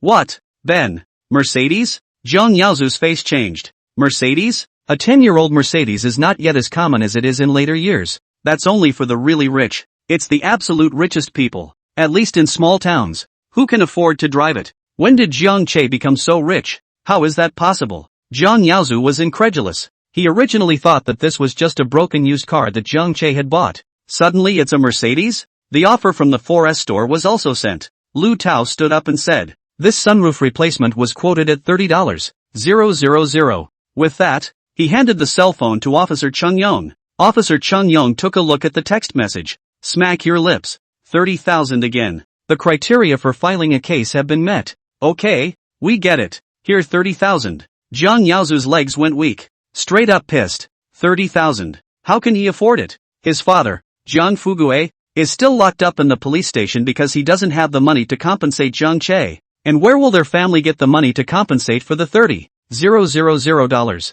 It's over. Zhang Yaozu was horrified and hurriedly opened his mouth. I'm young. I can't go to jail. I'm still in school. In high school. You can't make a case. You're 19. Officer Cheng Yong said coldly. Zhang Yaozu was once again dumbfounded. Yeah, he's 19. Already a fully independent civil person. One could only look at Jiang Che, incomparably pitiful, incomparably remorseful, and say, Brother Jiang Che, I know I'm wrong. You save me. You save me. You save me. I was wrong. I was wrong. I really know I was wrong. Crying bitter tears of remorse. But, Jiang Che, however, couldn't help but reveal a smile and said, take it easy. Don't cry yet. Your family still owes me over $30,000. I'll have to initiate a lawsuit early to do that. Or what am I going to pay for your crappy house and acres of land when the insurance company sells it? Zhang Yaozu stiffened. Looking at Jiang Che, he couldn't believe it. Chapter 38, Zhang Lily is back, triumphant and complacent. In fact, not only Zhang Yaozu. At this moment, even everyone around him didn't expect it. At this point in time, Jiang Che was thinking about how to get the compensation before the insurance company. Lu Tao's face looked odd. However, the eyes that looked towards Jiang Che were even more appreciative. Yeah, that's the way to go. Maybe he used to appreciate Jiang Che as well. Thinks he's good business material. The predecessor, however, always gave the appearance of being a good talker. The kind of person who can make money, but not a lot of money. It was Jiang Che who was now more like a businessman. Pound for pound. Fine-tuned. Regarding his own interests is not allowed a single point. Only such a Jiang Che was worthy of convincing himself that he could succeed. Zhang Yaozu was eventually escorted to the police car with loud cries. But what's the use of crying now? Late. Eyes on the police car as it moved away. It didn't take long for the insurance company's outfitter to arrive as well. As expected, after learning what happened, the insurance company's loss adjuster simply shook his head and opened his mouth. This is a situation that our company can't pay for and is not covered by our claims. That's why I'm asking for a subrogation recovery. Lu Tao said directly. Okay, this is something I can request from the top. The insurance man nodded. Immediately afterward, he took out his camera and took a burst of click click click click pictures around the Mercedes, and then left. Once everything was taken care of, it was halfway through the night. Looking at Zhang's father and mother who were cleaning up the glass slag in the car for him in the yard, Lu Tao said helplessly, "Big brother, sister-in-law, you all go back to bed. This has nothing to do with you, and you have no need to blame yourselves. Don't worry about the car either. The insurance company will be here tomorrow to tow it away." Zhang mother smiled and turned back. "It's okay, Mr. Lu, you are a good person. The car was parked in our yard before the accident. We don't do something, we always feel that we will be too much." Another sigh. "What a nice car. Look how beautiful it is. And now it's smashed like this." Lu Tao was helpless. "You can only look at Jiang Che. Xiao Jiang, go and persuade."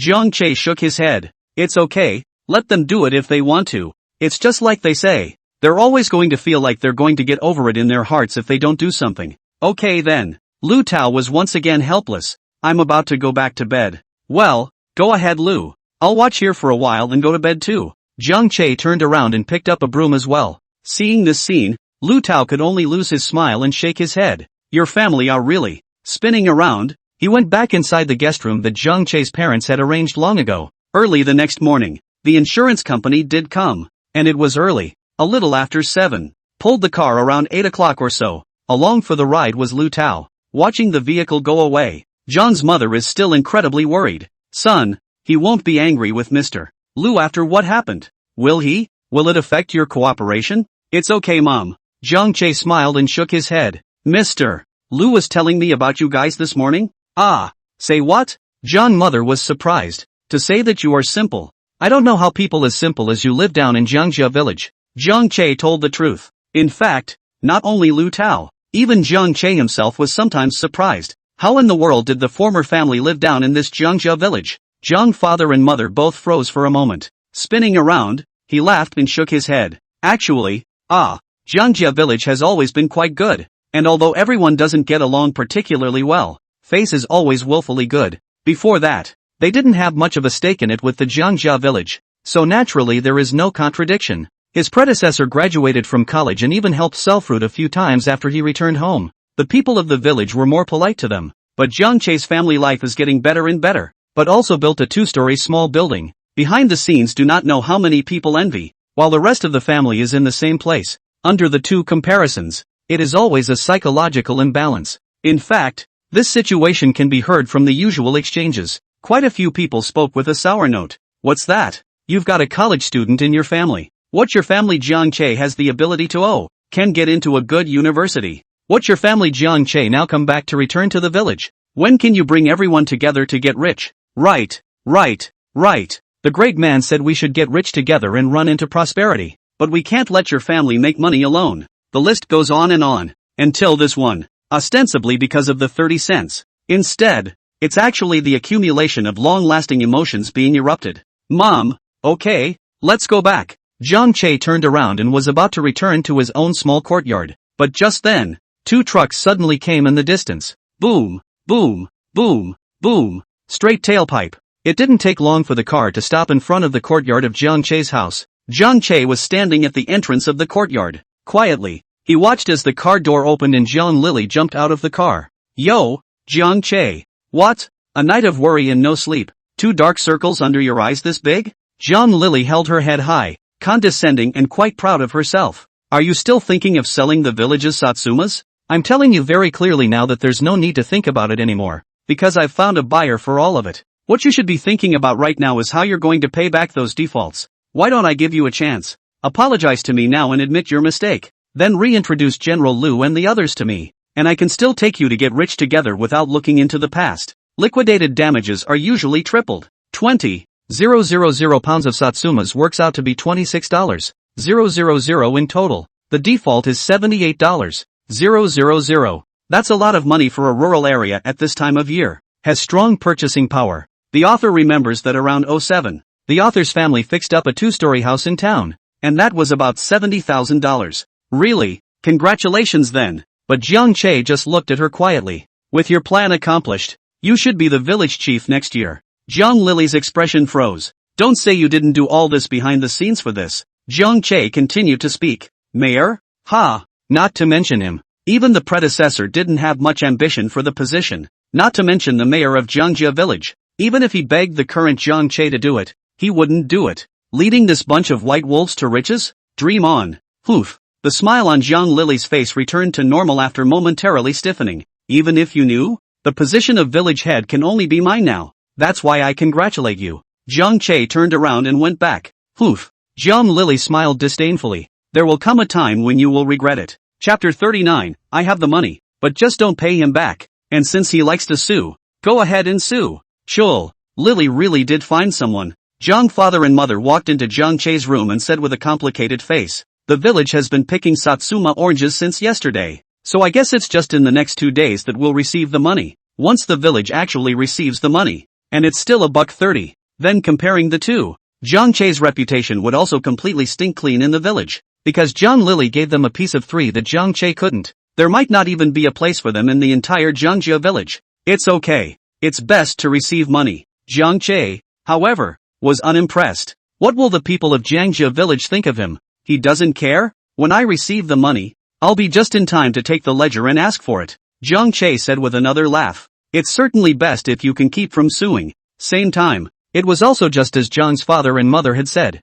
The whole Jiangjia village, at this time, is busy. Everyone is in their own land feverishly picking Satsuma. All smiles on their faces. Happy as can be. It's still Lily who has the skills. This is really looking out for our village and is doing things for our village people. Yes, yes, yes. It has to be Lily. With a big picture and a pattern. Unlike some people who just know how to make money all day long, even the money of their relatives and townspeople in the village. They simply don't have a conscience. I'll be damned. It's just garbage. The books are read in the dog's stomach. No wonder people say that readers have black hearts. I shucks. Now I'm sick of looking at their family. Yeah.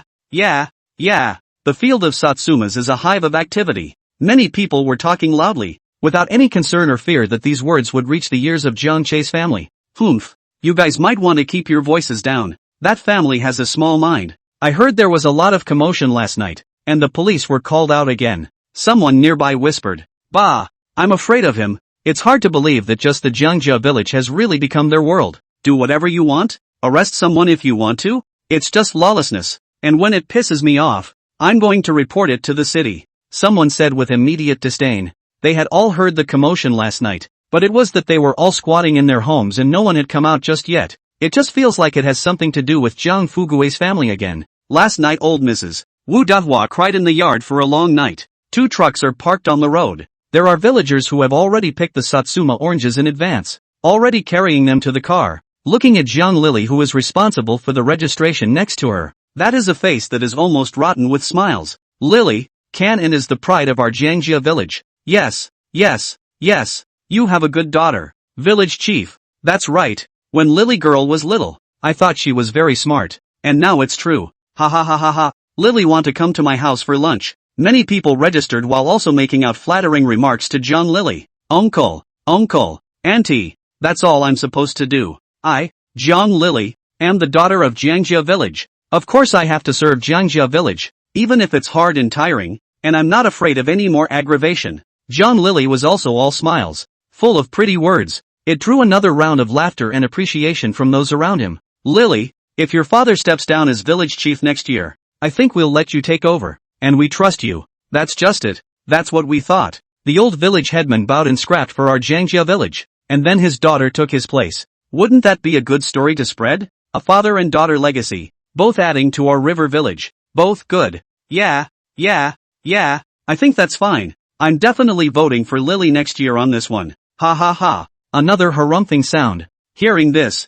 the corners of Jiang Lily's mouth were simply harder to suppress than AK's. Grandma's. It's all I should do. It's all I should do. Ha ha. When one praises the high and steps on the low, naturally, there are also people who mention Jiang Che, unlike some people, who are really animals and fall in the money. I shucks. It's just not human to try to make money even from the village. It drew another chorus. Lily. But just then, someone nearby whispered, can this money be? Jiang Lily lifted her head and smiled as she picked up the conversation. Uncle Dinyo. Don't worry. I'll give you this money later. That's not what I meant. Jiang Danyu was an old man, also known as a poor household in Jiangjia village. I mean, can that money be given to us just part of it first, and the rest after the new year? Zhang Dinyo scratched his head and said, "Consider it our presence at your place." This statement was made. Everyone froze. Even Jiang Lily was dumbfounded. What the hell? Never heard of such a request before. You don't want the money? And offered to put it in their place?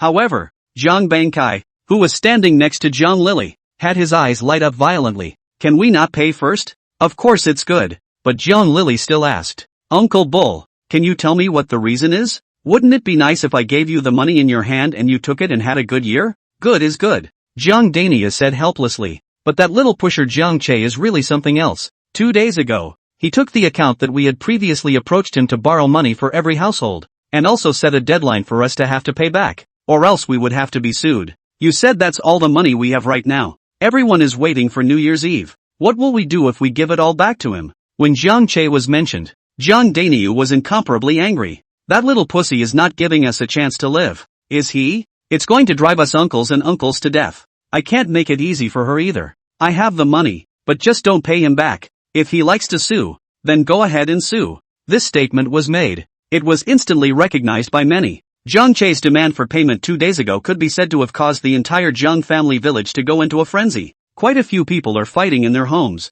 There were also quite a few people who hated Jiang Che. I think their family is so rich that they can afford to build a small house, and they still earn money with poor people like them. A little bit of money to get back. Shame on you. Can't afford to live, right? Yeah, I'm going to do the same. Lily, we'll trust you and leave the money right there with you for now. Doesn't that little brat Jiang Che like to sue? Then let him sue. I don't believe that we don't have any money and he can still sell our house. In the crowd, there were also villagers who owed money to Jiang Che's family who were indignant. It's almost like gnashing of teeth. Listening to Jiang Lily's eyes glowed. Jiang Bangkai was also full of smiles and said with a twinkle in his eye, Tell you what then, we'll pay everyone a third of the money first and wait for the rest until after the new year. Chapter 40, Second Best. Put the broken Satsumas in the basket with them. A third of the money up front? In the village. Of course, some people got upset. There are people who don't owe Jiang Che's family any money at all. And there are also people who have already paid back the money. So of course they're not happy about it.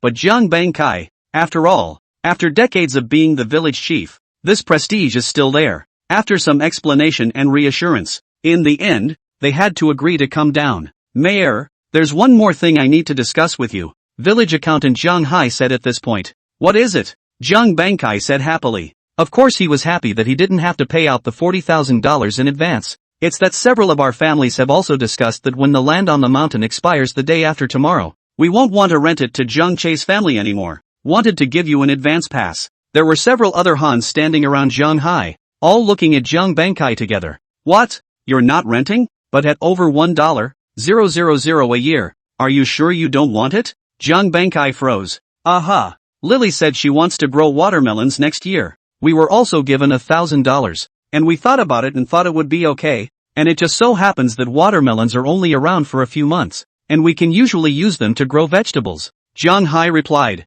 Lily? Zhang Bangkai froze. This matter, he hadn't heard from Jiang Lily, but thinking about Jiang Lily's recent performance, is really grown up a lot. For a lot of things, it's also a good idea to think clearly. I'm sure she thought long and hard about wanting to grow watermelons. Think about it. Jiang Bangkai then said. That's what a couple of you thought. Aha, aha. Several other Hans nodded their heads at the same time. Anyway, it can be rented out. So who is it not rented to? Why should it be rented to that white-eyed wolf Jiang Che? That's it.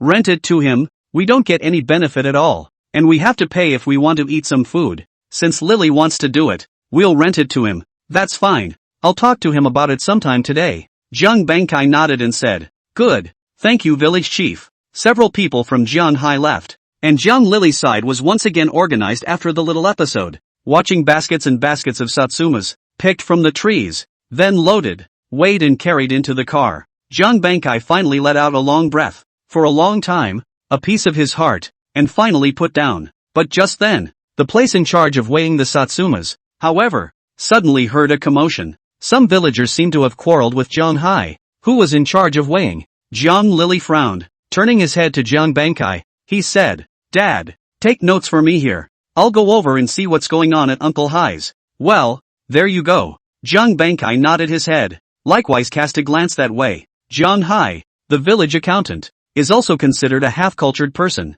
a junior high school student in the 1990s. and is in charge of weighing all the Satsumas at the ground scales. But now it was a fight with a few villagers. What's the reason? That family even put the obvious are going to be moldy and spoiled sugar oranges, hidden in the bottom of the basket. Want to muddle through, but the surface is too heavy with salsify. Straight away the Satsumas underneath, which were themselves about to rot, were crushed. The juices flow. Jiang Hai is still more responsible. Immediately, the Satsuma containing frame was dumped on the floor. Oh look, nice guy. Surprisingly all the Satsumas underneath were of rather poor quality. Either crooked, either frostbite is severe, either that or the bugs have spoiled it. Can't sell it at all. If this was in previous years when Jiang Che purchased the village's sugar oranges, not to mention selling them, even they didn't dare to bring them. But now it goes straight to the bottom of the box with the intention of fooling around. Jiang Hai is angry. Opened several baskets in a row. It's surprising to find out that it's all the same. The bottom of the frame is full of poor quality.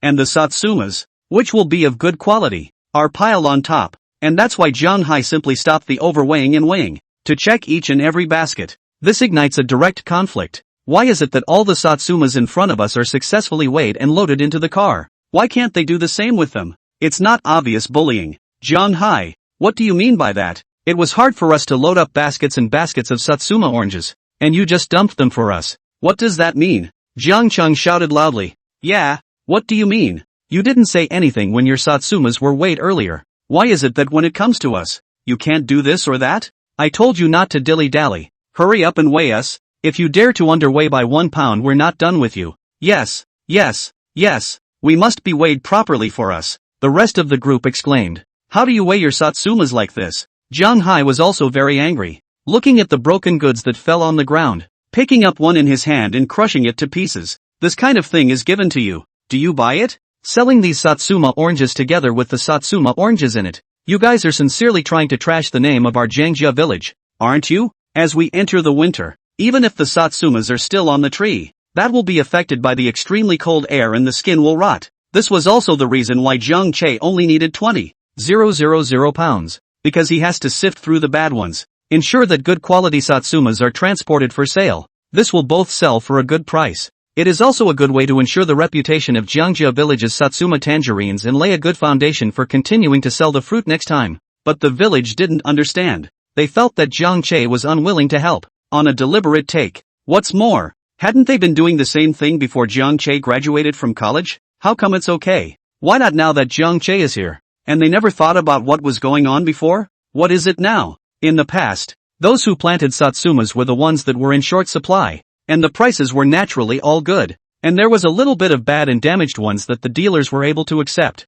But how far has it rolled now? 10 miles around, that's all Satsumas. On top of the extra cold this year, more and more Satsumas are rotting. Still doing what you used to do? Cute. I'm just going to buy some Satsumas from Jiangjia village. What did you say, Jiang Hai? What do you mean we're trashing the sign? I think you're just determined to have your way with us. What? Seeing that our family has more Satsumas than yours and is going to make money, you're not happy, are you? I didn't realize you were like that. Jiang Hai, we really misjudged you. That's right, Jiang Hai. Do you really think that being an accountant in the village for 2 years makes you great? Now you can make things difficult for us at will? People Lily didn't even say anything. People Lily said before that she would take all the Satsumas in our village. What do you mean by that? I'll be damned. It's just nosy. Yeah, it's just nosy. Someone saw Jiang Lily coming and hurriedly turned his head to fawn at her and said, Lily, didn't you say before that you were going to take all the Satsumas in our village? Look at this river and see. What a no-no.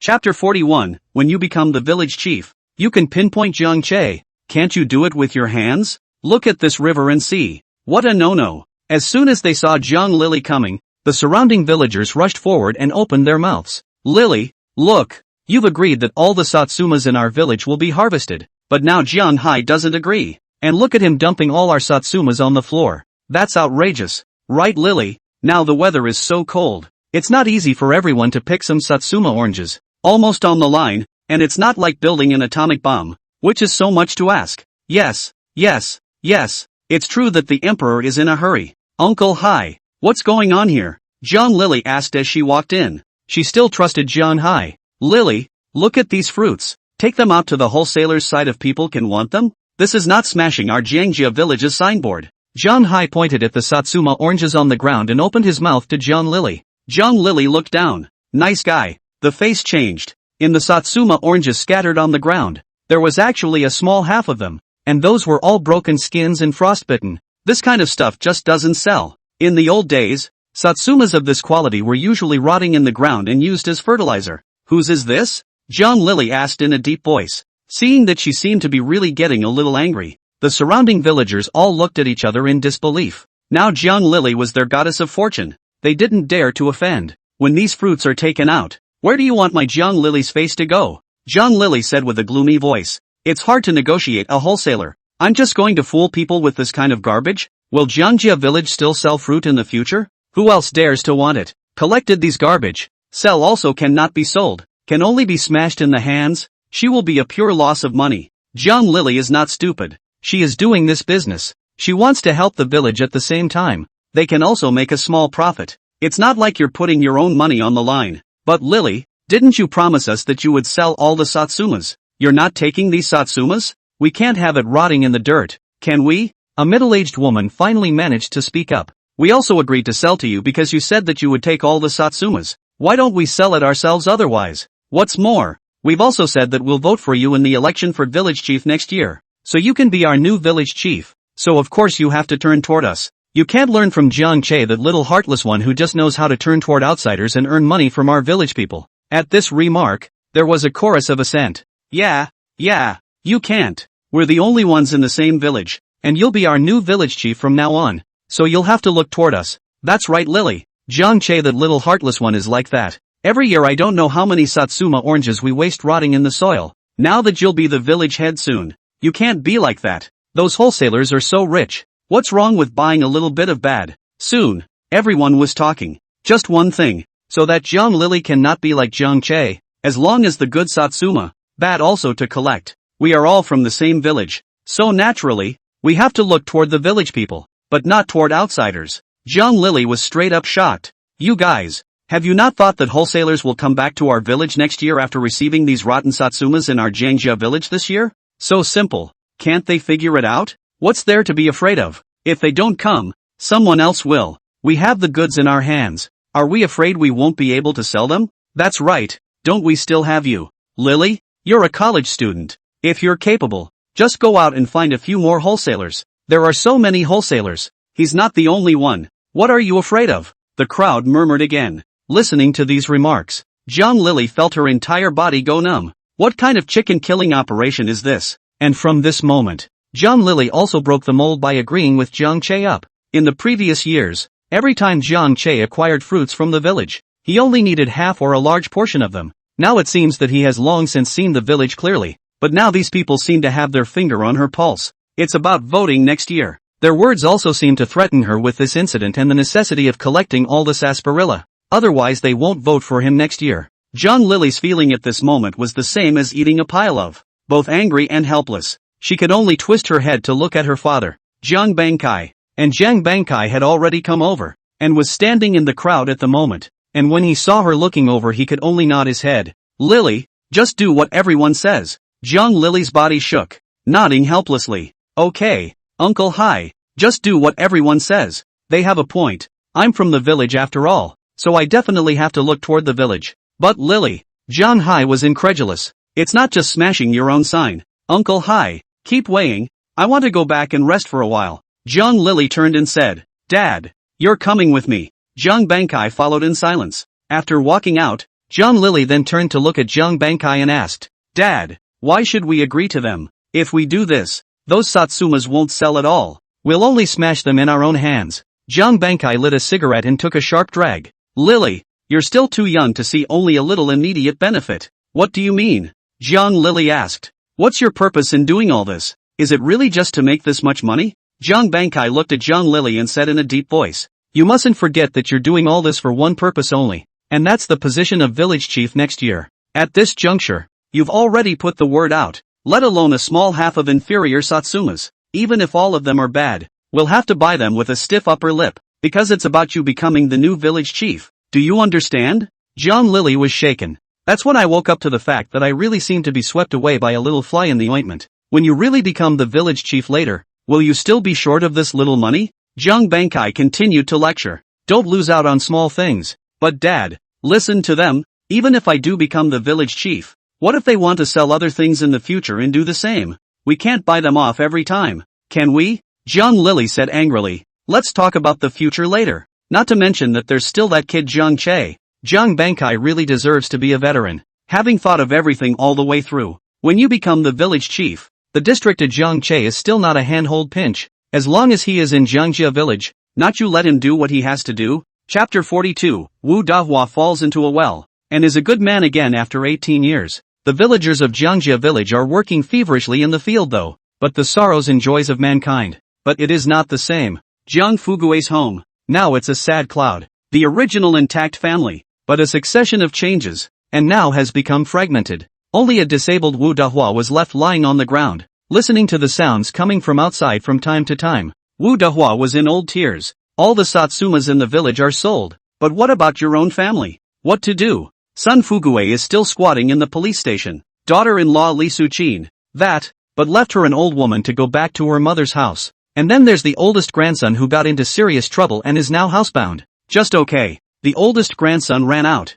It should be fine. Only everything. All thanks to Jiang Che's family. Jiang Yong, Jiang Che. This family of heartless little pussies. Sooner or later, it's all about retribution. About getting 1,000 knives about breaking up the family. Wu Dahua slumped to the ground and cursed loudly. But just then, the landline at home was ringing. The noisy ringing of the bells made Wu Dahua only feel her heart pounding. Have the presence of mind not to pick it up, but the phone just kept ringing. Eventually she could only drag her body over to the other side. Wear out your clothes. Pick up the phone. Hello. Oh Dahlia? We're here at the police station, and we're informing you that your grandson Jiang Yaozu has been arrested. The voice coming from the phone made Dahlia freeze. What? The eldest grandson was arrested? What a killer. The sky is falling. Wu Dahua immediately let out a wail and nearly fainted. After hanging up, Wu Dahua's heart was in despair. Done. Their family's only hope was over. Jiang Yong, wifey, I'll fight you. Wu Dahua turned her grief into strength and got up from the ground. Find the crutches and take the chopper. Just go to Jiang Che's house and fight them. But only when he stepped out of the yard, he fell to the ground with an unsteady weight. She hasn't eaten since last night. By now, he had long since lost his strength from hunger. At this moment, he could only lie on the ground in despair and wail loudly. Over and out. Our family is completely finished. Oh, Jiang Che, you little pussy is so inhumane. This is to drive all the people to death. Woohoo! The old woman sobbed uncontrollably. Soon enough, it caught the attention of a few passing Jiangjia village villagers. After inquiring about the original story, he also cursed at Jiang Che's family. However, the old woman's request for them to send her to Jiang Che's house to go and die with the same person was rejected. They don't want to get in a mess, so it was left to carry the old woman back home. Another call was made to Li Suqin, who had returned to her mother's house. Li Suqin hadn't planned to come back, but it wasn't until I heard that Jiangjia village was selling Satsumas. Li Suqin just couldn't sit still. Their family, there are still thousands of kilograms of sugar oranges waiting to be sold. This is real money. Hurry up and come back with your ass on the line. As for the son, and she wasn't going to care. Son Jiang Yaozu has long since become spoiled under the old lady's pampering and spoiling, completely disregarding her as his mother. All she wants to do now is come back and sell her Satsumas. 2. Then divorced Jiang Fugui. It just so happens that her mother's family has offered her another marriage, and the bride price could still be tens of thousands of dollars. Returning to Jiangjia village, Li Suqin didn't even enter the house and rushed to the Satsuma orange field, then started picking oranges, weighing them, and getting into the car. The results of busy day only to learn the news, but currently only get 1/3 of the money. The nose are almost to Li Suqin gas crooked. I can't go back to my work until the evening. Li Suqin had no choice but to go back to the house unwillingly. The old lady in the house, Wu Dahua, is starving to death. As soon as he saw Li Suqin back, that was even more cursing, saying that she is a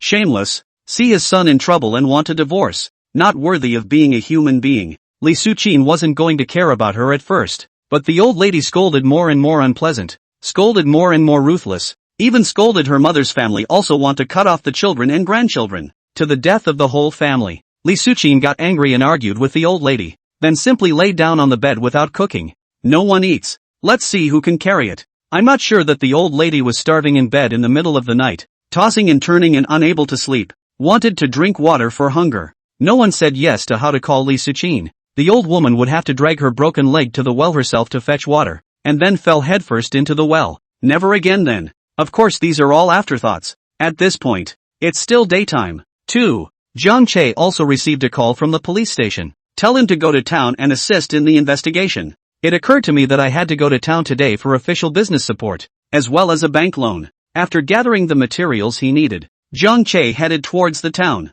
Right. Walking. The current Jiang Che's family was in such dire straits in Jiangjia village. Don't say that families are now busy picking Satsumas. Even if they weren't, none of the motorcycle masters in Jiangjia village would pull him. It was 10 o'clock in the morning when we walked to town. Jiang Che went to the police station first. Inside, it was the first time he had seen Jiang Fugui in such a long time. A short, thin, middle-aged man. He was bearded and extraordinarily haggard at this point. Staring at Jiang Che, he just cursed. Jiang Che, you little pussy is so heartless. If you have the ability, you can lock me up in jail for the rest of my life. Thanks to me being so nice to you. You're the first person that comes to mind when borrowing money. What about you? What did you do to me? It's not even enough to make black money in our village. Now you're trying to screw me. Shucks. I'm not afraid. The big deal is jail time. 18 years later I'm a good man again. Listen to this. Jiang Che even felt speechless. You're being so nice to me? How's that? I'm the first one you think of when you borrow money? Brown. Jiang Che thought he was the first to think of him for something good. I didn't realize it was just borrowing money. I'm supposed to be grateful for the money you borrowed from me, right? And what about being a good man again in 18 years? Nima, are you dying? Officer Chung Yon, as you can see, there's nothing more to mediate, Jiang Che said directly. Alright then, now that all the evidence is complete, we'll file an indictment with the court tomorrow. Officer Chung Yong hesitated. There will also be a mediation before the court hearing. You see, just reject it outright. I don't have time to be running to the district. Jiang Che shook his head. Follow the procedure. There will also be a mediation session the day before the court hearing, which will be stopped if the mediation is successful. What about failed mediation? That is, of course,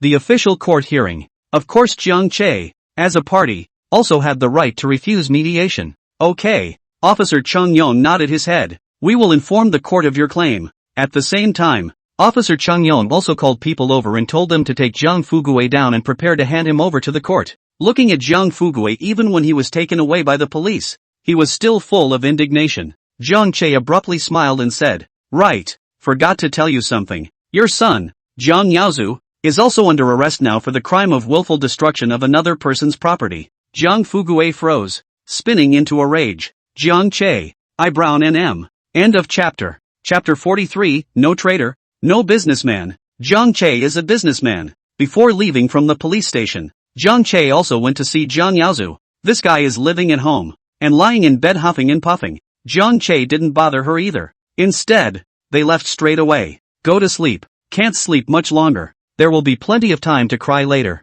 After leaving the police station, Jiang Che went back to the bank. Apply for a loan. There are quite a few formalities. It's also a pain in the ass. Just in Lu Tao they understand all sorts of formalities have also been prepared for him for a long time. Jiang Che also just took his ID card and account book to the bank. But the process of banks reviewing the payments takes time. So naturally, you can't release the money in the first place. After leaving the bank, Jiang Che went back to the town official. Apply for college business support. This one was quick. All of Jiang Che's procedures were legally compliant. Plus Jiang Che's name had actually appeared on the official's office desk a long time ago. The application was therefore quickly approved. The next step was to choose a site for the factory. The old village head of Shunjiang village had actually mentioned it to Jiang Che long ago, saying that their village could lease the land to him at a cheaper price. It was hoped that Jiang Che would transfer his vegetable greenhouses to their village. First, those lands themselves are sitting idle. Being able to rent it to Jiang Che for a little bit of money was of course the best.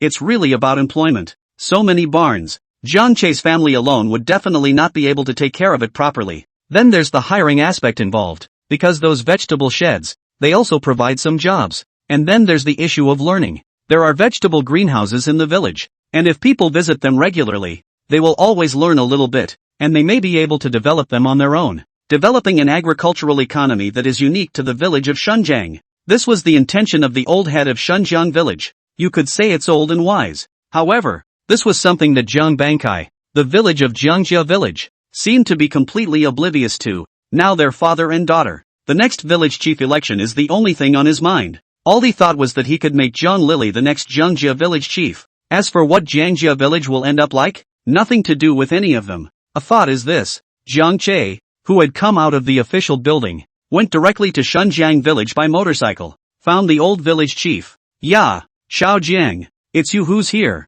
The old village chief was all smiles the moment he saw Jiang Che. "I hear your side of Jiangjia village is working feverishly right now. It's still your Jiangjia village that's blessed to have 2 college students in a row, both of whom are capable. Our village of Shunjiang is not so blessed." The old village chief was again very much in awe. They heard about it too. Jiang Lily, the daughter of Jiang Bangkai of Jiangjia village, also found a wholesaler from the city, willing to buy their Satsuma oranges at a price of $1.03. This was the envy of the villagers of Shunjiang village, but they also know that this is honestly not enviable. Who let their village did not produce a college student, but it's good. With Jiang Che's assurance, the price of 90 cents is also very favorable compared to those 80 cents and 70 cents in the next village. Anyone who wants to sell at a high price, but they are the ones who experience despair, knowing full well that Jiang Che's 90 cents price is hard to come by for them as well. Therefore, it was only the envy of Jiangjia village in his heart. "Aha! What about my coming here this time? I also have a message to inform the old village chief." Jiang Che didn't want to talk too much about the Jiang family village, so he directly digressed and said, "I've talked to the wholesaler side and they can buy the rest of your Satsumas." "Really?" The old village chief was instantly surprised. That can be good news. Their village's production of Satsuma oranges was actually greater than Jiangjia village's, at more than 40,000 pounds, and excluding the 20,000 pounds of sugar oranges that Jiang Che was originally going to acquire. Then they, Shunjiang village, were destined to have another 20,000 pounds rotting in the ground. That's 20,000 pounds. It's a loss for them. And now, Jiang Che came back with good news, agreed to take the remaining 20,000 pounds of their Satsumas. How can you not make the old village chief overjoyed? But at the price, you may not be too happy. Jiang Che said softly, "How much?" The old village chief's eyes flashed. 50 cents. Jiang Che spoke directly. That was the final minimum price that the old village chief had given him at that time. 50 cents a pound. Receive all the remaining Satsumas in the village of Shunjiang. Sure, those of clearly questionable quality are not included. This price can be extremely low, even back in the box. When Jiang Che was telling Lu Tao that they had 60 cents, Lu Tao and the others felt that they had made a lot of money. Not to mention the 50 cents now. Jiang Che doesn't make money? How is that possible? Some might say he's cold-blooded and desperately trying to squeeze the village of Sun Gang. But remember that there's no such thing as a crooked businessman. Jiang Che is a businessman, not a philanthropist. 50 cents? The old village chief let out a bitter smile, and when he looked up at Jiang Che, his gaze brought up a touch of complexity. The young man in front of me, really a competent businessman, but he nodded his head. Nonetheless, 50 cents is 50 cents. Yes, sold at that price. Then when can the car come, so our village can prepare for it? The old village chief asked. Jiang Che opened his mouth in a moment of contemplation. It's probably just a couple days. What you have to prepare for, you can start as well. But remember the first 20,000 pounds. I want good quality. And the ones after that should be able to look good. You can't spam things that are obviously rotten. Hear it in just a couple of days. You can even start preparing for it already. The old village chief's face, too, finally squeezed out a smile and, "That's fine. I'll arrange it later. Don't worry about the quality, Xiaojiang. Our village is still planning to cooperate with you for a long time." Well, Jiang Che also laughed. This matter is settled. And now I have another matter that I would like to talk to the old village chief about. Anything else? The old village chief was surprised. The old village chief said earlier that your village has some unused land. Can you show me around? Jiang Che said directly. The old village chief froze, spinning around, eyes glowing. You want to rent it? Aha. Jiang Che nodded his head. Well then, I'll show you out. The old mayor of the village became agitated once again and, our mountain land, that can have a lot of our deserted. Xiaojiang you just rent,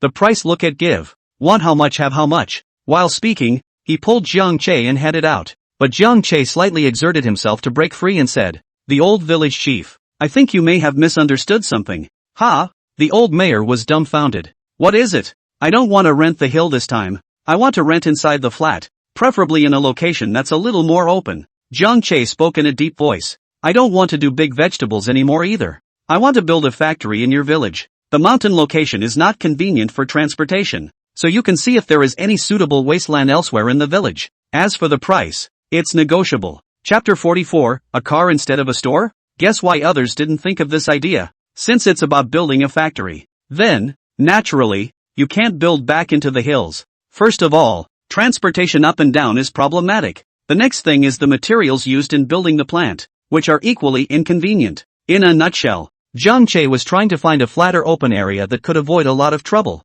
Heard it was to build a factory. The old village chief put his eyes wide open. What? Xiao Jiang, you want to build a factory in our village? What kind of factory is being built? Fruit processing plant. Jiang Che said directly. I'm going to go ahead and build a fruit processing plant in Shunjiang village, and then I'll use Shunjiang village as a base and radiate out to the surrounding area. Envelop all the surrounding 10 miles and 8 townships. And in the future, for the fruits in this area, maybe everyone doesn't need to go out and look for other wholesalers. Just give them to me directly. Jiang Che said directly. Good, good, Xiao Jiang. You have a future. A future. The old village chief was thrilled. He wanted more. Build the factory. Manpower was needed from the beginning when the factory was built, and later when the factory was built. What about the factory workers? It's in his village of Shunjiang. Then won't the people in the village be able to go straight into the factory? What's the point of going out to work? Right at home. Right in the village you can work. Light and strong laborers will return. The village is employable.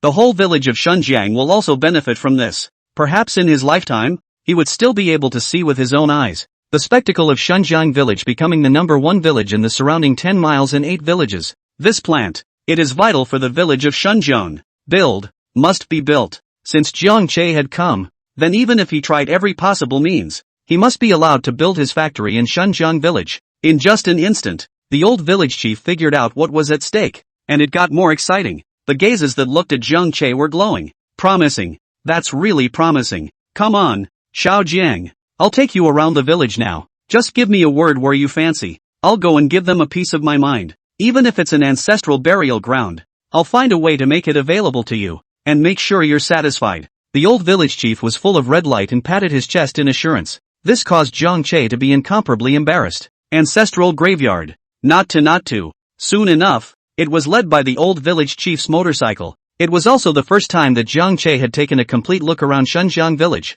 And similarly, he was freezing in the car. Old village chief, stop here, Jiang Che said as he looked at the huge river dam outside Shunjiang village. It's nice here. Or is it your village? It's basically our village, the old village chief said as he looked at the river dam. Shunjiang village. As the name suggests, the village is actually next to a river stream. A huge dam also exists as a result. The dam is large and there are usually a number of villagers growing crops in the river dam. But the harvest was dismal, because almost every summer that river rises and then floods the dam. And it's basically a bloodbath if you don't collect your crops early. That means this dam is shared with other villages? Jiang Che asked again. Aha. But their village is small enough that you don't really need it if you're simply building a factory. The old village chief opened his mouth worriedly. But Xiao Jiang, if we build a factory here, what if there's a flood? Mayor, just tell me how much this river dam, if rented to me, would probably cost a year, Jiang Che said with a frown. The flooding? He thought about it, and it's right there in the memory of the predecessor. It does seem to have flooded here during last year's flood season as well, but the officials have already built hydroelectric power plants upstream from the year before, which will greatly reduce the amount of water. Jiang Che bet on many years to come. None of this place will flood again. Even this branch of the river is in danger of falling into disrepair. As for the reason, that was the same situation in Jiang Che's hometown before he traveled across the world. And after the hydroelectric power station was repaired there was rarely any more flooding. Even with the migration of time, the river flow branch is in disrepair. In normal times, it's straight into a larger puddle. This place, the old village chief was hesitant, but looking at Jiang Che's resolute expression, he still said, so be it. How many acres of land do you need roughly, Xiao Jiang? Jiang Che said after pondering for a while. It's probably just about 10 or so acres at the moment. 10 acres? The old mayor was deep in thought. I'll tell you what. I'll talk to the village and give you news when the evening comes. Okay. Jiang Che nodded his head. He also knew that all these lands were actually allocated to each household, and the old village head could not make a single decision. Then, of course, there is a discussion to be had. But don't worry. I'll definitely do it for the price and try to make you happy. Xiao Jiang. After all, as you can see, the environment here is just like that. And when there is a big flood in the coming year, all the crops will have to be flooded. I'll do some thinking for them, and the price will definitely be cheaper. The old village chief still said, thank you anyway. Then, Jiang Che gave a smile. You just have to be willing to build a factory in our area. And I think the village, too, would be willing to do it cheaper. After all, this whole thing is good for all of us. Ha ha. Jiang Che gave a smile. He knew it. The old mayor of Shunjiang village is a man of understanding. After bidding farewell to the old village chief, Jiang Che took another turn around Shunjiang village. That's why I stopped a passing motorcycle to go home. On entering the village of Jiangjia, Jiang Che also saw 2 trucks parked on the side of the road. It's now filled with Satsumas. The villagers of Jiangjia village, too, were all working feverishly. Someone saw Jiang Che. Immediate disdain. Look, what are you looking at? Now you know how red-eyed you are. That's it. We're just not going to sell it to you. No conscience, my ass. Asterisk. Jiang Che smiled and ignored it. He always felt there was a problem with Jiang Lily's sales. Who would choose to collect Satsumas for $1.03 in this market now? There definitely is. But the polypile won't be so massive. Also just the wholesale market there. Wholesale market? Jiang Che's mouth suddenly twitched. Good lord, don't be such a wholesale market. That's where he's been for a long time. The price is indeed a bit higher compared to the distributors who sell to major supermarkets. But there are a lot of problems. First of all, they can't eat large quantities. Buy wholesale. I mean dozens of pounds and 100 pounds or so for sale. 200 or 300 pounds at most. Who can eat a village the size of Jiangjia village? There's also the fact that you want to do business in the wholesale market that you have to have a stall to be able to Stalls. How much is the rent for a year? Unless you're really determined to start a wholesale business. Otherwise the rent alone is the problem. As for the rest of the way, a car instead of a store? Jiang Che's expression became even more odd. Guess why everyone rents stalls? Why don't many people have the guts to take a car instead of a store? Are you the only one who's smart? To come up with a way to make money? Chapter 45, Father Jiang was beaten and his head was bleeding. Return home. It didn't take long. Jiang Che then received a call from the old village chief. The old village chief said his village had already discussed the matter. From this, it could be seen that he really took this matter seriously, and should have summoned the people of the Jiang family village to start discussing the meeting right after Jiang Che left. The results are now quickly negotiated. And what was the result of your discussion, old village chief? Jiang Che asked. Xiao Jiang, do you think 15 acres is enough? Instead, the old village chief asked rhetorically. Jiang Che pondered. Just built the factory. The money in hand is actually those. Certainly cannot be built at the very beginning of the particularly large. 15 acres is obviously a bit over the limit. It's not about how much the rent is. Rather, the footprint is too large. And then a lot more money is needed for the construction. Koto, you should probably know that too. The going rate for leased land right now is around $1,000 an acre. The old village chief's voice rang out again. Jiang Che nodded his head. The land he had previously leased in Jiangjia village was based on a price of $1,000 an acre. But we do have a bit of difficulty there considering the combined reasons, which is where you're looking at. I'm afraid if there's a big flood every year, the old village chief is still talking, but Jiang Che's brows furrowed. Old village chief, as I said, there's no need for you to worry about this matter. I'll take all the losses myself. He didn't expect that the old village chief would be so unpleasant, abrasive and verbose today. No, Jiang, I didn't mean it like that. I mean, we in Shunjiang village have discussed it, and we feel that there's really no use in us holding that location. So if you want to build a factory, we'll build it for you. And we don't charge you rent. But we also have a request. The old village chief finally managed to say. This was something that really surprised Jiang Che. No rent is charged. Is that such a good thing? What are your requirements in Shunjiang village? It's just that every year, if you collect fruits around yours, can you give priority to our Shunjiang village? Also on the price. The old village chief hesitated. Jiang Che's eyes flashed. The old village chief. I can make the price in your village of Shunjiang a dime more than the surrounding villages, because if the factory needs people, it also prioritizes recruiting from inside Shunjiang village. Splat. Jiang Che heard the loud sound of slapping his thigh. Really? Aha. Jiang Che nodded his head. If a man let me have a foot, then I will let him have a foot. Jiang Che is a businessman though, yet it is not without a bottom line. In the early stage of business, although he took millions of funds, but in fact, it is also relatively difficult. The old village chief is willing to support him, so he naturally also want to give back. Good. Then, Xiao Jiang, when will you come over and we'll finalize the area? I can also give an explanation to the village. Now, old village chief, if it's convenient, please come pick me up. Jiang Che also stood up from the bed and said, no trouble, no trouble. Well, old man, I'll be right there. The old village chief laughed and was happy too. After hanging up the phone, Jiang Che headed out. Mother Jiang is puzzled. Chul, where are you going again? Jiang Che just came back from outside. Why is he going out again? Mom, I may not be back for dinner tonight. You can just eat with Dad, Jiang Che said after some thought. Ah, where are you going? To the city again? Jiang Mother was even more surprised. Jiang Che just came back. Why are you going out again? I'm going to the village of Shunjiang for something. The old mayor of Shunjiang village is coming to pick me up later, Jiang Che said. Well then, be careful on the road. Tell him to drive the car slower. Don't fall on it soon for the new year, Jiang Mother admonished. Good. Jiang Che nodded his head. Just head out into the yard. But just then, Jiang Che's phone suddenly rang.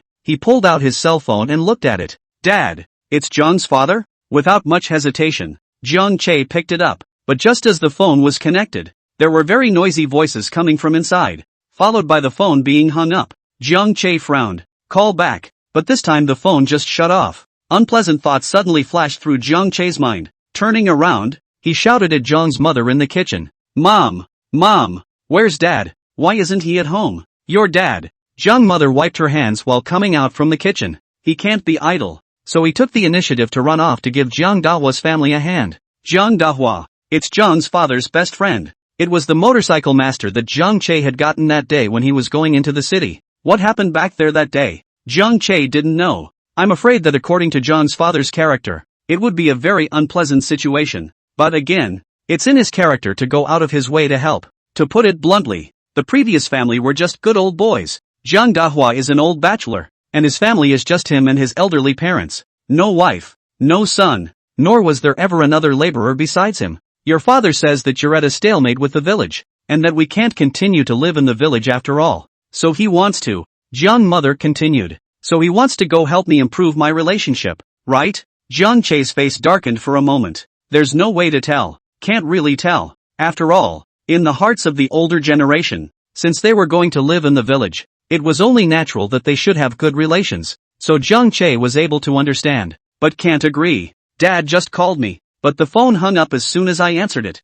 and now it's just off when I call. Jiang Che said with a gloomy face. I'm afraid something has happened. Mom, where is the land of Jiang Dahua's family? Jiang Che asked. Ah, it's not far from the entrance of the village, so go and take a look. Chi, Jiang Mother is also anxious. You go check it out. I'll put out the fire in the stove and be right there too. Aha. After knowing the approximate location, Jiang Che turned around and ran. It didn't take much time to reach the village entrance location. Fruity. Then he saw a circle of people gathered not far away, in immense confusion and clamor of voices. See this scene. Jiang Che's eyelids fluttered. Do what? His eyes instantly went red and he charged forward with a yell. Ouch. Don't fight it. At this point, Jiang's father was curled up on the ground, his head broken and bleeding, moaning constantly. Jiang Dahua, that close friend of Jiang's father. At this point, he is also writing him for a punch storm. There were quite a few people gathered around, all indifferent, just pointing, but none of them came forward to stop them.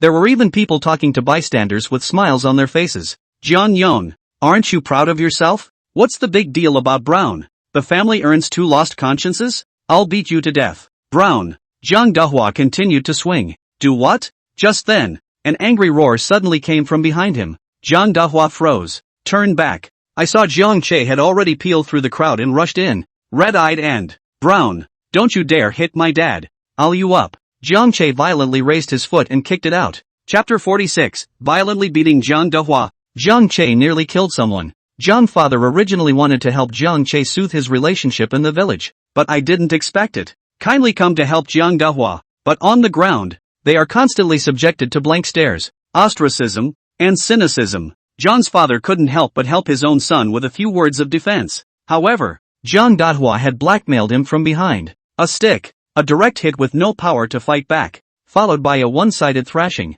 Just after calling Jiang Che's phone, the phone was hung up and smashed. Okay, Jiang Che arrived. I'll ing you up. Jiang Che was furious, with scarlet eyes, and with a single kick, he sent Jiang Dahua flying out from Jiang father, planting himself heavily in the ground next to him. Dahua, an old woman nearby exclaimed. But Jiang Che's action was even faster. After another national curse, he copied the nearby flat stick and smashed it down. You ing hit my dad. Brown. Jiang Dahua rolled on the ground in pain, and I'd been begging for forgiveness. I was wrong. I was wrong. Don't fight it. I'll ing kill you. Jiang Che was still in a state of rage. Who can understand the heartbreak he felt when he saw that scene when he rushed into the crowd just now? Jiang Yong, the usual tall, affable man, collapsed in the mud. He kept struggling and begging for mercy, head broken and bloodied, covered in dirt, miserable to the core. The man riding on top of him was his best friend and was beating him with punch after punch. Around them were pairs of indifferent gazes, no one stopping, no one came forward, no one even said a word for John's father. And originally, John's father was here to help him off. It's because he's pitiful and wants to come to his aid and give him a hand. What gives him the right to treat Jiang Dawa's father like this? On what grounds? Do good people deserve to be bullied? Jiang Che felt like his heart was going to explode with rage, wanting to kill everyone in this village cleanly. What kind of village is this? All white wolves, all of it. Aha! Jiang Che stormed into a rage, and with another squash, he ruthlessly smashed on Jiang Dahua's body. There was a solid thud. Someone tried to come over and block it, but he was glared back by Jiang Che's incomparably fierce eyes. Why didn't you guys say anything when my dad was getting beat up? All dead? All dead. Now alive. I'll beat up whoever comes up here. Brown. The anger in Jiang Che's heart grew stronger when he saw John's father, who was crouching at the foot of the tree. Brown. Aha! Raised the squib hard again. This time, he aimed for Jiang Dahua's head, to directly beat this white-eyed wolf to death. Big deal. Lose a life. Brown. But right at this moment, a figure stumbled and ran, hurriedly holding Jiang Che at the waist. Chul. Don't. It's Mother Jiang. In the nick of time, she arrived. Crying loudly, he stopped Jiang Che. Don't, Chul. She held Jiang Che in a death grip. Don't want him to slam it down again. Not a good deal. Not a good deal. Not a good deal for Chul. Woo-hoo-hoo. Listen to the cries coming from close to your back. Jiang Che's entire body stiffened. Mom. Chul. Don't fight. Let's hurry and take your dad to the hospital. To the hospital. Jiang mother was still crying out. Jiang Che's body shook once again. Chul. Don't fight. Oh. Let's get your dad to the hospital. Woohoo! Jiang mother was still crying out. The anger in Jiang Che's heart was finally gradually pacified by Jiang mother. It didn't dissipate. It just soothed. He slammed his flat on the ground and, Jiang Dahua, we're not done with this. Then he turned to look at Jiang's father and picked him up and said, Dad, we're going to the hospital. Jiang's father had been bracing himself before, and he wanted to stop Jiang Che, but with pain all over his body, he couldn't do it at all. It was at this point that he finally let go, and with it, a fainting spell. Dad! Lao Jiang! Jiang Che and Jiang mother exclaimed at the same time. Quick! To the hospital! Jiang Che hugged Jiang's father and headed down the road, stumbling along the way, also constantly calling out to Jiang's father. Dad!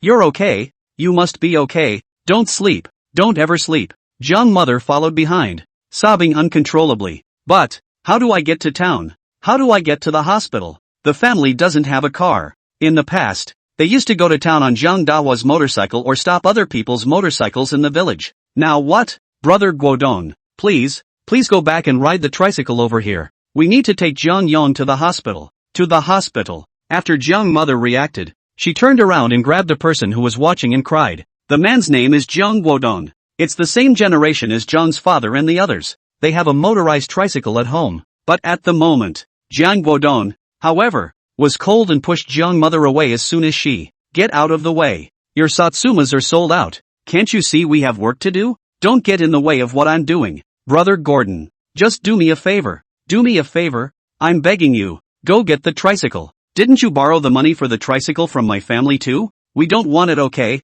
No more. Please, go get the car. Jiang mother is still praying. Even offered to come up with something that could be done without their family paying them back. Jiang Guodong was a bit impressed, but a middle-aged woman next to her was saying, Jiang Yang daughter-in-law, we want to help you too, but that motorcycle of ours happened to be uncharged last night, so I guess it won't run. The middle-aged woman was none other than Jiang Guodong's wife, also known as Auntie Lu. Jiang Wangwang, the most mischievous and disruptive child in the village, is their grandson. But don't worry, we will definitely pay back the money we owe your family. Except we really can't help you right now. But you Jiang Che have the ability or college students, know a lot of people. Maybe now make a phone call. Can also find a Mercedes-Benz from the city. Just wait, surely something will be done. Shady. It's fine if you don't lend a car or help out. It's still shady on the side. Listening to this, Jiang Che was furious, but there was nothing he could do. But those same words were a reminder to Jiang Che. He rushed to find his cell phone. Call the old headman of Shunjiang village who was on his way here. After hearing about Jiang Che's side of the situation, the old village chief was also anxious beyond measure. Xiao Jiang, Don't worry, I'll get someone over here right away. Hang up. The old village chief, who was halfway across the country, called home again. Wifey, quick, turn the horn on. Put your cell phone by the speaker. The village chief's wife was puzzled, but did as she was told. Very quickly, the old village chief's voice then traveled from the phone to the loudspeaker, and then through the loudspeaker to the entire Shunjiang village. The villagers. Now Xiaozhan's family, who is coming to our village to buy Satsuma oranges, has had an accident and needs a tricycle. Whoever has a tricycle hurry to Shunjiang village. Whoever has a tricycle should hurry to Shunjiang village. Come on.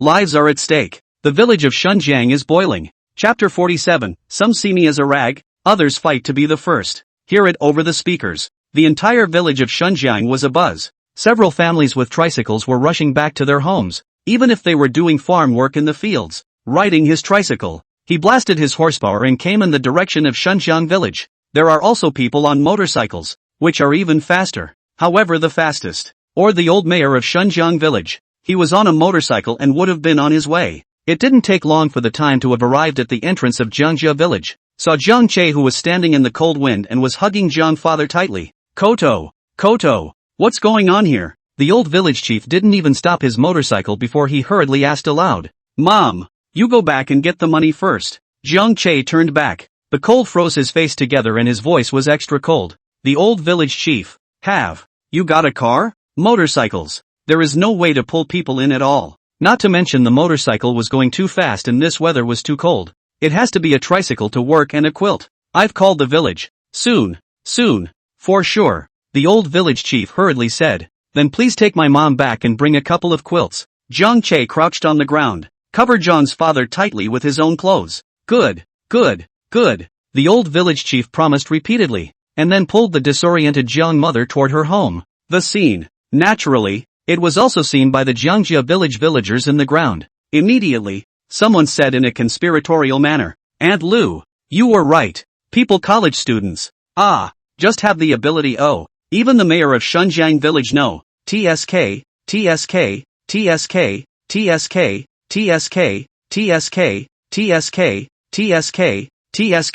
I'll be damned. Eating our Jiangjia village's food and browbeating the people of Shunjiang village. Why don't you move to Shunjiang village? That's right. It's such a good relationship with Shunjiang village. Why don't you move to Shunjiang village? Auntie Lu also looked at Jiang Che, who was squatting on the side of the road with flickering eyes, then rushed next to Jiang Guodong and said, Gordon, why don't you go find the village chief? Then bring the tricycle. Anyway, didn't that whoever said that? As long as we drag Zhang Yong to the hospital, we don't have to pay the money we owe. Jiang Guodong frowned and whispered, it's not good. Dahua is my cousin after all. That's right. Jiang Dahua is Jiang Guodong's cousin. It was also for this reason that in the face of Jiang mother's request, Jiang Guodong this would be indifferent. Are you stupid? Can't you see that the people from Shunjiang village are here too? If you don't pull it, the people of Shunjiang village will pull it too. And Jiang Yong won't die anyway. So why don't you earn this money? Aunt Lu said without a word of humor. Get the village chief again. Let him see Jiang Yong, this family of eaters. Eating our Jiangjia village's rice. Okay then. Jiang Guodong threw down the clippers in his hand and turned around. It didn't take long. The old village chief then pulled Jiang mother back over again. Jiang mother was still holding 2 beds of cotton wool, and as soon as she got off the bus, she anxiously wrapped herself around Jiang father. Jiang mother was so sad and scared that she was still hanging on to her tears. She couldn't imagine. What the hell just happened? How could her man, who had clearly come to help, be beaten like this? She nearly lost her husband, lost his son. Why on earth did the people of Jiangjia village become so cold-blooded? Jiang mother was trembling all over, fearful, feeling her wariness. Jiang Che also couldn't help but exert himself and hold her tightly in his arms. Mom, it's okay. The old village chief said the car will be here right away. Jiang Che comforted. Mayor Lin, the car. Jiang mother looked to the old village chief to open her mouth. Right away.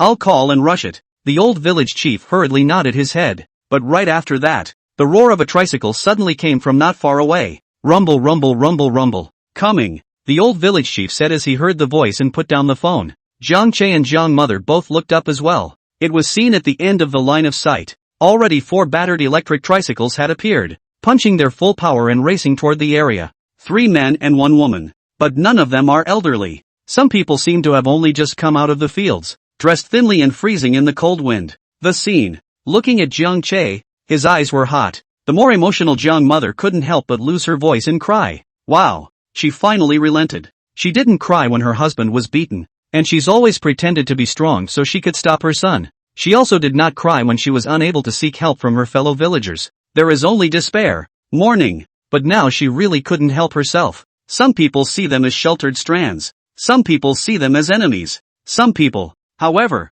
are scrambling. Looking at the tricycles, Jiang's mother sobbed uncontrollably. Coming. The old village chief also looked at them, a pleased smile on his old face. Xiao Jiang, hurry up and pick up your father. The old village chief looked down at Jiang Che and said, good. Jiang Che didn't hesitate in the slightest. Just once again, he held Jiang's father across the waist and headed toward the 4 tricycles that were coming towards him. The 4 tricycles also quickly flew over and stopped in front of Jiang Che. My God, Jiang, what's going on with your dad? Among them, the old man in a single shirt Jiang Che actually recognized. It was the old farmer by the roadside that he had met when he first went to Shunjiang village. His jacket was in the back seat of the car. By now it was also freezing cold from the cold wind. Obviously in too much of a hurry to just put the dress in the back and not have time to put it on. Adjusty, you should put your clothes on first. It's too cold, Jiang Che said. At the same time, Jiang's mother also hurriedly brought the cotton wool and laid it flat on the back of his tricycle. Jiang Che this also carried Jiang father up. Another layer of quilts was used to cover Jiang's father. Every corner of the quilt was tucked in, carefully and tightly, trying to do as much as possible to keep the cold wind from getting in. Uncle, please take us to the town hospital. Only after doing this did Jiang Che look at the old farmer and open his mouth. Good. The old farmer had shivered and put his coat back on. Jiang Che looked toward the remaining few tricycles that came with whoever came with him, and after a long period of silence, he slowly said, Jiang Che, will remember the friendship of Shunjiang village. Ha ha, it's fine. That's it. What's the point? Human life is a big deal. What's sentimental or not is trivial. Go on, get to the hospital. The other 3 smiled. Aha. But just as Jiang Che was about to leave with the old farmer, not far behind, suddenly there came an old voice that, wait a minute. Immediately afterward, Jiang Guodong chased after him in his tricycle, pulling Jiang Bankai along with him. Jiang Bunsai's tricycle is new. It was bought only 2 or 3 months ago. The money, however, was borrowed from Jiang Che's family. It hasn't been paid back yet. Looking at them, Jiang Che's expression was icy cold. There was a desire to stop and settle accounts with them, but then he considered Jiang father's situation. Can only say, Uncle, leave them alone. Let's go. Chapter 48, Powerful and Powerful. Jiang Che lifts the tricycle in anger, but Jiang Che wanted to go. Some people, however, clearly don't agree. Jiang Che, stop. Behind them, Jiang Guodong directly drove at full power, quickly copied to the front of their 3 wheels, and parked his body in front of them, blocking Jiang Che's in their path. It's been said before, Jiang Guodong's tricycle was just bought. It's kind of the newest model and has a lot of horsepower. Therefore, it was also very fast and caught up easily. What are you going to do? Good dogs don't get in the way, don't they? Being blocked from the path, Jiang Che's eyes were icy cold as he forced himself to hold back his anger. Jiang's mother sat in the car and stared at her with the same fury. Jiang Guodong, what are you trying to do again? Didn't you have no power? Now there's electricity. The old village chief and the other 3 people from Shunjiang village also hurriedly gathered around. Old Jiang, what are you doing? People's lives are at stake on Xiaojiang's side. Why don't you get out of the way? The old forest. This is a matter for my Jiangjia village. It shouldn't have anything to do with your Shunjiang village, right? Jiang Bankai looked at the old village chief. What does a human life have to do with the village? The old village chief frowned. Tell your men to put the people down. We can do things in our village ourselves. We have tricycles in our village too, Jiang Bankai said in a deep voice. Jiang Che's eyes flashed. Uncle, leave him alone. Let's go. For the people of Jiangjia village, he was disgusted to the extreme at this point. Not to mention Jiang Guodong's willful excuses earlier. Chola. Jiang Guodong also looked at Jiang Che, smiling. Put your dad up then. I'm new and fast. I'll have your dad at the hospital in a few minutes. No need. Jiang Che said coldly. Jiang Guodong, get out of the way now, or don't blame me for being impolite. Jiang Che. Jiang Bankai looked at Jiang Che. I used to think you're a good kid, but now how do I look at it? Why do I think you don't know any better? Your uncle Guodong was willing to help you. Willing to drag your father to the hospital. And it's not even if you don't appreciate him. What do you mean by calling him by his first name? Is there a bit of tutelage? Let's get out of the way? Jiang Che was cold. Jumped right off the tricycle. Let's not? What do you mean? Jiang Bankai looked at Jiang Che. What do you want? We're trying to help you out of the goodness of our hearts. What are you trying to do? Is it hard to hit someone? What a white-eyed wolf. Jiang Bankai glared at Jiang Che and shouted angrily. Chul. Jiang's mother was worried sitting in the car. Koto. The old village chief also walked over and grabbed Jiang Che as soon as he could, fearing that he would get agitated and do something unmanageable. It's okay, I'll be nice. Jiang Che took a deep breath and patted the old village chief on the back of his hand. Will you let me? What do you mean? There was another run in the ground behind them. It's Auntie Lu, Jiang Guodong's wife. He blocked in front of Jiang Che and looked at him coldly. What do you mean? What are you trying to do? Little pussy? You just beat up Jiang Dehua, and now you want to beat up my family's Guodong? This is lawlessness no more. I'm telling you, if you dare to touch my family's Guodong for a moment, I'll sue you to death even if I sue the city. The woman was very pugnacious, and her fingers were about to poke Jiang Che in the face, but Jiang Che only glanced at her before coming to the back of the tricycle. Then, grab the tricycle with both hands, push hard and lift upward. A yell later the tricycle was lifted by him. What do you do? Jiang Guodong exclaimed. Jiang Bankai, who was sitting in the car, was also alarmed. Jiang Che, are you crazy? Just busy jumping down. Yeah, I'm just crazy. I'm ing-driven crazy by you guys. Jiang Che exclaimed. Lifting the back wheel of the tricycle, he threw it over the side. Anyone who has lived in a rural area and has a tricycle in the house should know that tricycles look big, but they don't really weigh much. An adult certainly can't lift it, but definitely able to lift. Pung! The rear wheel of the tricycle landed on the ground with a pang sound, and was moved away hard by Jiang Che. Taking advantage of this, the old farmer rotated the throttle and drove off in his tricycle. Jiang Che also took 2 steps after him, and flipped over onto the back of the car, watching them about to go away. Auntie Lu finally came back from her shock and yelled at Jiang Mother's back. Jiang Yan's daughter-in-law. But we are planning to send you. It's you who don't agree. And your family. Jiang Che even lifted my family's car. That money we won't pay back. No response. In situ. Jiang Guodong rushed up with immense heartache and looked at his beloved car. He was relieved to see that he had only moved his position and that there was no damage. It's okay. It's okay. Jiang Bangsai's face turned blue. Jiang Che's behavior just now could be said to have disgraced him, the village head of his own hall. He has been the village chief of Jiangjia village for decades. Today, he was actually treated like this by a junior. He couldn't accept it and was furious. Lao Jiang, the village chief on Shunjiang village, frowned at Jiang Bankai. Wanted to speak, but didn't know what to say. It was kind of the other village's business, after all. What's more, Jiang Bankai was likewise a village chief, and he couldn't control him. The old forest. Jiang Bankai looked up. That kid Jiang Che wants to collect your Satsumas. That's a little bit of thinking. Aha. The old village chief nodded. No wonder this kid has been emboldened. Jiang Bankai nodded his head. Jiang Guodong and Auntie Lu's husband and wife, on the other hand, looked at the people of Shunjiang village in surprise. That little pussy wants to collect your village's Satsumas.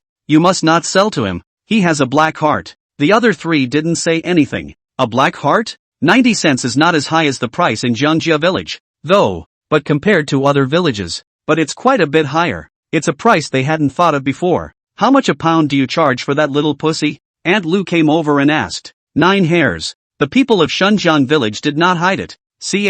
90 cents. 90 cents and you're selling it? This littler has a really bad conscience. Auntie Lu snorted immediately, looking at the people of Shunjiang village with a sense of superiority. 90 cents. They hadn't even sold Jiang Che a piece before. Now it's even $1.03 high. Why don't you not sell it to him? Bring it to our village and let Lily sell it to you. Our village Lily, that's the one with the skills. Tops. $1.03. Aunt Lu said smugly. Next to him, Jiang Bangsai's eyes jumped as he listened. Brown. Pussy. Immediately, he coughed and said. 90 cents can be, in any case, better than the rest of the village. But old Lin, that little brat Jiang Che's heart is dark. You have to be careful. Oh, my old man is not blind. I can still tell who's black and who's not. The old village chief smiled. The smile was disdainful. Today, this Jiangjia village had also opened his eyes. P.S. Last day. Ask for a monthly ticket. Chapter 49. The viper of jealousy has long swallowed the Jiang family village. Hospital.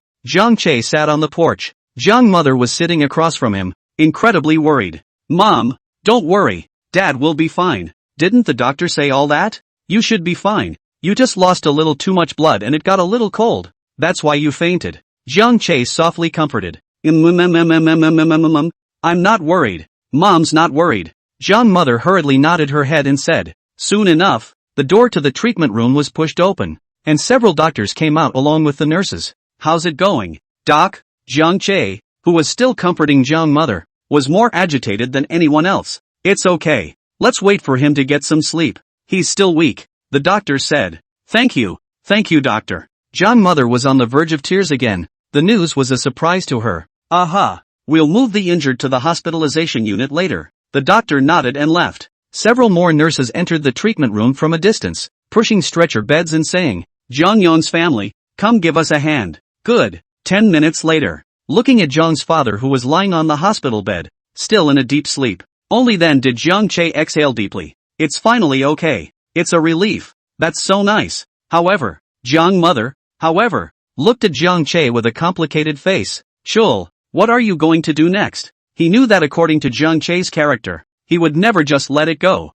Call the police. I'm afraid I can't right now. Jiang Che shook his head and said, call the police? He hits people too. How do I call the police? Once you call the police, you'll have to be arrested yourself. Then there's only one other way. Take your time. There will always be an opportunity for me. Jiang Che's voice was gloomy. But Jiangjia village, we can't live there anymore. Ah. Jiang Mother was dumbfounded. Mom, as you can see, what is the attitude of those people in Jiangjia village towards us now? Dad was right there getting beaten up by Jiang Dehua, and they were all just watching. In the end, you went to beg Jiang Wodong to borrow a car, and he refused. What's left of this village? Jiang Che's expression was icy cold. But what about our house? And our land, too, is in the village. And where do we live if we don't live in the village? Jiang Mother said hesitantly. What's most important to rural people? That's the land. House. That's what they settle for. What's more, Jiang Che's house had only been newly built a short while ago. No? How is that possible? Keep the house, the land for now and sell it when you can. Jiang Che frowned and thought, Dad's in the hospital now anyway, so don't go back yet. Mom, just stay in the hospital with Dad. Just leave those things to me. I'll find a way to work out where to land in the future. 2. Okay then. Jiang Mother nodded. After waiting for another hour or so, Jiang's father finally awoke from his coma. But he's in bad shape, just staring blankly at the ceiling of the hospital room. It seems very sad. This feeling, Jiang Che could understand. Therefore, he didn't say anything, but just sat silently beside Jiang's father, holding his palm tightly. Jiang Dehua, that's Jiang's father's friend for decades, especially today, when he still offered to come to the door to help. But what happened? Instead, he was sneaked up on and tricked into a blitz. I'm afraid that Jiang's father couldn't figure it out anyhow. Jealous of how this big snake swallowed the entire Jiangjia village bit by bit. Did it start when you first made money making vegetable sheds in your own home? Or did it start when your own family built a new building with a small house? Or is it really because of the little bit of money Chul makes? No way. It has nothing to do with Chul. It's just jealousy. Jealousy, the great serpent, had long ago devoured everyone in the Jiangjia village. On what grounds? On what grounds? On what grounds? Why is it that everyone is from the same village, and everyone is so poor? But you Jiang Yong's family is the only one who got out of poverty? You're the one who built a house? You're doing business at your house? Your house is the only one that makes money. Especially when they finally learned that all that money Jiang Che earned was their hard-earned money. The little houses were also built by sucking their blood, and the money lent to them. The money. It's clearly supposed to be theirs. How does that not make them jealous and drive them crazy? Hated Jiang Che's family. Chul. Jiang Mother walked into the hospital room, looked at Jiang Che and said, the old village chief of Shunjiang village is here again. If you have something to do, go ahead. We'll be fine here. Aha. Jiang Che got up. Dad, get well and I'll be back tonight. Aha. But just as Jiang Che was about to walk out of the hospital room, Jiang father's voice still rang out. Chul. Jiang Che turned back, revealing a surprised expression. Your mom told me what you think. Go ahead and do whatever you want to do. We're all behind you. Jiang Che's eyes instantly heated up. Yeah, I know. Dad, land, house. It is just vital for every rural person. But now, Jiang's father even agreed, which also shows that he is considered to be by the people of the Jiang family village will be completely broken through the heart as well. Step out of the hospital room. Jiang Che then met the old village chief in the hall of the town hospital. The old village chief was still in the same attire as during the day. Scratch your head. It's embarrassing. There's no rush today, and there's nothing for sale in the field. I wanted to buy some fruits to come, but I'm embarrassed to go in when there's nothing. Or I'll make it up to Lao Jiang when tomorrow comes. Jiang Che's original mood, which was still a bit gloomy, was also amused by the old village chief's It's okay. Old village chief. You've helped our family enough. Those 4 tricycles were scrambling. It left a deep impression in Jiang Che's heart that he would probably never forget for the rest of his life. Some people see me as a blindfold. Some people see me as an enemy. Some people, however, are scrambling. That's all we're supposed to do. The old mayor continued to scratch his hair and, don't say you're willing to take our village's Satsumas. Even if that's not the case, a human life is in front of us. It's impossible to see death. But some people just see death. Jiang Che's face went cold again.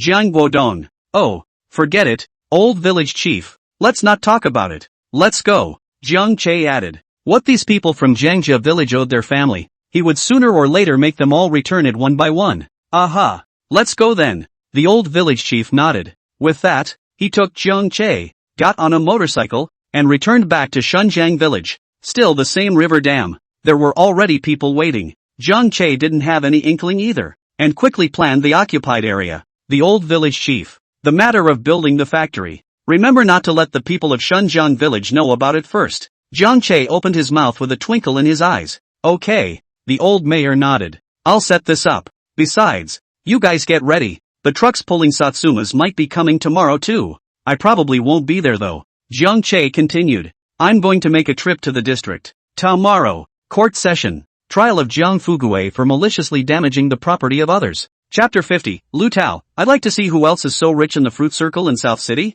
The next day, early in the morning, Lu Tao called. He said that the car to Shunjiang village to pull the transportation of sugar oranges has been prepared, and asked Jiang Che how prepared this side is. Mr. Lu, don't worry, I've arranged it on my end as well. Jiang Che answered directly, but Lu Tao still heard something unusual in his tone. Arrangements? You're not? Aha. Jiang Che told the truth. Court is in session today. I'm going to travel to the district for a court hearing. Courts, as a rule, are not set up in towns. Even in particularly large towns, there are rarely any lower people's courts. Therefore, Jiang Che's participation in the trial could only go to the district. Well then, over at Shunjiang village, there won't be any problems, will there? Xiao Jiang. Although we are also in a cooperative relationship now, but the ugly words are still to be said in front. If because there is no you to control, there is too poor quality of Sasanqua, we have to pursue the responsibility. Lu Tao said in a deep voice. Appreciation is appreciation and cooperation is cooperation, which are two different things. Don't worry. Jiang Che nodded his head. I'll ding that side. That'll do. Lu Tao hung up the phone. Jiang Che also called the old village chief again and repeated his advice. 90 cents a pound in sugar oranges. There should never be poor quality fruit. Otherwise all cooperation after that is cancelled. Again without mercy. A good relationship is a good relationship, but in matters of business, it must be taken seriously. The old village chief was serious. 2. Xiao Jiang. Don't worry. I'll be at the scene today even if I eat to guard you. Would never trash the bowl of Shunjiang village. Jiang Che then put his heart down. He still had trust in the old village chief, but shortly after he had hung up, his cell phone rang again. Surprisingly, it was Li Suqin, also known as Jiang Fugue's wife. Looking at the caller ID, Jiang Che frowned. What's this woman calling for? In the past few days in the village, of course he had heard about Li Suqin's return to her mother's house. You also know that Li Suqin wants to divorce Jiang Fugue? Could it be pleading for Jiang Yaozu? Jiang Che let out a cold laugh. Straight off the phone. He didn't want to answer any of the phone calls from the people of Jiangjia village now, and he didn't want to care about a single thing. When the business at hand is finished in the next few days, it's time to file lawsuits against them one by one. You want to renege? Not even the door. This money, it has to be paid back. It's like selling a house and land, going to the bank and taking out a mortgage. That all has to be paid back. Jiang Che bowed his head and walked towards the town station. But it didn't take long for the phone to surprisingly ring once again. It's still Li Suqin. Snap. The phone hung up. By the way, Leahy. But not 2 minutes after that, the phone rang again. This time it's not Li Suqin. It's a call from Jiang Che's second grandfather. The old guy. Doing what? Jiang Che didn't even think about it. Hung up again and pulled the plug. Brown. This old guy is no slouch either. But it was a few more minutes later. Jiang Che's cell phone rang again. This time it was Jiang Mother. Jiang Che picked up and asked, Mom, is something wrong? Chul, Wu Dahua is dead. Jiang Mother's voice came from the phone. Incomparably complicated. Dead? Jiang Che's walking movement instantly paused. How did it die? Just the night before last. Wu Dahua was still holding a kitchen knife, lying in the yard, overbearing protection of the grandchildren. How today suddenly died. fell down a well last night. Jiang mother's voice is low. As you know, he was already old and crippled. How could he live if he had to fall into a well in such cold weather? I saw it this morning when Li Suqin was fetching water. Oh, I know. Jiang Che nodded his head. No wonder just now Li Suqin and the girls would repeatedly call themselves. It should also be for this matter. But what does it have to do with you? What? You want to invite him to dinner? Jiang Che doesn't care. Mom, they told you to tell me. What do they want? I don't know. Let's just say the phone number for you doesn't work, and ask you to return one to them if you see it. Jiang mother said. Okay, I got it. Jiang Che nodded his head. When I have time. Okay mom, enough for now. I'm getting in the car. From a distance, an old bus pulled up. After hanging up the phone, Jiang Che got into the car, toward the district. Half an hour later, Shunjiang village. Four vans pulling baskets slowly pulled up to the curb. The old village head of Shunjiang village was instantly overjoyed. Turn on the loudspeaker and announce it throughout the village. You can pick Satsumas. One moment. Everyone in the entire Shunjiang village was busy with joyful faces. The old mayor of the village himself sat by the weighing, basket by basket, scrutinized them, ensure that the quality of the first 20,000 pounds of Satsuma oranges all pass the scene. It also made uneasy, and Mr. Li, who drove over behind, nodded frequently. And of course, during the conversation with the old village chief, he also learned about what happened at Jiang Che's house yesterday. Rough. What a bunch of white wolves. Spicy next door. Just the sound of it makes me angry. Mr. Li was furious. A phone call was made to Lu Tao and the others.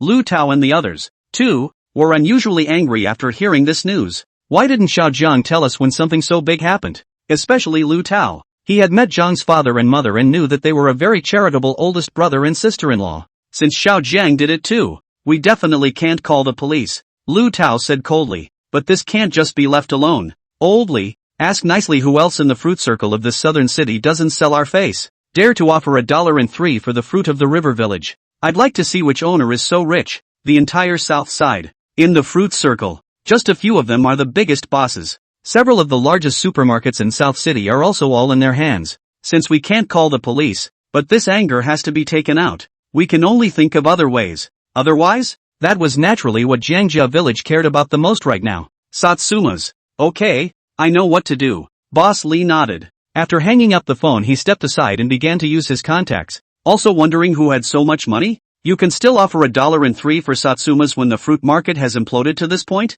It's hard to believe that there are still hidden tigers and dragons in the south side. Same time, Jiangjia village, the courtyard of Jiang Fugui's house. There were quite a few people standing inside, but they were sad. Li Suqin, dressed in black, sat dumbfounded on the ground. A board was set up in the middle of the yard. On the board, lay the stiff, cold body of Wu Dahua. People around them whispered. Others were looking down and making phone calls. Finally, someone else looked up and said, "Can't get through." That littler must have known and deliberately played dead and didn't answer the phone. Li Suqin looked up with a bewildered look on her face and, "What then? We don't have any money left at home either." A group of villagers looked at each other in disbelief. Chapter 51, You courts don't accept black money, do you? Wu Dahua fell down a well and drowned. What to do? Burial? Of course, but is it really that easy to bury someone? Again, it's a lot of money to spend. Is Jiang Fugui's family rich? Gross thread. Not even a few strands of wool. I'm afraid,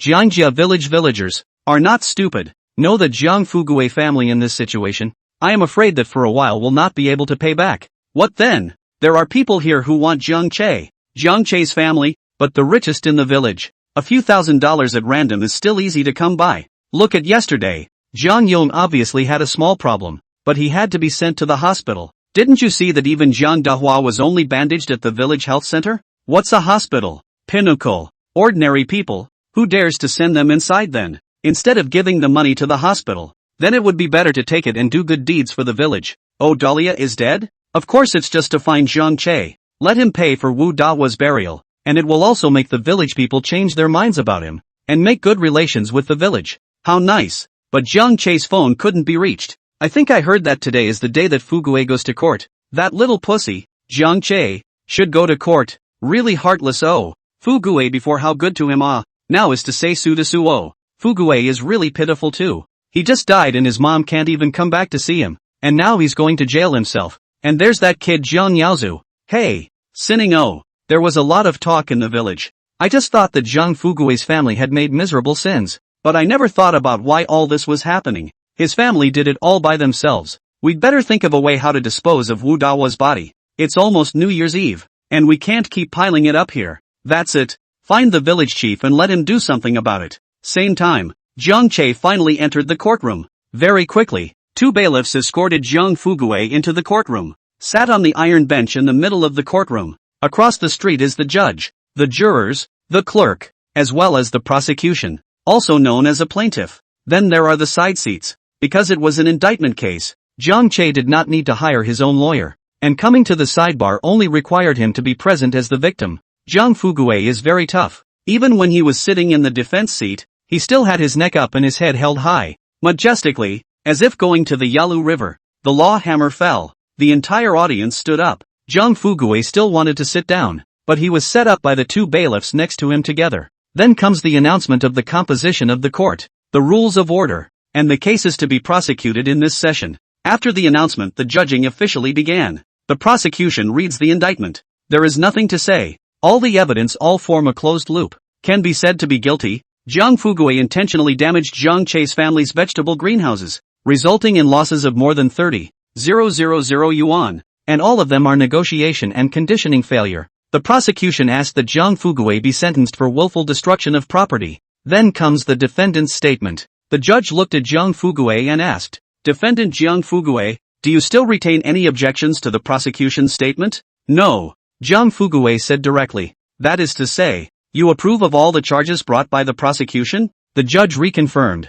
Zhang Fugui's eyes flashed for a moment, and he suddenly blurted out, "I approve, because those were indeed my doing, but I don't think I'm at fault. Recognize the behavior, but don't think you're at fault." Jiang Che in the gallery laughed. "Nima, something. I knew he would be a demon." "Defendant, are you contesting the prosecution's determination? Are you?" the judge asked, frowning. "Right." Zhang Fugui nodded his head. The reason he had cooperated all the way here was for now. He wants to expose the collusion between Jiang Che and the police station in the courtroom, right in front of the reporters, and return a clear sky to Jiangjia village. Now then, you may defend yourself, and the full court will weigh in with a decision. The judge decided it was better to follow the procedure and give Zhang Fugui the right to defend himself. Since the judge asked me to speak, I'll say a few words. Zhang Fugui sat on the iron bench and spoke. "I wonder how much money that little pussy Jiang Che gave to the police station. He has to screw us poor people like this." The judge frowned. "The defendant, please don't mention anything unrelated to this case.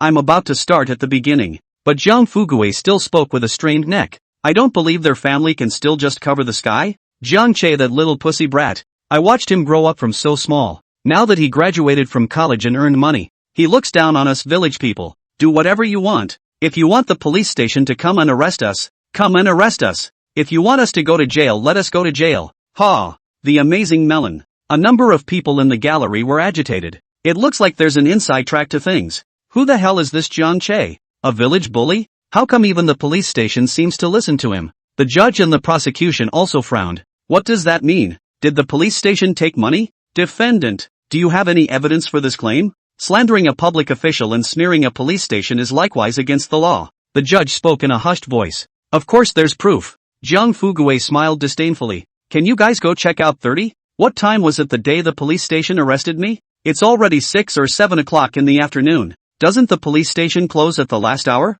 Don't think I don't know the law. I still know the labor law. 9 to 5. 9 to 5. You all know 30? According to the rules, the police station has to close at 5 p.m. I also asked those police officers at the police station. They just had to leave work at 5:30 or 6 p.m. So who do you think made them work overtime that day? Jiang Che 30. This little bastard gave money to the police station? Otherwise the police station would be off duty and still come to arrest me. Overtime violations at the police station. Collecting black money and arresting people. Isn't that evidence? Jiang Che froze, eyes wide. What do you mean? Overtime violations at the police station? Those in the gallery who had thought they were going to get a big melon were also all dumbfounded on hearing the words overtime violation. They're all numb, too. What does that mean? We've been listening for half a day and we've come to hear you fart? The judge was also speechless. The moment he heard the 7 words overtime violation at the police station, the judge no longer wanted to hear anymore. This perception can't be communicated at all. Defendant, what you're saying is simply not true. and there's no claim of overtime violations at the police station. The judge said, helplessly, is there anything else you need to defend yourself? If not, there's going to be a recess. Court is adjourned. It's proof that the case is finalized. This side of the panel is going to start discussing the outcome of the ruling. What do you mean? But Jiang Fugui's eyes glared and said, what do you mean? I've given you the evidence and your court isn't going to look into it? You courts don't take black money too, do you? Chapter 52, the police station receives black money. Illegal overtime? The defendant. The judge's face was grim. In court, you're not allowed to talk nonsense. How am I ting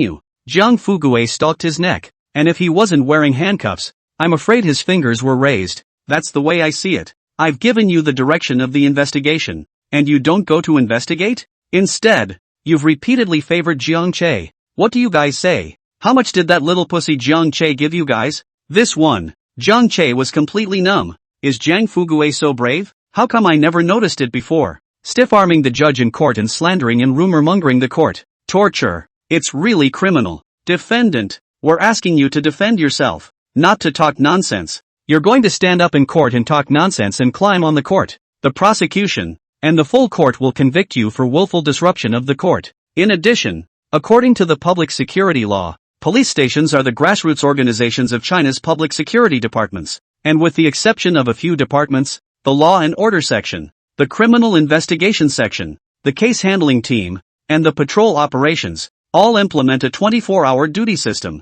which means that there is no such thing as overtime. Your claim doesn't hold water, and naturally we don't have the need to verify it. Do you understand? The judge said in a hushed voice. Jiang Fugui froze. Flax Falls. Is that really true? Why don't you know that yourself? Didn't they used to say that police stations were iron rice bowls? Iron rice bowls also work overtime? And 24 hours? Then what's the point of reading 24-hour shifts and only a couple $1,000s in dead wages? Rough? This instant could be said to be a huge impact on Jiang Fugui's outlook on life. Defendant, do you have anything else to say? The judge looked at Jiang Fugui and said, yes. Jiang Fugui said again hurriedly after reacting. Judge, I admit I paddled that little pussy. The defendant. The judge struck the hammer again. Please watch your language. Jiang Fugui was dumbfounded, incomparably stifled. But this was a courtroom, after all, and he had no choice but to endure it, taking a deep breath and saying, Judge, I admit that I was the one who paddled Jiang Che's vegetable shed,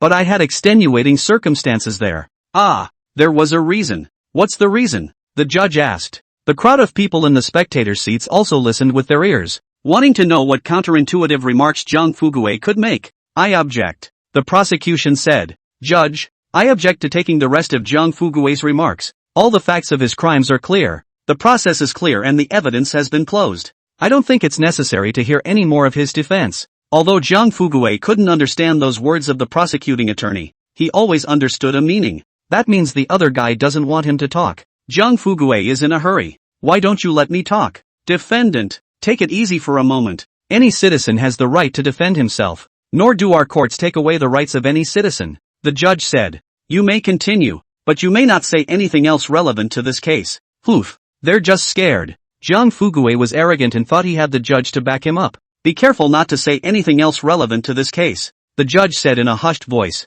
Okay, the reason I'm doing this is actually for a purpose. Judge, oh great Lord of Heaven, you are unaware of what Jiang Che has done in our village without conscience. We're afraid that in the entire Jiangjia village right now, there are quite a few people who are cursing him behind his back and poking their family's spine. He's just bad. I did it on impulse. 2.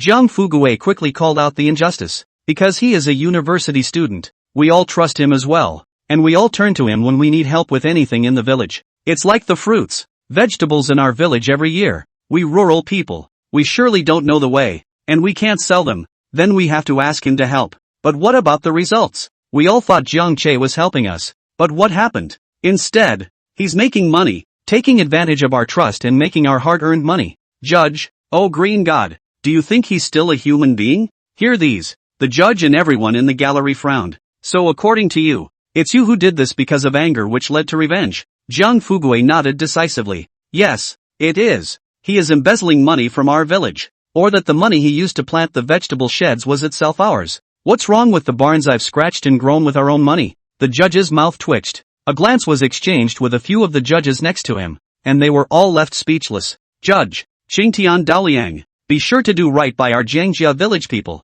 You say it's not easy for a college student to come out of the village, and we all expect him to bring us together to get rich. But what's the result? It's not only that he didn't make us rich, but he also swallowed our money. Do you think he's a human being? Jiang Fuguwei wept bitterly. It's as if they've really been wronged. Judge, do you think I can do this? Does it make sense for me to do this? Can you guys understand? But Jiang Che joined forces with the police station to arrest me, to sue me. I'm so wronged. So wronged. Once again, the judge was speechless and could only ask, well, defendant, have you finished your statement? Done. Jiang Fuguwei was incredibly hopeful. The judge must help us. Let Jiang Che compensate me. Compensate our Jiang family village. Judge, does the prosecution have anything else to say? The judge was addressing the prosecution. The prosecutor nodded, then said, Judge, the victim is here too, and I ask that the victim be allowed to appear. Could be. The judge dropped another legal hammer. Jiang Che shook his clothes, knowing it was his turn to go on. Soon enough, the focus of the room fell on him, and Jiang Che walked straight to the witness seat. Victim Jiang Che? The judge asked. Yes, I am the Jiang Che that the defendant is talking about. Jiang Che replied in a deep voice. What do you have to say about the defendant's words? The judge asked. That's a lot for me to say. Jiang Che was truly speechless. Then you start. The judge nodded. Okay, then I'll start my rebuttal with Jiang Fuguwei's words. Jiang Che nodded his head. The defendant says that every year the village has vegetables that they can't sell, fruits that they ask me to help with, and I'd like to ask the judge, the jurors, would you be willing to help with that every day? Doesn't it cost a little bit in between to find a sales channel and take care of the sales? Or am I Jiang Che such a cheap bastard that I should pay out of my own pocket to help the people of Jiangjia village unconditionally? Chapter 53, Jiang Fuguwei yells at the judge. Don't you wow me. Not to mention that the price I give them is never less than the market price. How much can I sell it for? That's my own skill. And what does it have to do with the Jiangjia village? Did he sound as if I should still be honored and grateful for asking me to help sell something? Also, Jiang Che continued. At its simplest, take the trigger for this year's outbreak of events. Salsify. The people of Jiangjia village want me to help sell the village's Satsumas. How much am I offering them per pound? Jiang Che stretched out a finger. It's a piece. And what does the fruit market look like this year? I don't think anyone should know. It's 80 cents. Even 70 cents. 60 cents is being sold. I'll give them $1 a pound. What's the problem? As for how much a pound I contracted with the wholesaler side, what does it matter to them? I haven't pursued the matter. Who leaked my contract? It's already considered benevolent. But the people of Jiangjia village still think that I earned their money? I was the one who went to the wholesalers. I was the one who got through to them one drink at a time. And I was the one who came to the door one at a time. And that's how I got the contract with the wholesalers. Shouldn't I earn this money? The other villages pay 80 cents a caddy, 70 cents a caddy, 60 cents a caddy, and I give Jiangjia village $1 a caddy. Isn't that enough? Or does the court also think I should just help them unconditionally? If that's what the court thinks, then I have nothing to say. Also, I have something to say about the case of Jiang Fuguwei. Jiang Che dropped his gaze on Jiang Fuguwei in the defendant's seat. Noticing Jiang Che's gaze, Jiang Fuguwei was unusually angry and showed his teeth at him as if he wanted to eat him in one bite. But Jiang Che looked on, still coldly saying, Jiang Fuguwei, a year ago, his wife, Li Suqin, had appendicitis in the middle of the night, and was in such pain that she almost died, and no one in the whole village gave him a loan. It ended up being $6,000 that I borrowed from him, and that's how I got to the hospital for the surgery. In the year or so afterward, I also never mentioned to him about paying back the money. After all, his family's situation is clear to everyone in the village. But what do certain people do? I don't ask him to know the favor, but there's no need to be gracious. What else is there to say about this kind of white-eyed wolf? Comrade Judge, I am willing to take full responsibility for all that I have said, and if there is a single untruth, I can be held legally responsible for that as well. As he said the last sentence, Jiang Che bowed deeply to the judge's seat. The room was silent. Whether it's the judge, the jurors, or the spectators in the gallery, all of them are in a state of stasis. Nima. That turned out to be the truth. Hashtag no way. It's so explosive. I thought this Jiang Che was really unforgivable. Hashtag this Jiangjia village is so interesting. It turns out that it really intends to let others help for free. Hashtag the price given by the key person is not low, a few dollars and cents more than the market price. Hashtag tisk, TSK, TSK, TSK. It really opened my eyes to the diversity of species. Hashtag envy. White-eyed wolf. I shucks. Thanks for saying it so grandly before. As if he's been wronged so much. Hashtag really speechless to live. This Jiangjia village is really Speechless. Hashtag I thought the Twashoto make many itemas. The gallery was instantly buzzing with chatter. Silence. Silence. Silence. The judge struck the hammer 3 times in a row. Defendant. Is that right? Jiang Fugui's expression was exceptionally ugly. Defendant. Is that right? The judge asked again. Jiang Fugui could only say, is that right? But it's also true that he embezzled our hard-earned money. We are just honest farmers. The soil to dig food. Earn a little money is not easy. He just sowed 2 petals of mouth 1. A caddy of sugar orange embezzlement of our 30 cents. On what grounds? He's just corrupt. If he hadn't embezzled our money, I wouldn't have gone and scratched his vegetable shed. So is he right? Toward the end, Jiang Fugui became agitated again. That's right. Jiang Che, if he's not corrupt. And how would he go about zoning out his vegetable shed? There is a cause and effect. A connection to this. Is Jiang Che not right? To sentence yourself. Then Jiang Che will be finished too. He was embezzling. And the crime of embezzlement can be much more serious than his own situation. Judge, oh green god. I'll report it. I'll report it. Jiang Che is corrupt. He's an embezzler. Arrest him. Come on. You guys. Arrest him. Jiang Fugui yelled again. The judge lived in utter speechlessness. What kind of people are these? All he could do was say, in a hushed voice, Defendant, watch your emotions, don't get excited. You guys arrest him? He's an embezzler. Maybe he'll run away later. Jiang Fugui was still excited, pointing at Jiang Che. If he hadn't been wearing handcuffs and shackles himself, he might have rushed out and tried to pin him down. Defendant, watch your emotions. The judge again reminded that. In addition, the victim, Jiang Che, did not hold any position in this matter, which is a completely normal business behavior, and there is no charge of embezzlement. Fart. Asterisk asterisk asterisk asterisk Q. Jiang Fugui was furious and hysterical, so he no longer suppressed his emotions, and rushed to the judge and cursed. I'll be damned. I thought you were some kind of green master, but it turns out you're in on it with him too. It's really brown. No wonder it's been directed at me. You're officials protecting officials. I want to report it. I want to appeal it. I'm not convinced. Jiang Che was once again numb. The entire courtroom was also silent and fell into a deathly silence. Roughing it. That's awesome. It was worth the side trip today. Roughing it up. This can really be bragged about for the rest of your life. This Jiang Fugui is really powerful.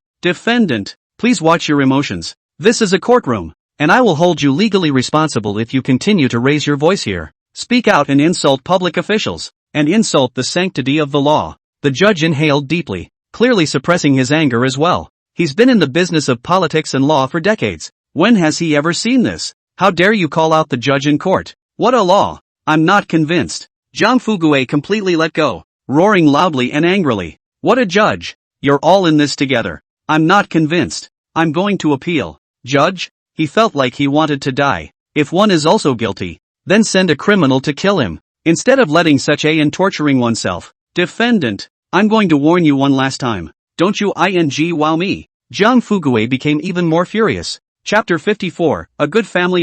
Now the family broke and died. Don't you wow me. Jiang Fugui was furious. At this point his Tangao zone collapsed. Completely lost rule, wisdom, kill crazy. I didn't realize that your courts were like that. All in favor of the rich, just knowing how to bully us poor people. It's really pissing me off. I'm going to appeal. And I'm going to sue. And I'm going to send all of you to jail. Arrest all of you. Arrest all of you. Corrupt officials, all of them. The defendant. The judge's face was thoroughly grim. And, in accordance with the provisions of Article 309 of the Penal Code, the crime of disturbing the order of the court shall be punishable by imprisonment of not more than 3 years, detention, control or a fine. Aggravating circumstances are punishable by. Don't give me that about the law. Jiang Fugui yelled, directly interrupting the judge's words. You're loud and you're scaring me? When I, Jiang Fugui, grew up being scared. Is the courtroom a competition for who is louder? You're an official?